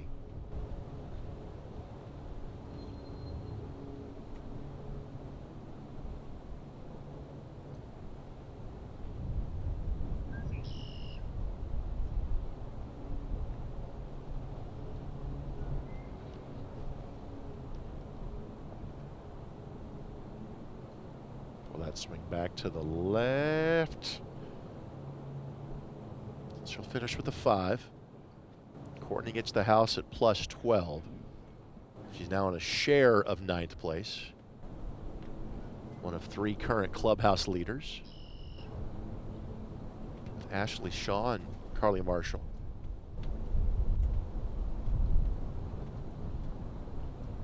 Tino's putt. Just trickle shy. So Juno finishes with the final round 83. She's currently right around the 20th position.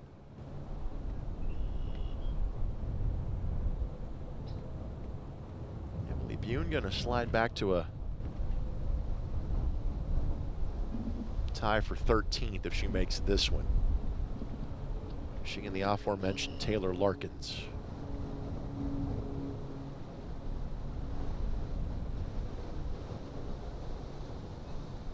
And rolls that one home. Easy par 5. 5s for this group. Look where these drives are for the guys. I mean, it's just getting more difficult off that 18th tee each group. So we'll go back to the middle of the fairway.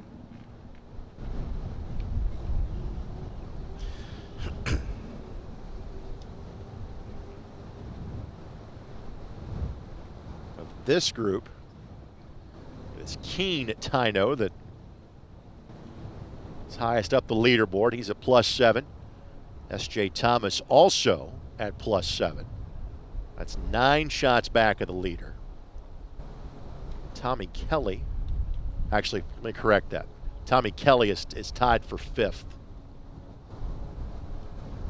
And this ball finds the green. Does it find the proper turn? And no, just rolls through and catches the rough. You can make a run at a birdie from there.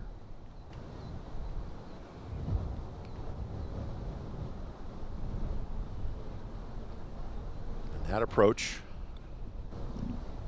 sent to the left. We've got one final swing to take from the fairway of this group. This group. It's a pretty good drive if that's his drive. Yeah. Would think it would be. This group, in terms of playing ready golf, is playing like they're running the facility.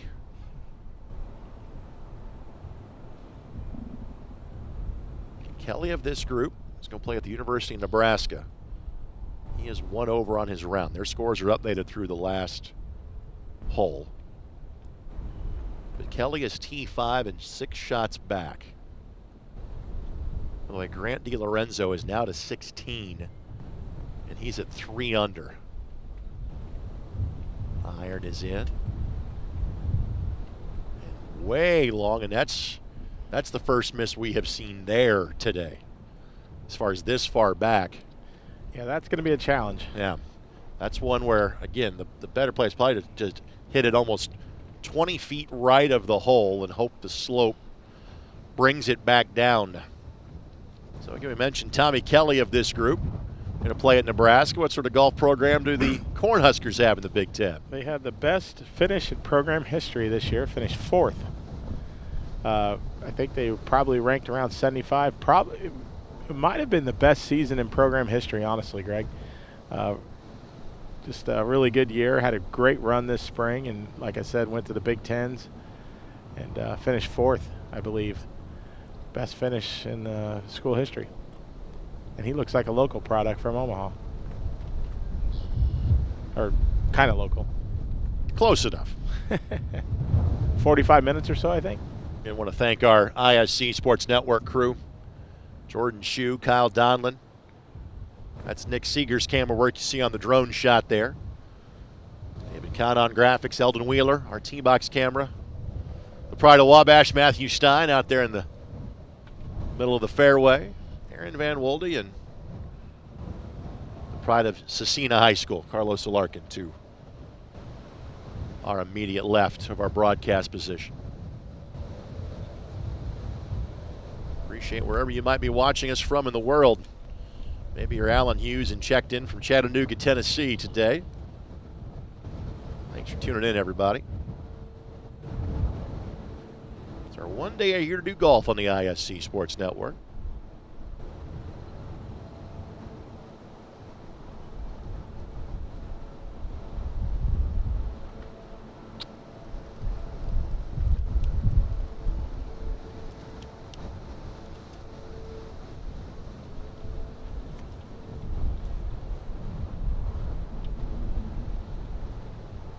Thomas that is waiting other players to chip from a bit further out.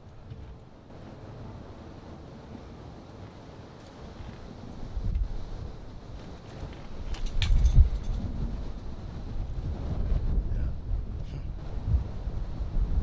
We've got tents that cover our broadcast location, and one just kind of moved in this wind a little bit. This could be good. Trickles down the hill.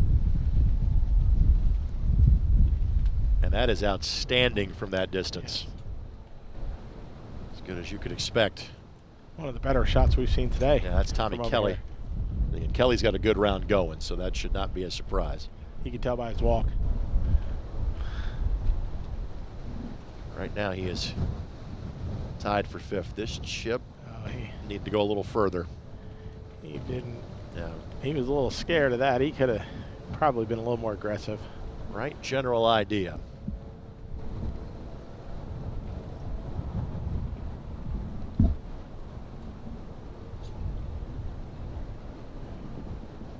It's Keen Tino that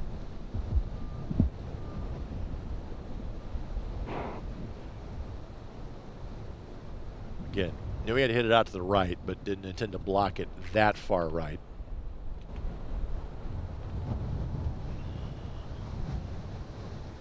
Keen +5 on his day.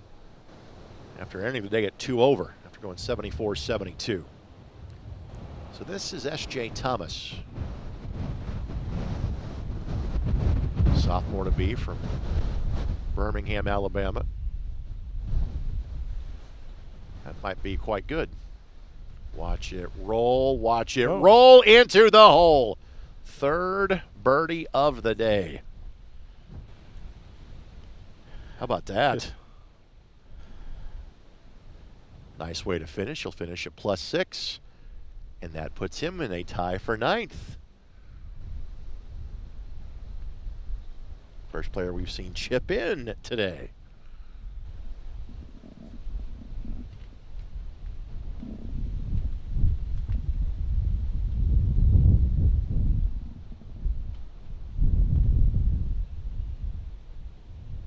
So first we'll see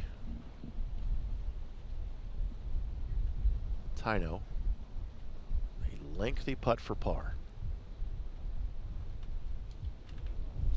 Our next girls group just making their way towards the 18th tee as we speak.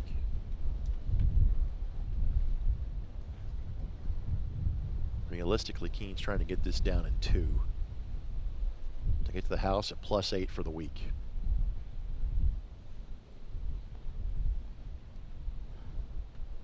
That's pretty good. Really good effort from there.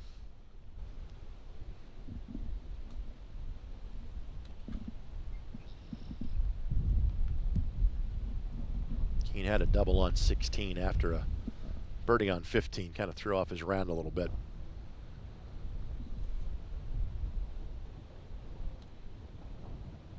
But for Tommy Kelly,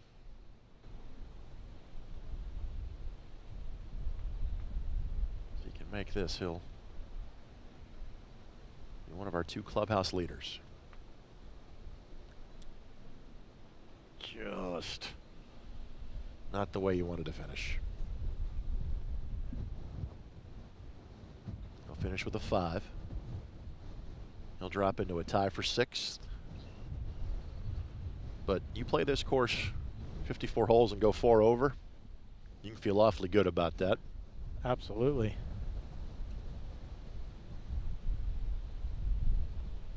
So Caden Levian is our boys clubhouse leader. 3 over after 3 successive 73s. 1 over par 73s. It's pretty good.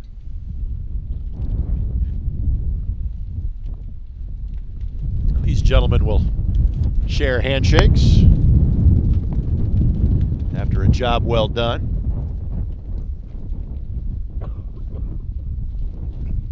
Go back to the tee for the next girls group to go through. This is Macy Rasmussen from Chesapeake, Virginia. Aubrey Hilgers from Surprise, Arizona. And Alyssa Davidova from Roanoke, Virginia. We've had some of the kind of boys make some moves up and down the leaderboard today. The girls, it's been pretty much almost kind of staying in their positions, if you will. Hilgers is currently 4th at +7. Davidova currently tied for 5th at +8. Rasmussen currently T9 at +12. Now, I will say our scores for this group are a couple of holes behind. So we'll see exactly how things play out for them. And again, as of the last update for this group, there's only 3 golfers within 6 shots of the leader.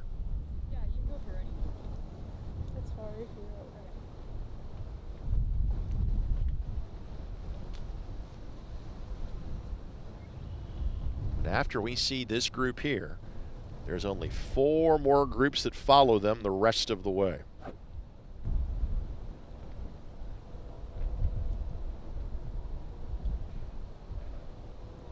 Wind's kicking up to 14 miles an hour currently.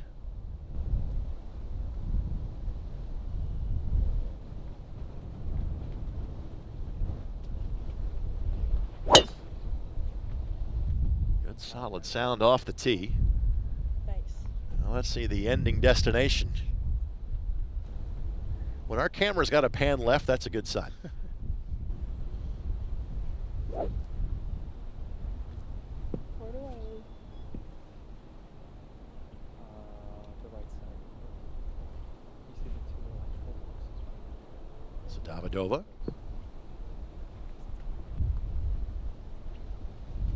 Getting her aim point.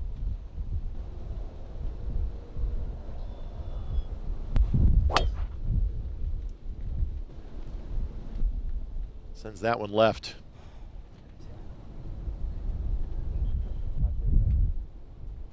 And we've seen successful shots out of there before. It's been a common miss point today.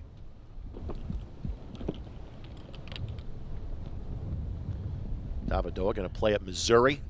She's a year away from playing in the SEC.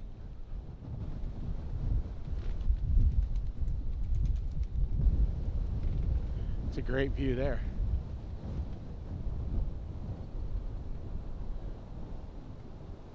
16 fairway behind 18T there. Well, we have had a change atop the leaderboard on the girls' side. Allie Wordle had been leading most of the day, but she started to back up a little bit. Alexandra Fung, Allie Wordle, and Grace Zhu all now tied at +3. By the way, scores have updated for this group that we are seeing here. Aubrey Hilgers is at +9. Macy Rasmussen is at +11. And Alyssa Davidova now is at +13. So again, there was a couple of holes needed to update for this group. But there is a 5-shot cushion between our top 3 that are tied on the girls' side and the next group back that is at +8. Look at, you can even make out Lucas Oil from this height and the distance. That's a massive building. Every time I drive by it. On the boys' side, Grant DiLorenzo still maintains a 3-shot lead. But our girls' contest may easily come down to the final hole. And the 3 players that are tied are all in the same group. They're the last group on the course. And they are playing 15 as we speak.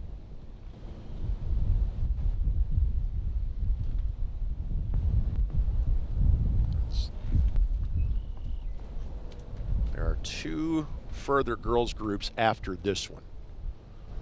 So in theory, these are the players that were 7th, 8th, and 9th coming into the action today.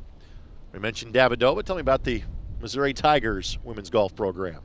I saw the head coach was here yesterday, I believe. Maybe watching her incoming player. Carolyn Westrup is her name. Great player at Florida State. Has taken over the Missouri golf program a few years ago, and they made it to nationals this year. First time in a long time. Maybe since the Julia Potter days. She's kind of the legendary Missouri, maybe one of the best golfers ever played in Missouri. But good, strong program in the SEC coming up. So 2 on the fairway here. And 1 not far off in the valley.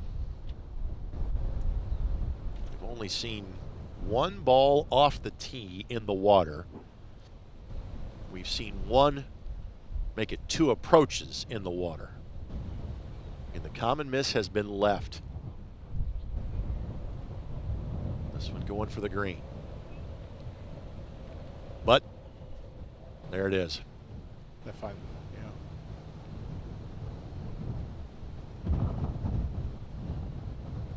It's a 3rd approach to find the pond.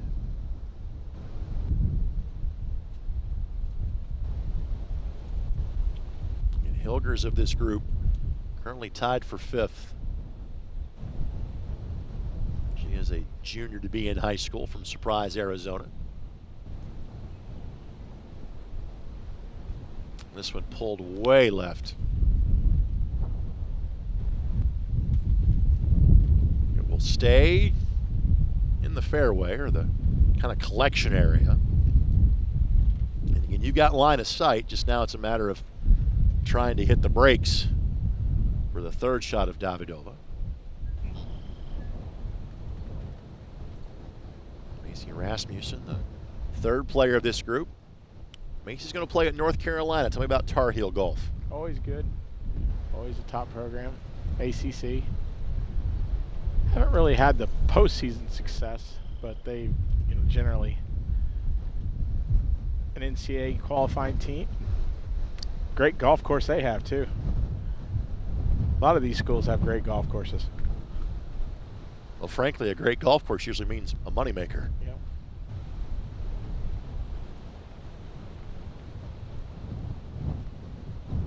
From the fairway. And at the pin. That is the best approach we have seen today. On the women's side, for sure. I Yeah. think we might have had one of the boys hit one in on there the on the first side. group that funneled in. Yeah. Uh-oh, that'd be birdie number 4.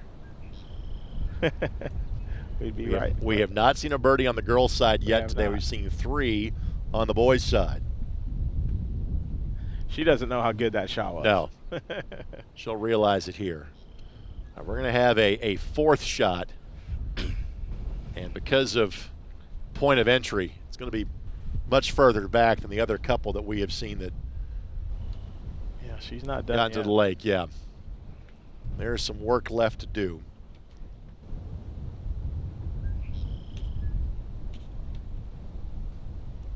Obviously, you'll take your 2 driver lengths to get as much space between water and approach shot as possible.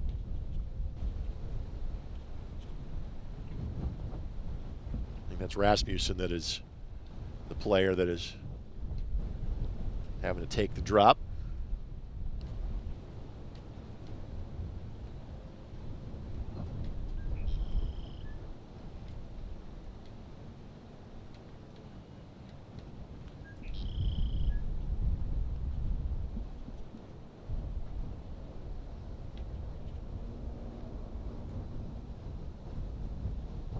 Just trying to finish on a positive note.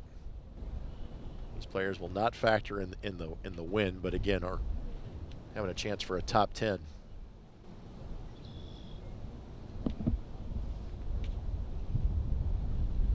not surprisingly, the player that's furthest up the leaderboard had the best approach of the group.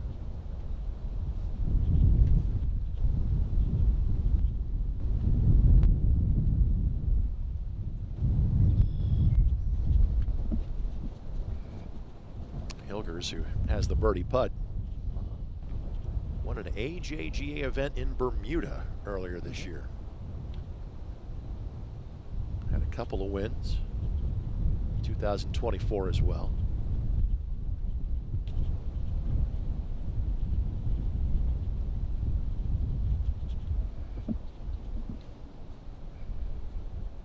Next guys group starting to make their way back to the 18th tee box.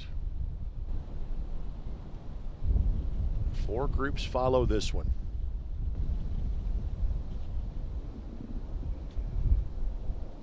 Rasmussen kind of taking her time to reset here.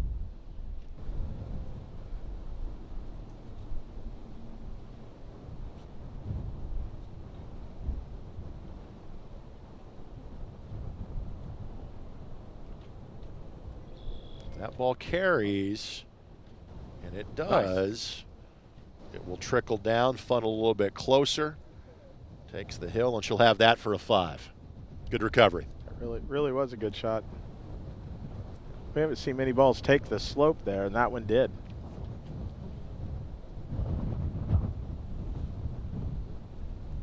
So 2 on the dance floor and 1 hoping to get there.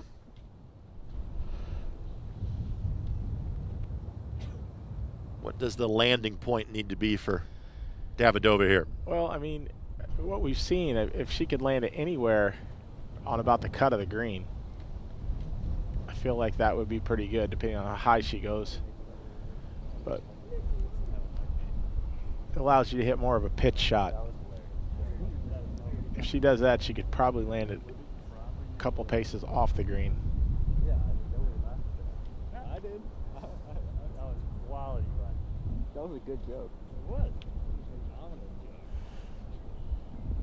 Get you back to the tee box after this shot.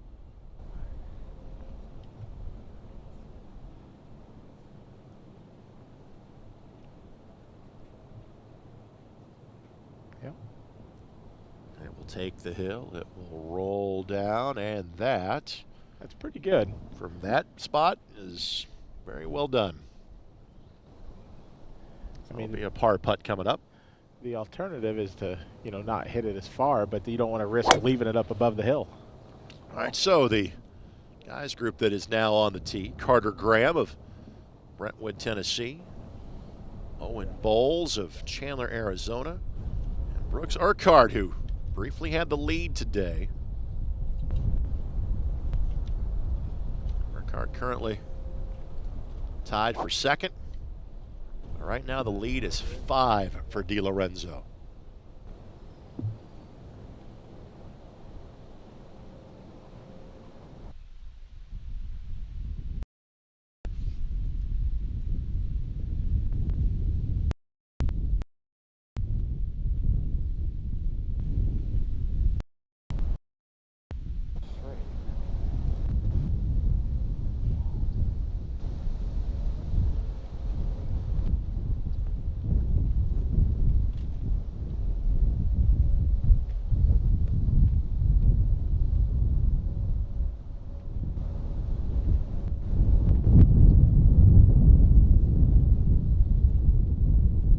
Long hole made even longer by this wind.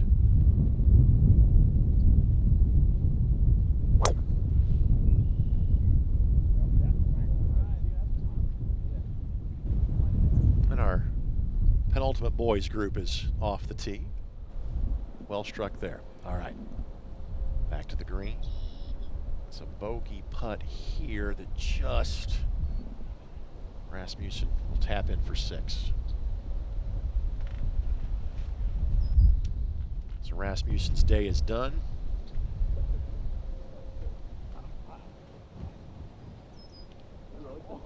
She'll finish at plus 13. That'll drop her back to a tie for 11th.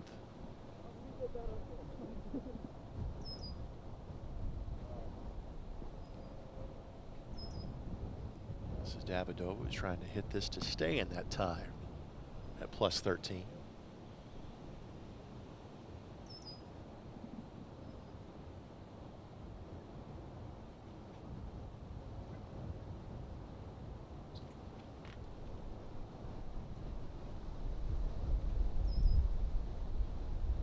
Just pulled it left. So as of now, she's in sole possession of 13th place at 14 over. Here's Aubrey Hilgers. Right now it's tied for 4th. This is a birdie putt. Trying to finish with a 75.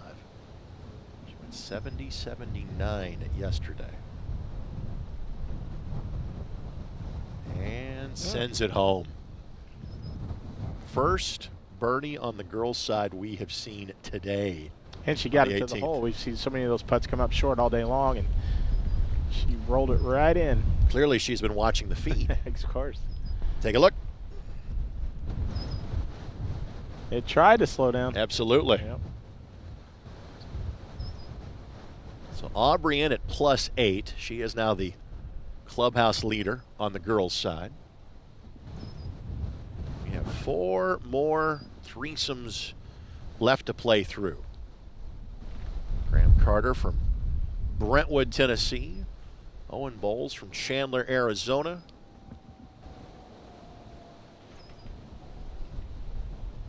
Brooks Urquhart from Columbus, Georgia. Brooks at plus 2. He currently is in sole possession of 2nd. Owen Bowles is tied for 3rd. Owen going to play at Texas A&M next year.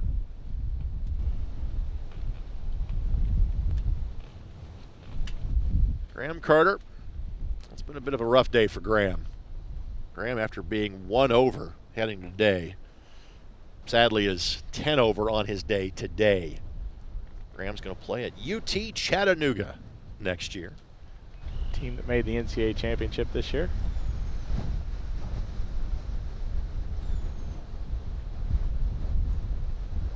So we have 2 college golfers in this trio a year from now. In the fall. Urquhart's the youngest of this group. He will be a high school senior next year. And you don't want to let mom leave you behind. You got to catch up if you're those guys on the water.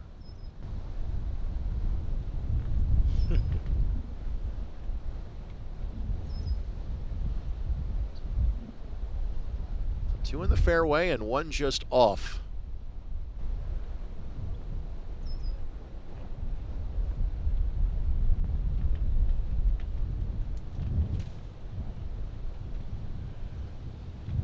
And Urquhart 4 shots back of the leader. 1 shot clear of third. He's got the most to play for this group. DiLorenzo is now through 16 at 2 under. So he's got the par 3 17th and the 18th left to go. Our next to last girls group is on 17 as we speak. So we're getting down to the business end of proceedings here.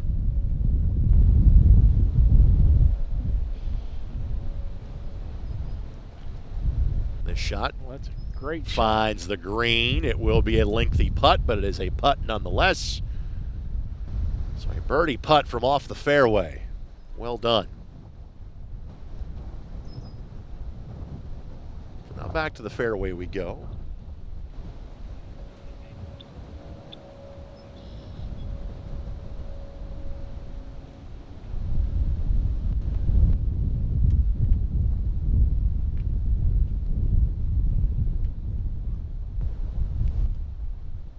Divot taken. Tracking this one down and again, in front of the green. Even from the fairway from that distance, that's never a bad thing. Yeah, or final groups, maybe some guys with a little more power. Well, frankly, it's an older group. Yep, that's what it. 2 college players. Yep. And we see 3 on the dance floor here. Staring this one down. Yep. Absolutely.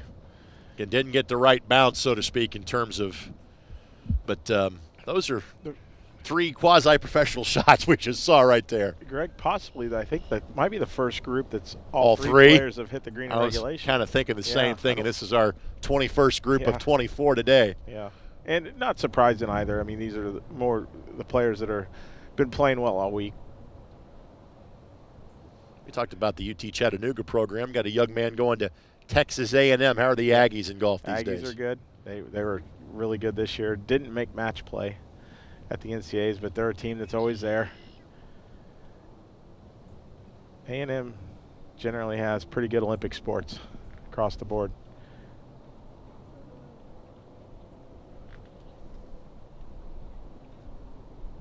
Overall, your thoughts of the quality of the field we have seen here today, Lance? You know, I was looking at the rankings quite a bit. The girls' field is really strong. It's a lot of good young players, and typically that tends to happen. You can get the girls together. There's just so many guys. And they're so spread out. Their choices, the tournaments to play in, is so broad. But you know, Tony and whoever the committee is, that it's a tough job because there's a lot of kids that probably want to play in this, and they have to say no to a lot of people. So, you know, trying to determine. It looks like they try to spread it out too. People from all over the country. So, and it's a smaller field. 36 players. Was it 36 players on each side? Yeah. That's tough as a tournament director. That's Owen Bowles. That's just walking off to the right of your screen. And Owen's going to be playing at Texas A&M. Owen was the Arizona Boys Championship Player of the Year. Was top 10 in the Western Junior last year. That should carry some weight.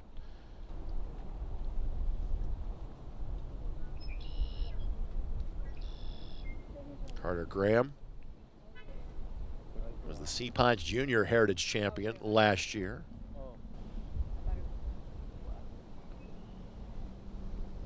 One club trips here for this group for their final hole.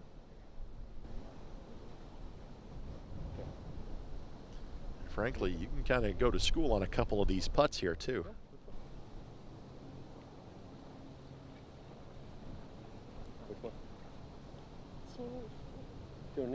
Brooks Urquhart.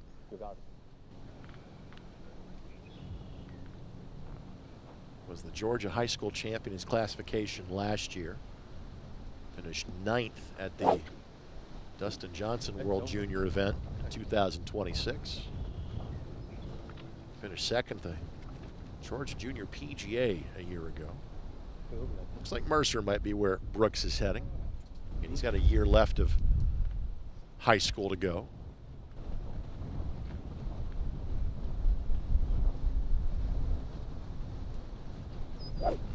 Next girls group has reached the tee on 18.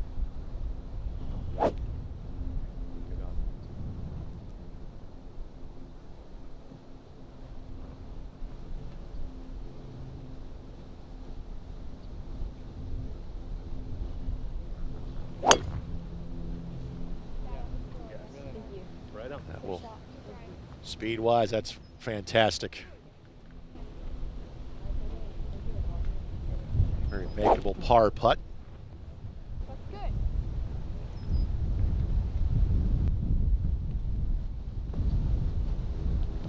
There's Carter Graham on that effort.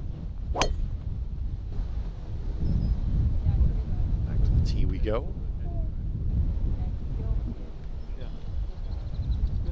Kel Walker. Maya Fujisawa Keeling from here in Carmel. Zhao from Woodinville, Washington. Trio that are on the tee box. All right, Bowles about to putt on the green.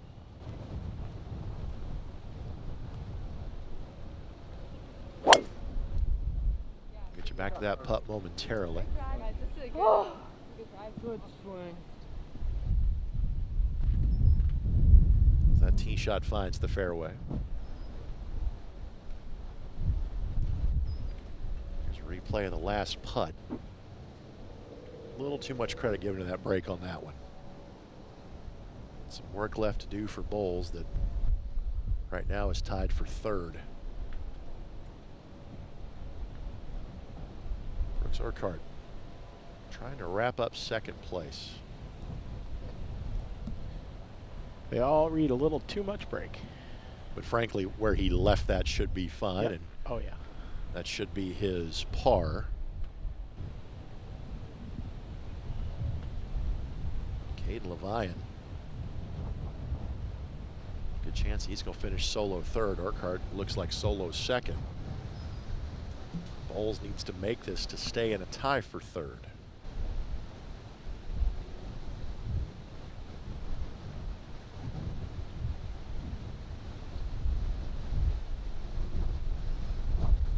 Lorenzo's playing the 17th. He's 4 shots clear of the field on the boys' side.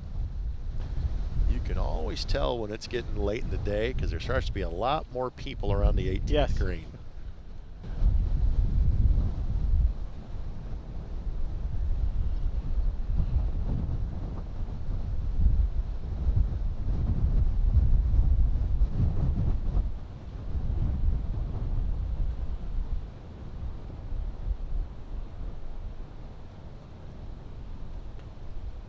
Just pulled it left. That'll drop him back into a tie as of now for fourth. 4 over.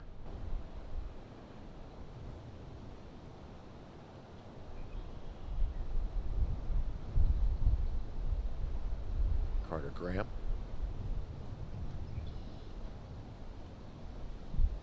Hoping to finish with a par here.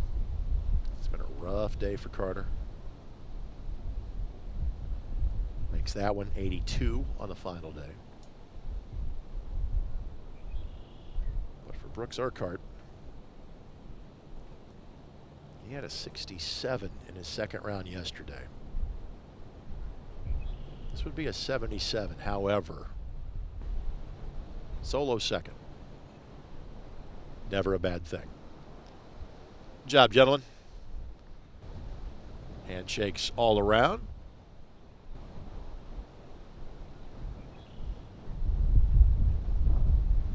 Congratulations, everyone, on a fantastic effort. Now we can go back to the fairway where our next to last girls group awaits.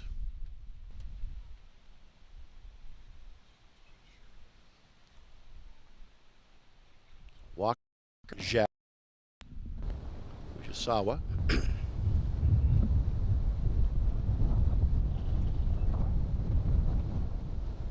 This group currently Fujisawa Keeling and Zhao are tied for 5th. Walker currently is T10. Maya again from here in Carmel. Just be a high school sophomore next year. Walker of this group from Burke, Virginia, going to play at Virginia Tech. Zhao will be a high school junior next year from Woodinville, Washington.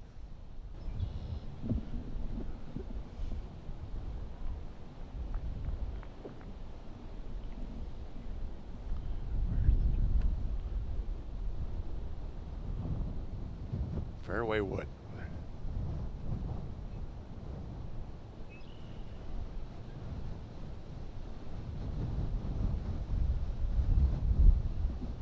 And a tremendous approach. Yes. Another birdie opportunity. Just saw the first birdie from the girls' standpoint on the last approach, and have another one right there. That was pretty far out. I don't think we've seen one. Absolutely. You should be pumped up about that one. Well done. That's going to bounce.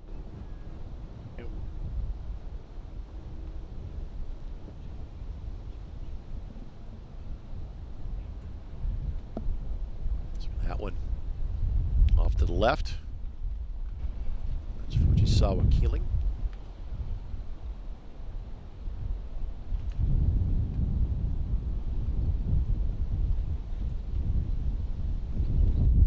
Walker.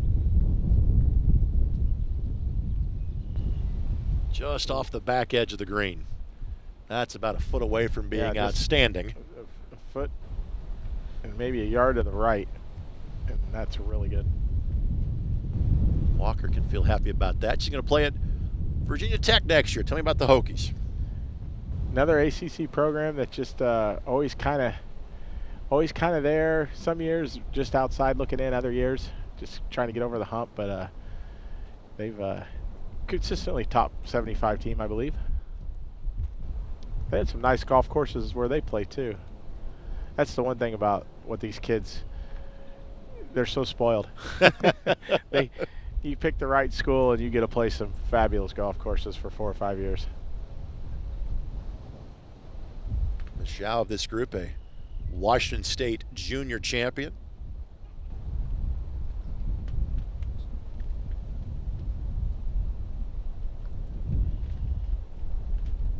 Raquel Walker, 4-time first-team All-State in Virginia. Finished top 3 in the Scott Robertson event last year.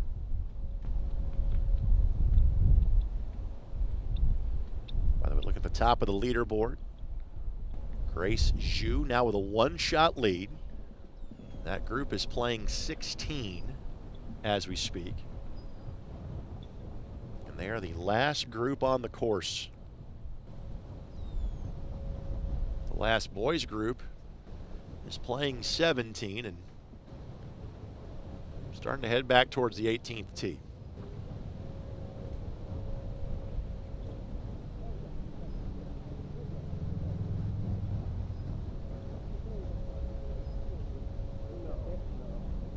They get on the boys' side. We'll see if scores have updated from 17 yet. They have not. But again, Grant DiLorenzo, 4 shots clear. Grant, a senior to be in high school, that's already committed to TCU.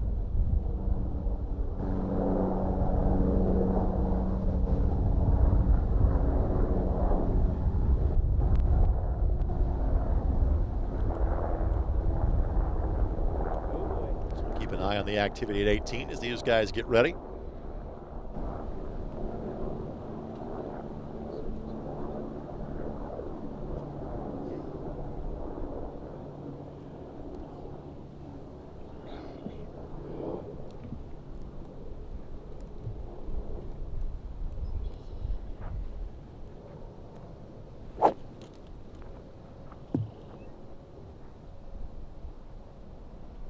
Bump and run, well read, rolling down the hill. That'll go by, but again, from that side, that's about where you're going to leave that. Yeah, if you leave it short, you've left it up on the hill. All right. Got a good kick.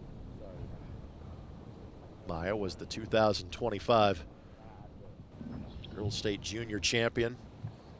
Won the Hoosier Junior in both 24 and 25, and last year as a freshman. Finished in 3rd place in the IHSA state finals. And that takes place in early October every year.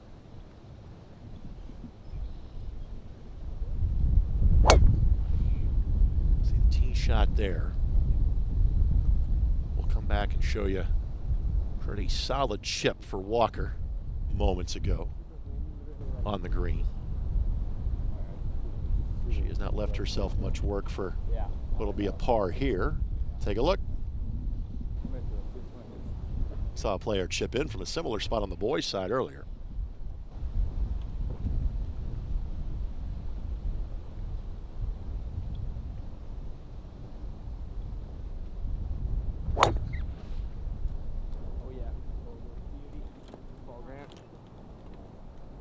The boys are off the tee for the final time.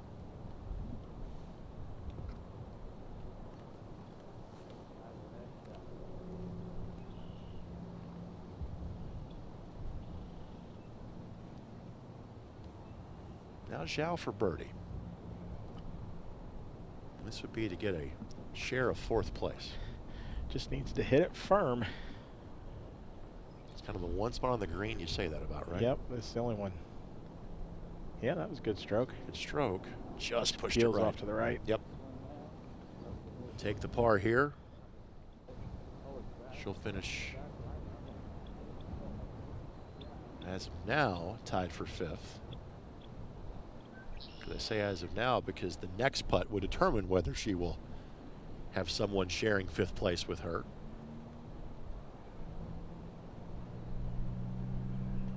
Walker on the green is putting to stay tied for 10th.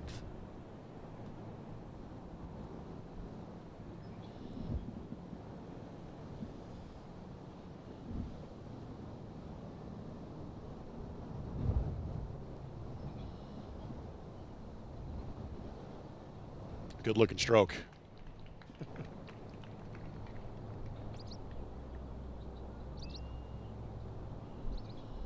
So those last 2 players will finish T5. Laya finishes +5 on our final round. Zhao finishes +6.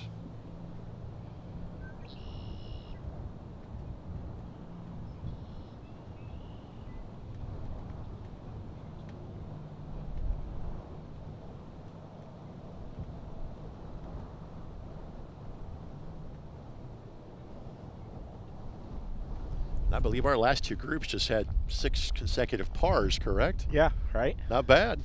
It's almost like you're seeing the best end of the field or something here. There's a reason for that. Well, congratulations. It's funny how that works.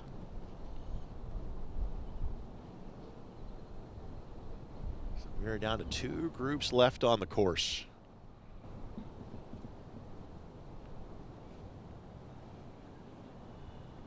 Our last boys group just kind of getting to their tee shots.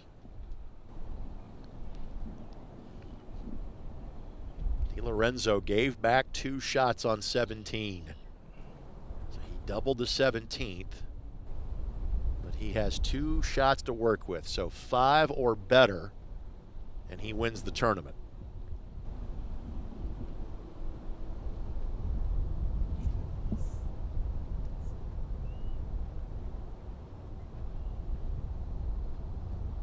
Other players that are in this group: Mac Myers and Z Wang. Myers +9 on his day. He went from 4 under to 5 over. Yunzi Wang at +12 today. It has been a struggle for this group, other than Di Lorenzo, who had his first real hiccup on the last hole. Yeah, and it's also a testament to this golf course too. I mean, it's a championship golf course. We've always known that, but it's playing that way today for sure. I mean, nobody in the field's going to finish under par, which nowadays is hard to do because they're good. Players are good. Ball finished in the rough. So again, 5 for Di Lorenzo will work. 6 means you're playing extra golf.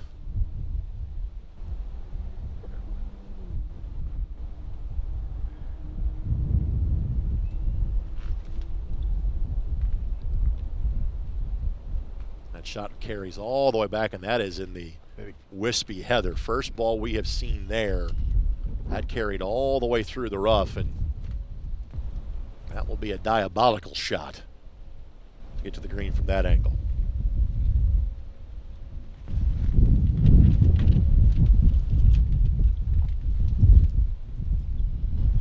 One more approach to the green here.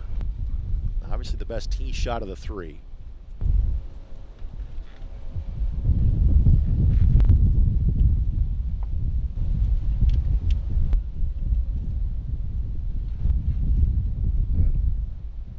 Took a lot of fairway with him on that shot.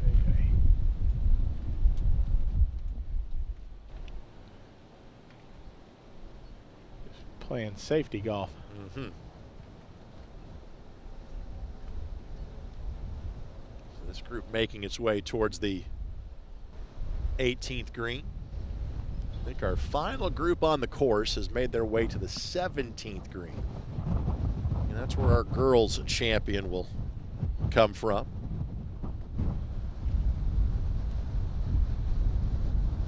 Talk about this trio here. Mac Myers from nearby Whitestown. Won an event named after a golfer from the state of Indiana, the Purdue Boilermaker, Adam Schenk. Won that a year ago.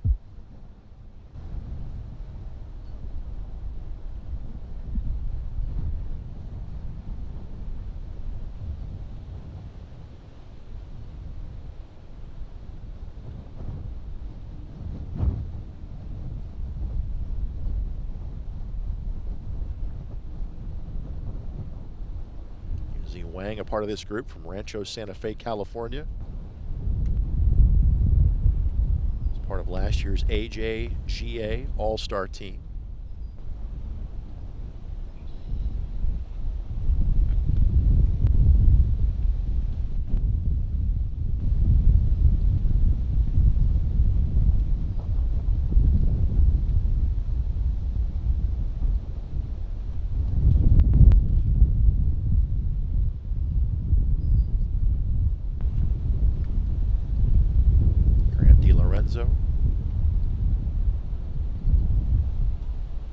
Had to play at TCU. This is Myers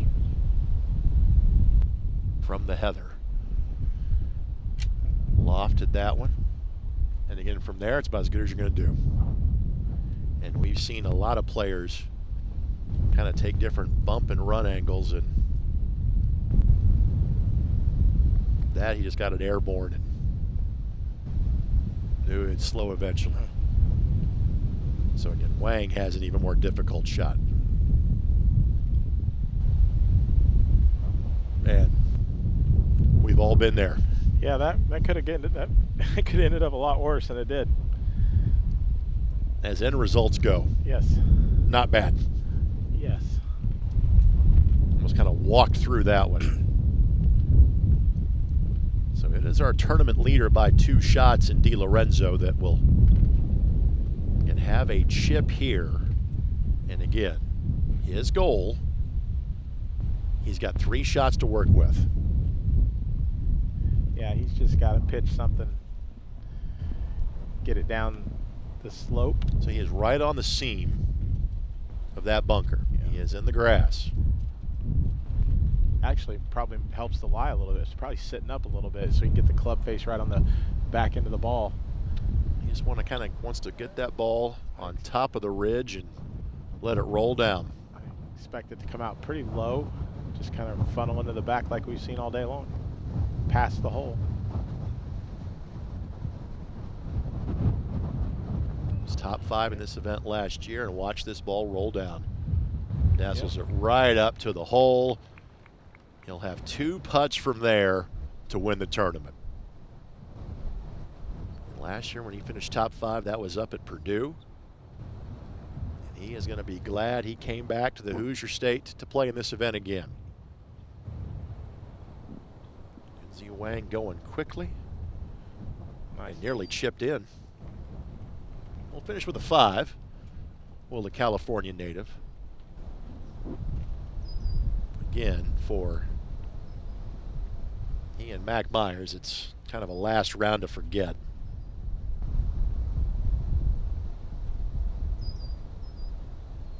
UNZ will finish in a tie for 16th with the final round 85.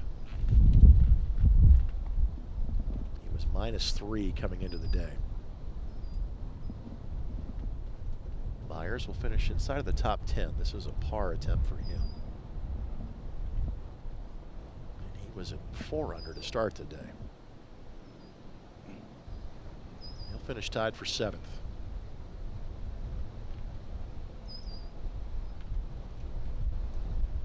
And I would say maybe the most important shot for DiLorenzo was the second. Knew exactly where he could miss that. Yeah, when you have a little bit of a cushion, makes it a little bit easier to swing freely. Only question for DiLorenzo is will he finish at par or one above? So Myers finished the tournament at +6.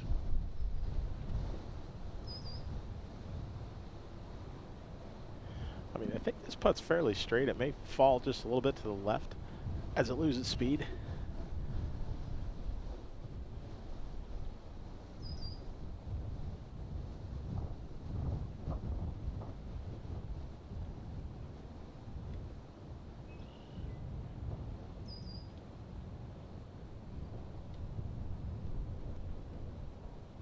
'71 and '70 for Grant yesterday.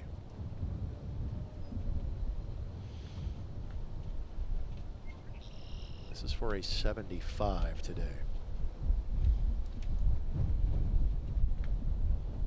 Connor Kubica finished with a 68. He teed off on 10 today.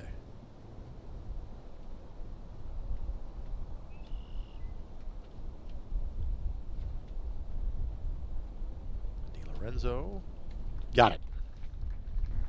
Great way to finish. So DiLorenzo will finish with a 4, and he is your winner of the 2026 Dye Junior Invitational. Congratulations to the Houston, Texas native, and a year from now he'll be playing his collegiate golf at TCU. He played with a 4 or 5 shot lead for a good chunk of the back 9. Came to the final hole with a 2-shot lead and finishes at level par through 54 holes. Will be your winner in at 216. So we have 1 threesome left to go, and I think that group is playing on the 17th green as we speak.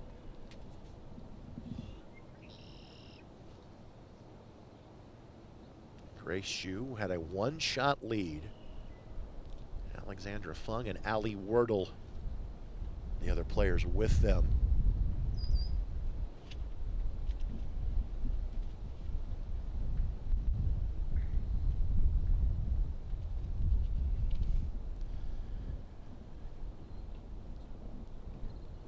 We'll wait for them to finish 17 and wait for their scores to update so we can properly tell the story as to what's going to happen here on 18. Anything.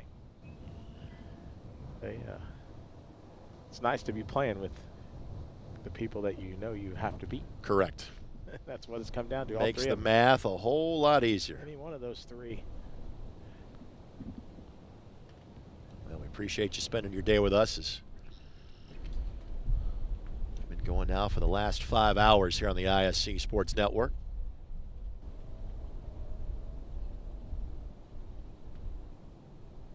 And our crew has been fantastic as always. We appreciate their hard work.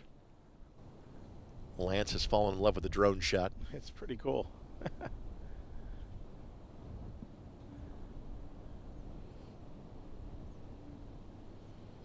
And given what's at stake for this trio, you're not surprised that, again, perhaps this is, that they're playing a little slower. Yeah. We need to get one of those drones to go over the basketball court as we're going up and down. Seen that at the Final Four, kind of, right? They got the absolutely, cable. Get one of those in the high school gym.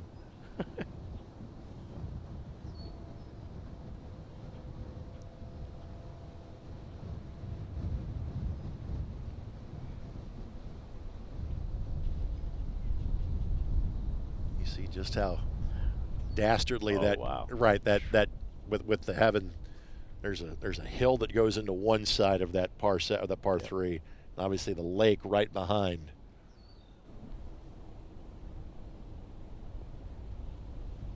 And if I'm not mistaken, that used to be just a big bunker. That lake. That's somewhat new, I think.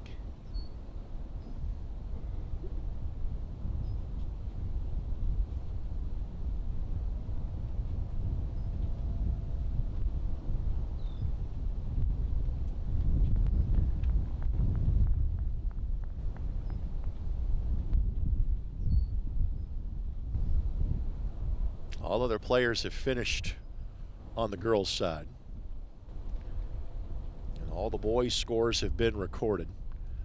So Grant DiLorenzo, your winner on the boys' side at even. Brooks Urquhart second at 2 over. Ryan solo third. Connor Kubica, Owen Bowles +4, tied for 4th. Tommy Kelly finishes at +5, 6th. Anson Munslinger, E.J. Thomas, and Mac Myers tied for 7th at 6 over. Manav Bharani finishes solo 10th at +7. So there are your top 10 on the boys' side.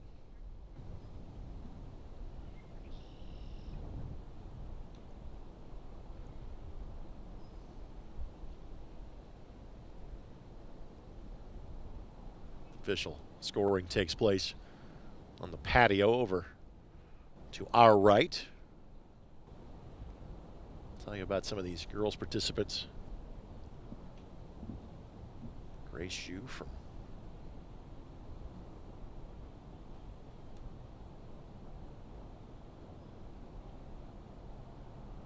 Howie in the Hills, Florida. She is a senior to be.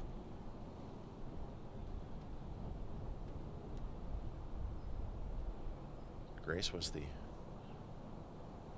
Florida High School State Champion 2024.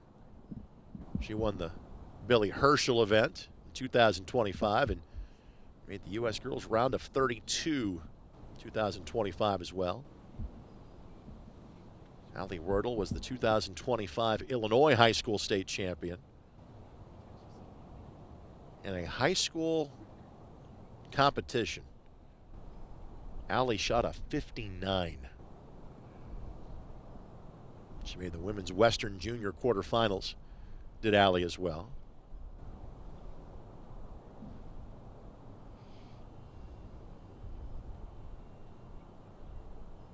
For Alexandra Fung from Forest Hills, New York. She finished 7th at last year's Dye Invitational and won the Suggs Invitational last year as well.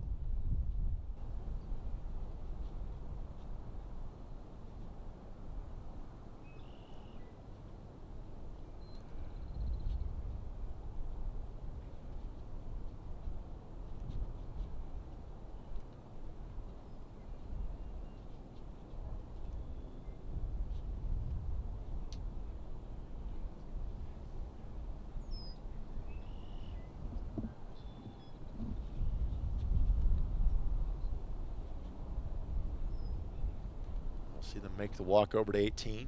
And just as importantly for us will be everybody scored here on 17 to see exactly what's at stake. Grace Hsu at 2 over going to this hole. Alexandra Fung and Allie Wordle at 3 over going to this hole. Fung has the best round of the day so far going into the hole. She was at even par 72.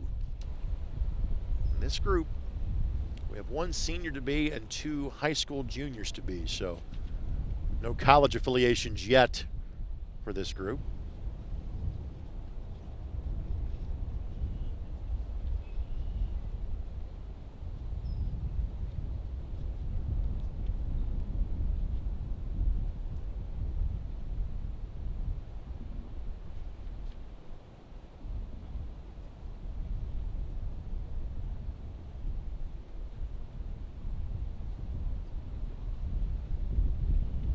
What can you deduce from 1,000 feet away, Lance? I'm trying to follow along. I feel like this might be a birdie putt.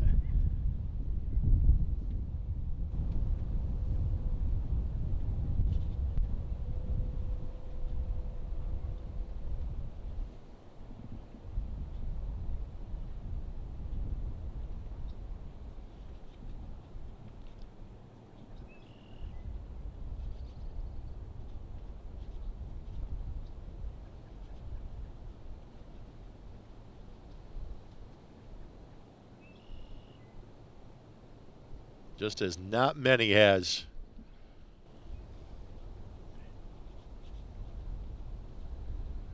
Birdie at 18. Probably not that many have done 17 today either.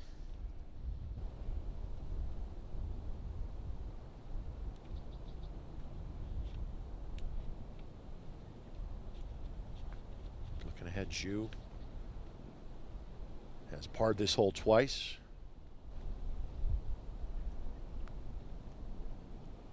Fung has parred the 18th twice.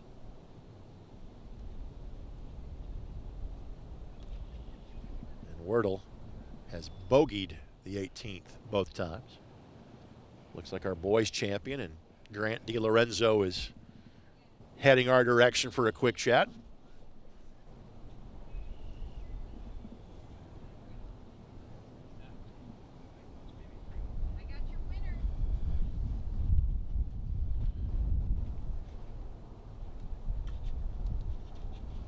We await the action to wrap up on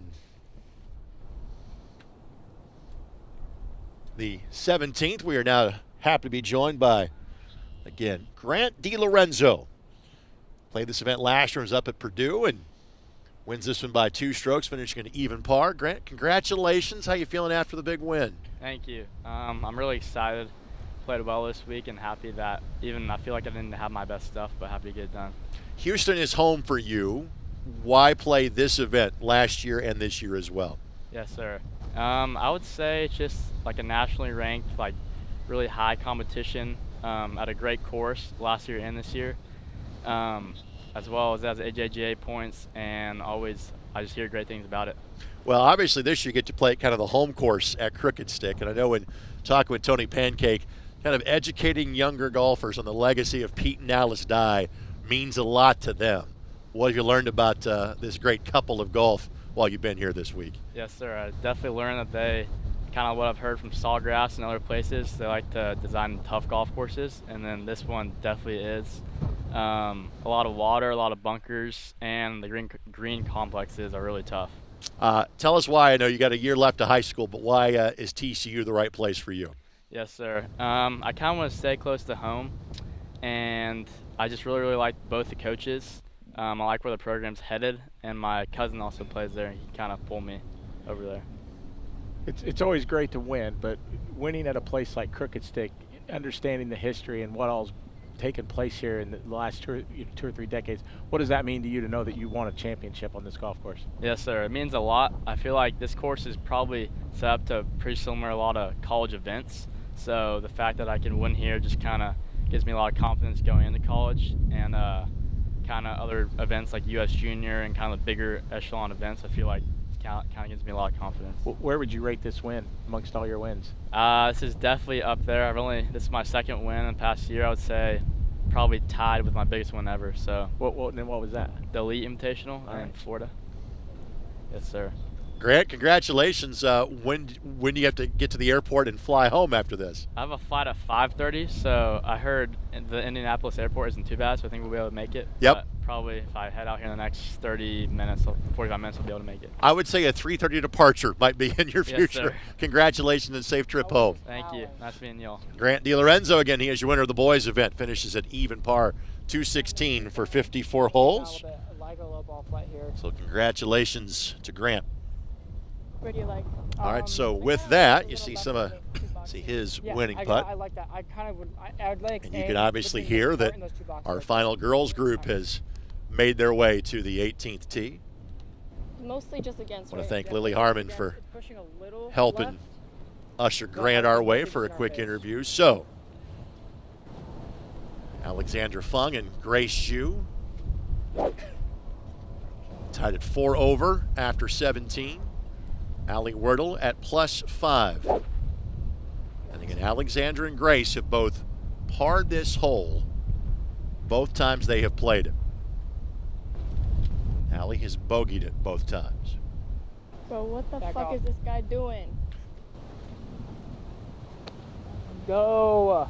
Reset. Get the fuck off. Fucking idiot. What the hell? What a fucking idiot. I'm gonna hit you in the head, bro. Reset. Good boxes. Sometimes you get hot mics in sports broadcasts. We'll try again.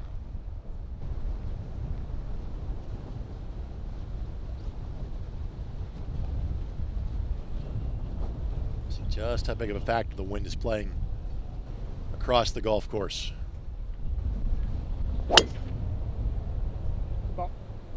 You know I'm not gonna mess up. So I'm trying to get in my hand. Good one there.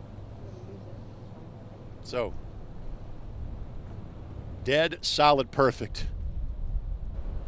Good job not to let a potential distraction affect your shot.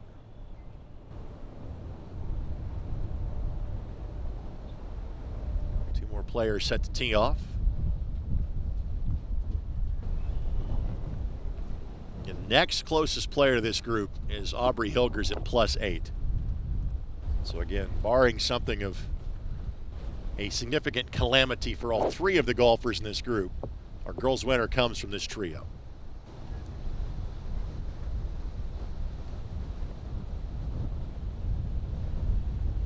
On the day, Fung +1, Grace Hsu +6, Allie Wordle +5. Off the tee.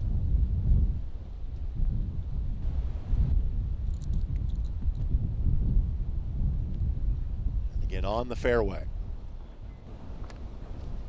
Here's Allie Wordle. 70-74. Allie from Oswego, Illinois.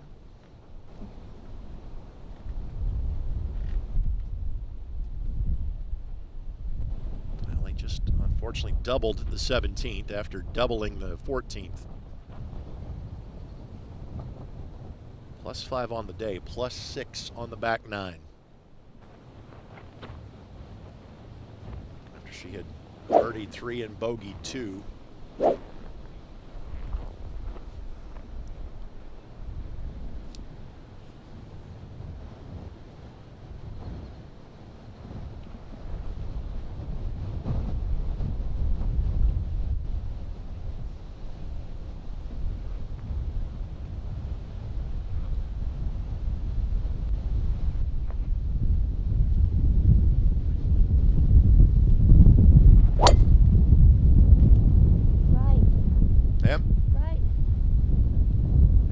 To go a little more right, and again that will, but that has not been completely purgatory down there.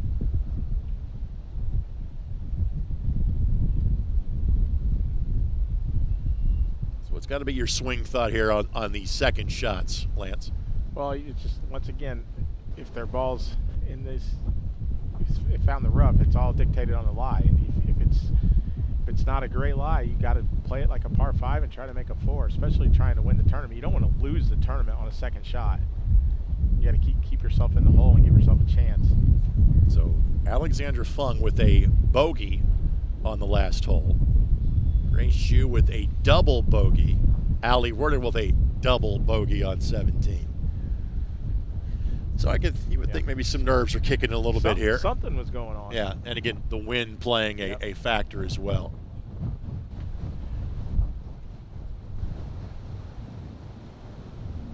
Look at our view from around the clubhouse.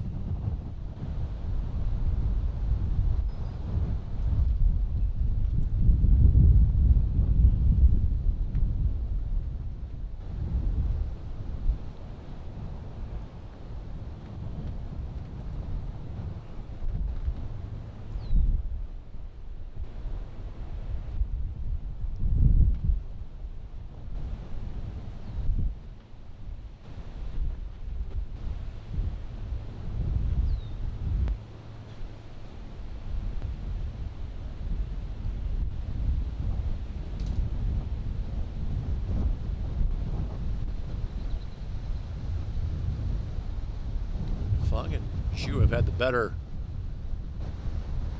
scores on this hole, but again, this hole has not played this tough.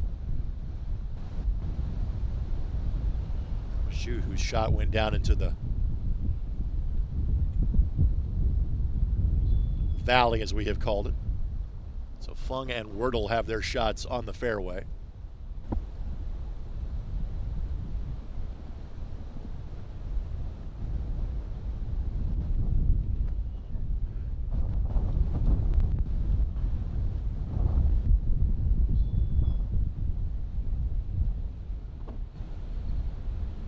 See this group who ends up taking the first rip at it. Because obviously you've basically gotten to match play at this point. And Wordle's probably thinking she has to almost birdie this, knowing she's a stroke behind. Par might even do it. Yeah, given the wind, the par might be good enough. They're all about even. I can't tell if any of them know who's out. All right, here we go, maybe.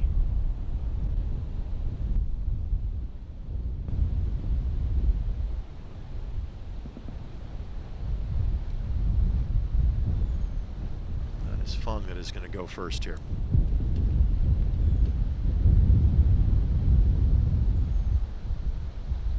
Looks like she's got a 3-wood, so she's definitely giving it a go.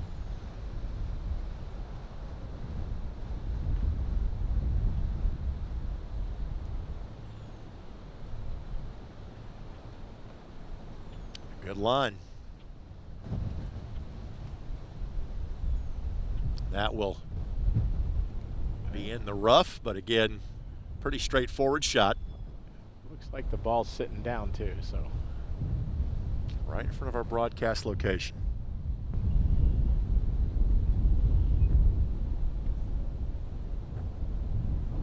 Just from the first cut.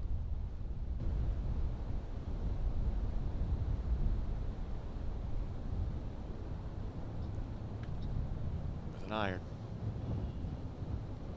Staring this one down. And on the green. And again, going to be a difficult birdie from there, but should be a makeable par from that spot. Yep. And again, she's the one that's got the shot to make up.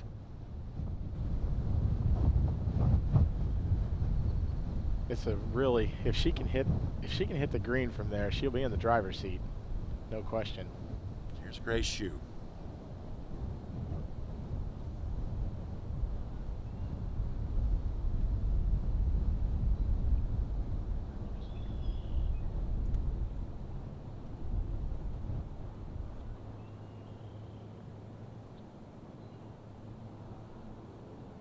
We'll have to get a better look at it.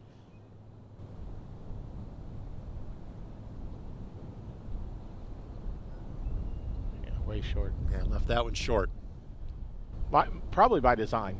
Yep. Probably. So it is the player that is a shot behind that is in the best position. Although again, Fung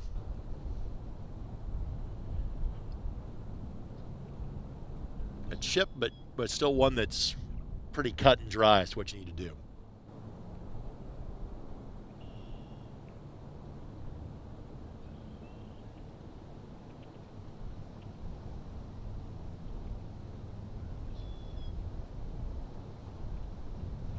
Everybody else in the clubhouse at this point.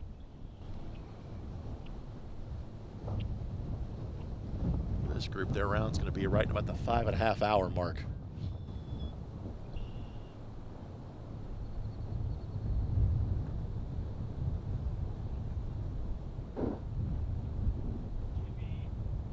Grace went 71 and 71 yesterday.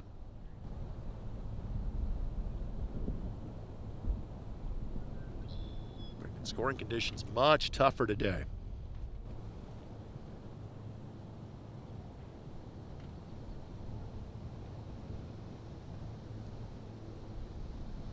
It'll be Grace that will have the first go at this from the fairway.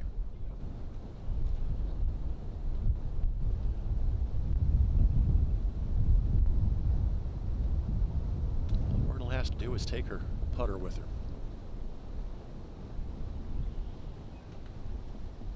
Both she and Fung will get a good amount of time to make reads before Xu will figure out exactly where this approach needs to come from here. I would say, given combination of where the ball lies and overall score, Fung's in the best position of the three. Absolutely. But it's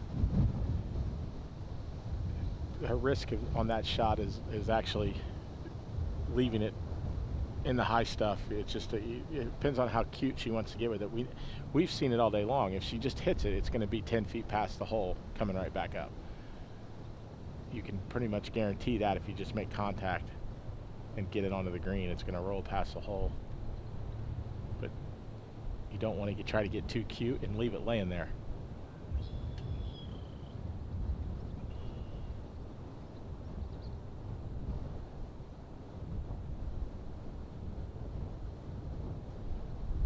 It's a great shoe.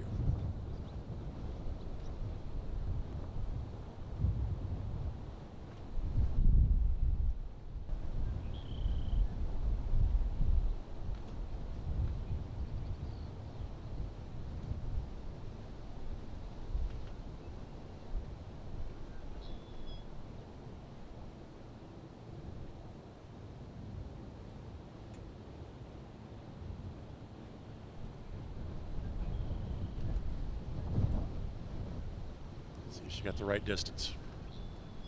Checks up. All right, she'll have that for par.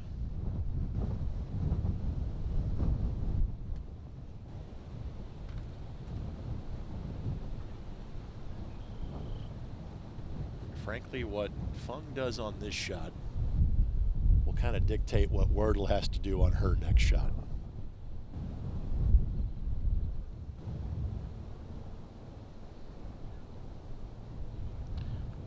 Well, if Fun can get this up and down, she's going to be the winner, most likely. We haven't seen anybody make a putt from that angle. No. Yeah, it's just it doesn't break as much as they play.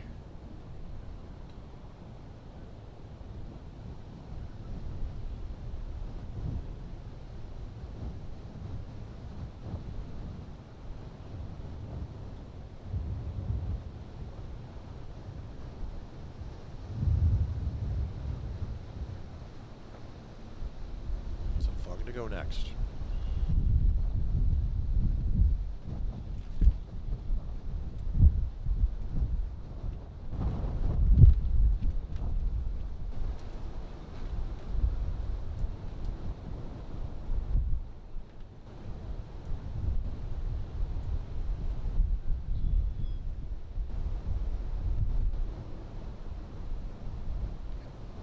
About 10 feet by.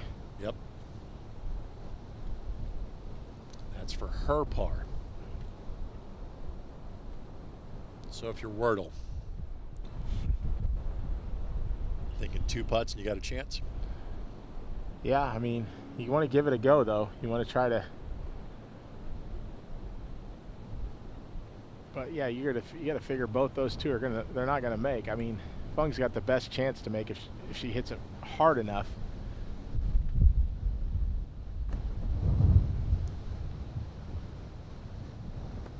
I mean, it's not often you get in a golf tournament on the final hole where all 3 players still think they can win. I mean, I think Wordle is away here.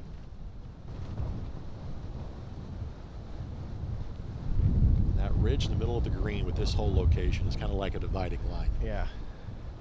In terms of really where you can score from. It's just a hard putt. If you hang it out, it doesn't come back. And if you don't get it out enough, it cuts sharp to the right. Again, if she is in 2, and the other 2 players 2 putt, we have 3-way playoff. These 3 got to keep playing.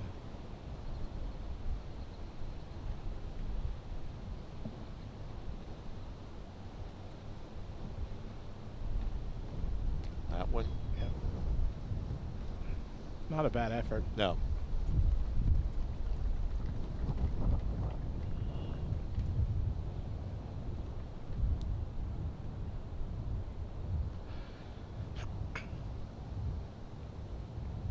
So now everybody has a par putt. And Wordle is shot back.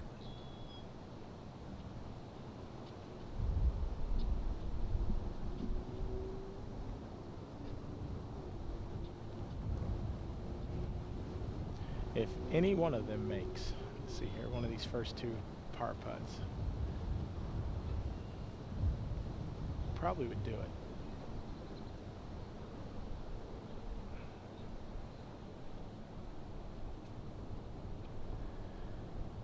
I think she's playing way too much break here. Let's see. Ju, Fung, +4. Wordle at +5.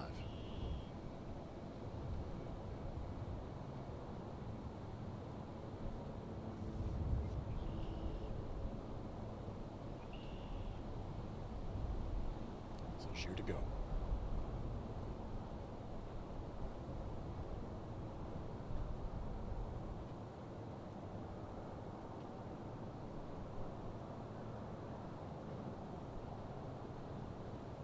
Above the hole. Good roll, just didn't have the right line. So she'll bogey. You would think from there. Yes. Fung to win it on this putt. Firm and about a ball outside the left.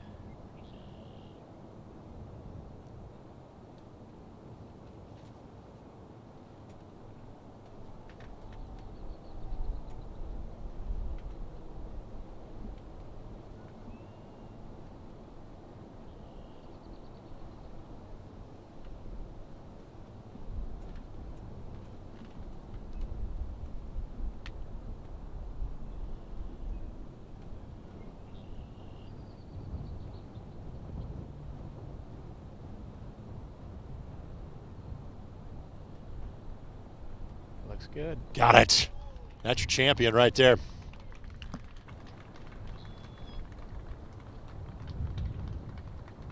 So now Wordle and Ju fight it out for second.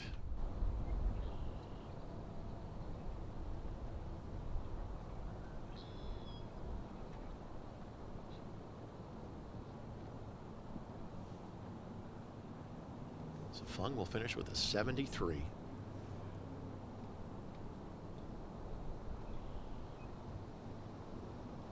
With the best only score of the day. Wordle going through the paces here. This is for her par to finish tied for second.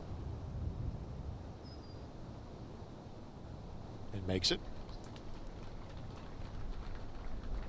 Ju trying to stay in that tie for second place.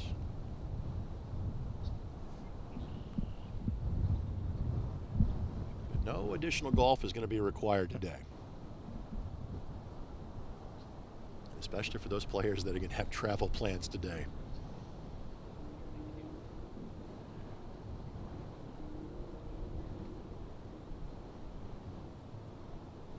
Congratulations to our two winners. Congratulations to all these players for playing in this event.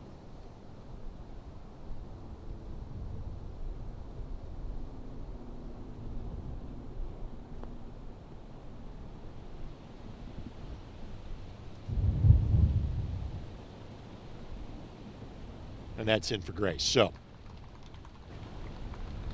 congratulations to Alexandra Fung, our winner. She finishes at 4 over par. Both Grace Ju and Allie Wordle finish at 5 over par. And that will do it for our day here at the Dye Junior Invitational. Lance, always a pleasure. Your thoughts on what you witnessed today? Well, I think that what I've learned is the golf courses, whatever changes they made, I think were really good. The golf course, scores, anytime you have even par as your champion, that's fantastic.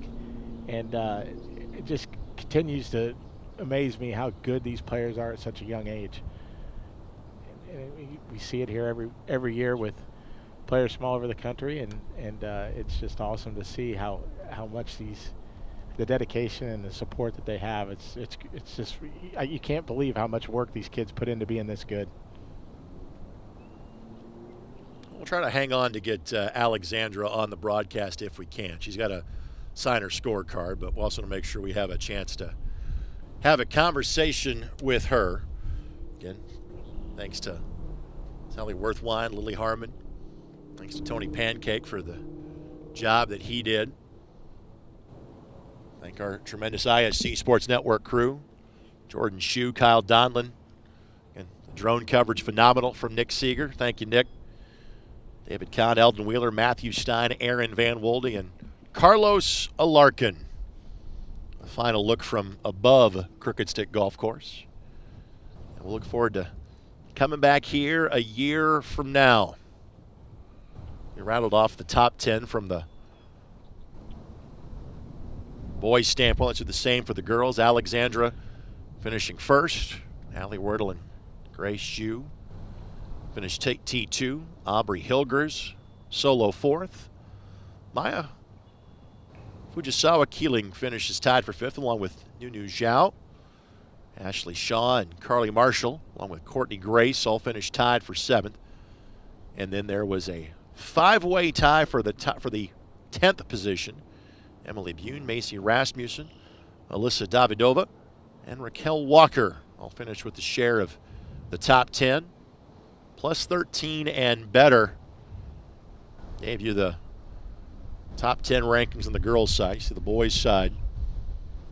Grant DiLorenzo at even par. Brooks Urquhart at +2. Caden Levine at +3. Connor Kubica. Owen Bowles +4. Tommy Kelly then at +5. +7 and better. Gave you a top 10 position.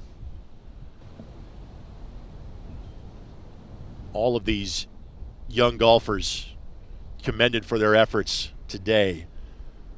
But as you talked about, not just the course the star because of the history, not just the course the star because of how difficult it can be, but this refresh and renewed Crooked Stick. Yeah. As you said, it just popped on camera all day long. Oh yeah, I mean the grass, I mean, you could tell. I mean it looks like a new golf course. That's what a new golf course looks like when you go to it for the first time. And so yeah, I'm very excited for the future here. I think it's going to be a tremendous. You know, Crooked Stick kind of needed something to kind of get it over the top again, and I think they might have knocked it out of the park with this, whatever they did for a year. And you know, Tony talking about, I don't know my grasses. Like he was rattling off. I mean, there's all these different strands of grass and stuff, and yeah, it looks like a real treat. I haven't played here in maybe a couple decades. I might have to get up here and play sometime. It looks awesome. Well, again, one of the more unique things we get to do on the ISC Sports Network all year long. Yeah. And we look forward to that each and every year, and look forward to coming back in late May or early June of next year. 7th playing of this event is now complete, and the 6th time that we've been fortunate enough to be a part of it on the ISC Sports Network. So our champions, respectively, from Houston, Texas, and New York City. To kind of give you the idea of just in how national of a level that this event is. We're letting our players go through the proper procedure of verifying scorecards. Obviously, the scores that we report to you are updated electronically throughout the course of the day, but in terms of making it official, you walk through everybody's scorecard with the tournament official, and that's when we'll post the official proceedings and results from today. So from a golf standpoint, what's up next for you, buddy? Trying to think. Probably not. I got a couple tournaments I'll journey out to in July or so, but like I said, I'm gearing up for the Hoosier Amateur. Be our 7th year for it as well. Down at the FAL, Indiana University. That is the relatively new course, not brand new, but probably close to it. 7 years or so. Yep. Yeah, it's really, really good, really hard. really hard golf course. And they have a NCAA men's regional there next year. Just off the campus of Indiana University in Bloomington. And you get to use those great natural hills that are available in Bloomington. I got to get through June first. A lot of games to ref.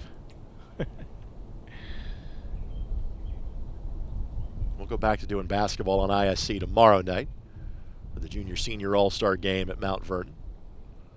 You see a quick check of our final leaderboard for the girls' standings. Yeah, look over the 18th fairway.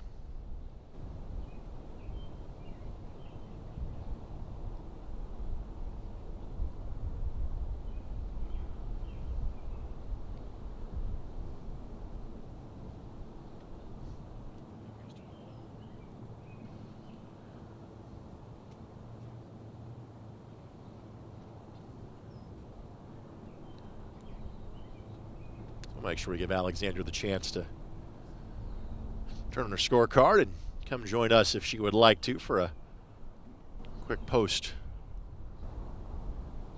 conversation.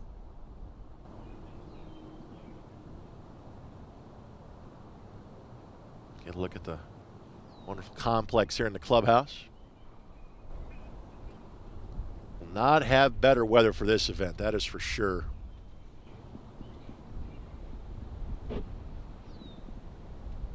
There will be a award ceremony. A lot of these players again probably have already made their way, starting to make their way toward the airport, knowing that travel plans can be pretty quick from a turnaround standpoint.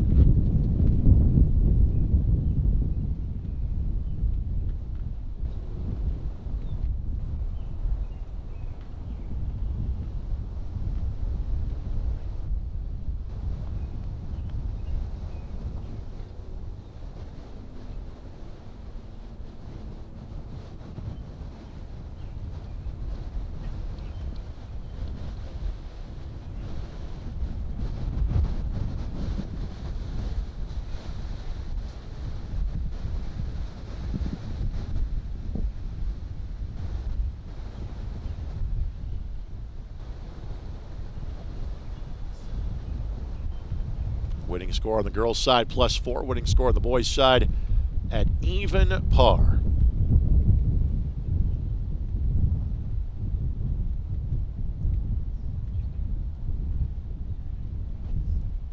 I think we have tracked Alexandra down for a quick conversation. Thanks to Aaron Van Wolde. We're tracking her down for a post-round chat, so we can let her get her well-deserved hardware that she earned on the golf course today.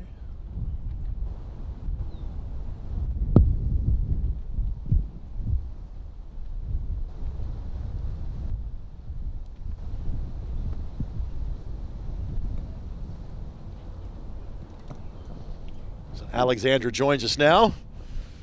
Congratulations. How you feeling after winning today?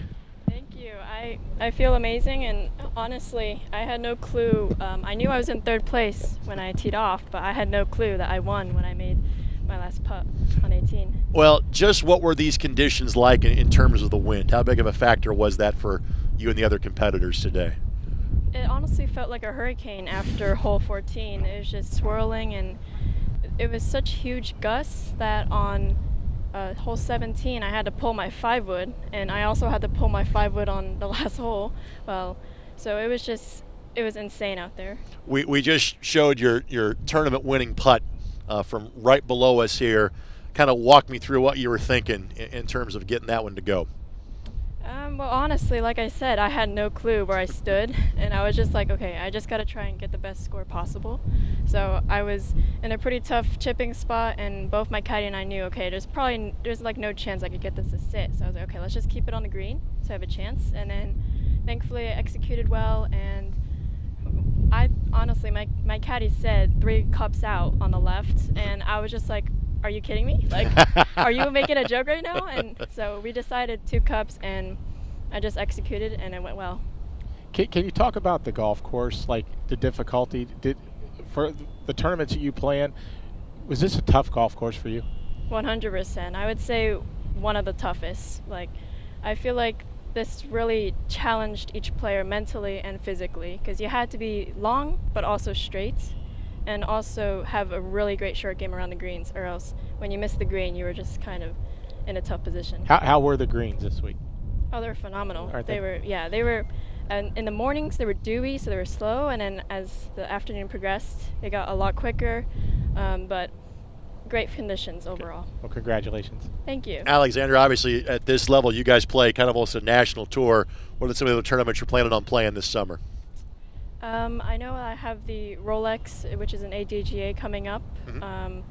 I'm also probably going to be competing, trying to qualify for Augusta National Drive Chip and Putt. Yep. I've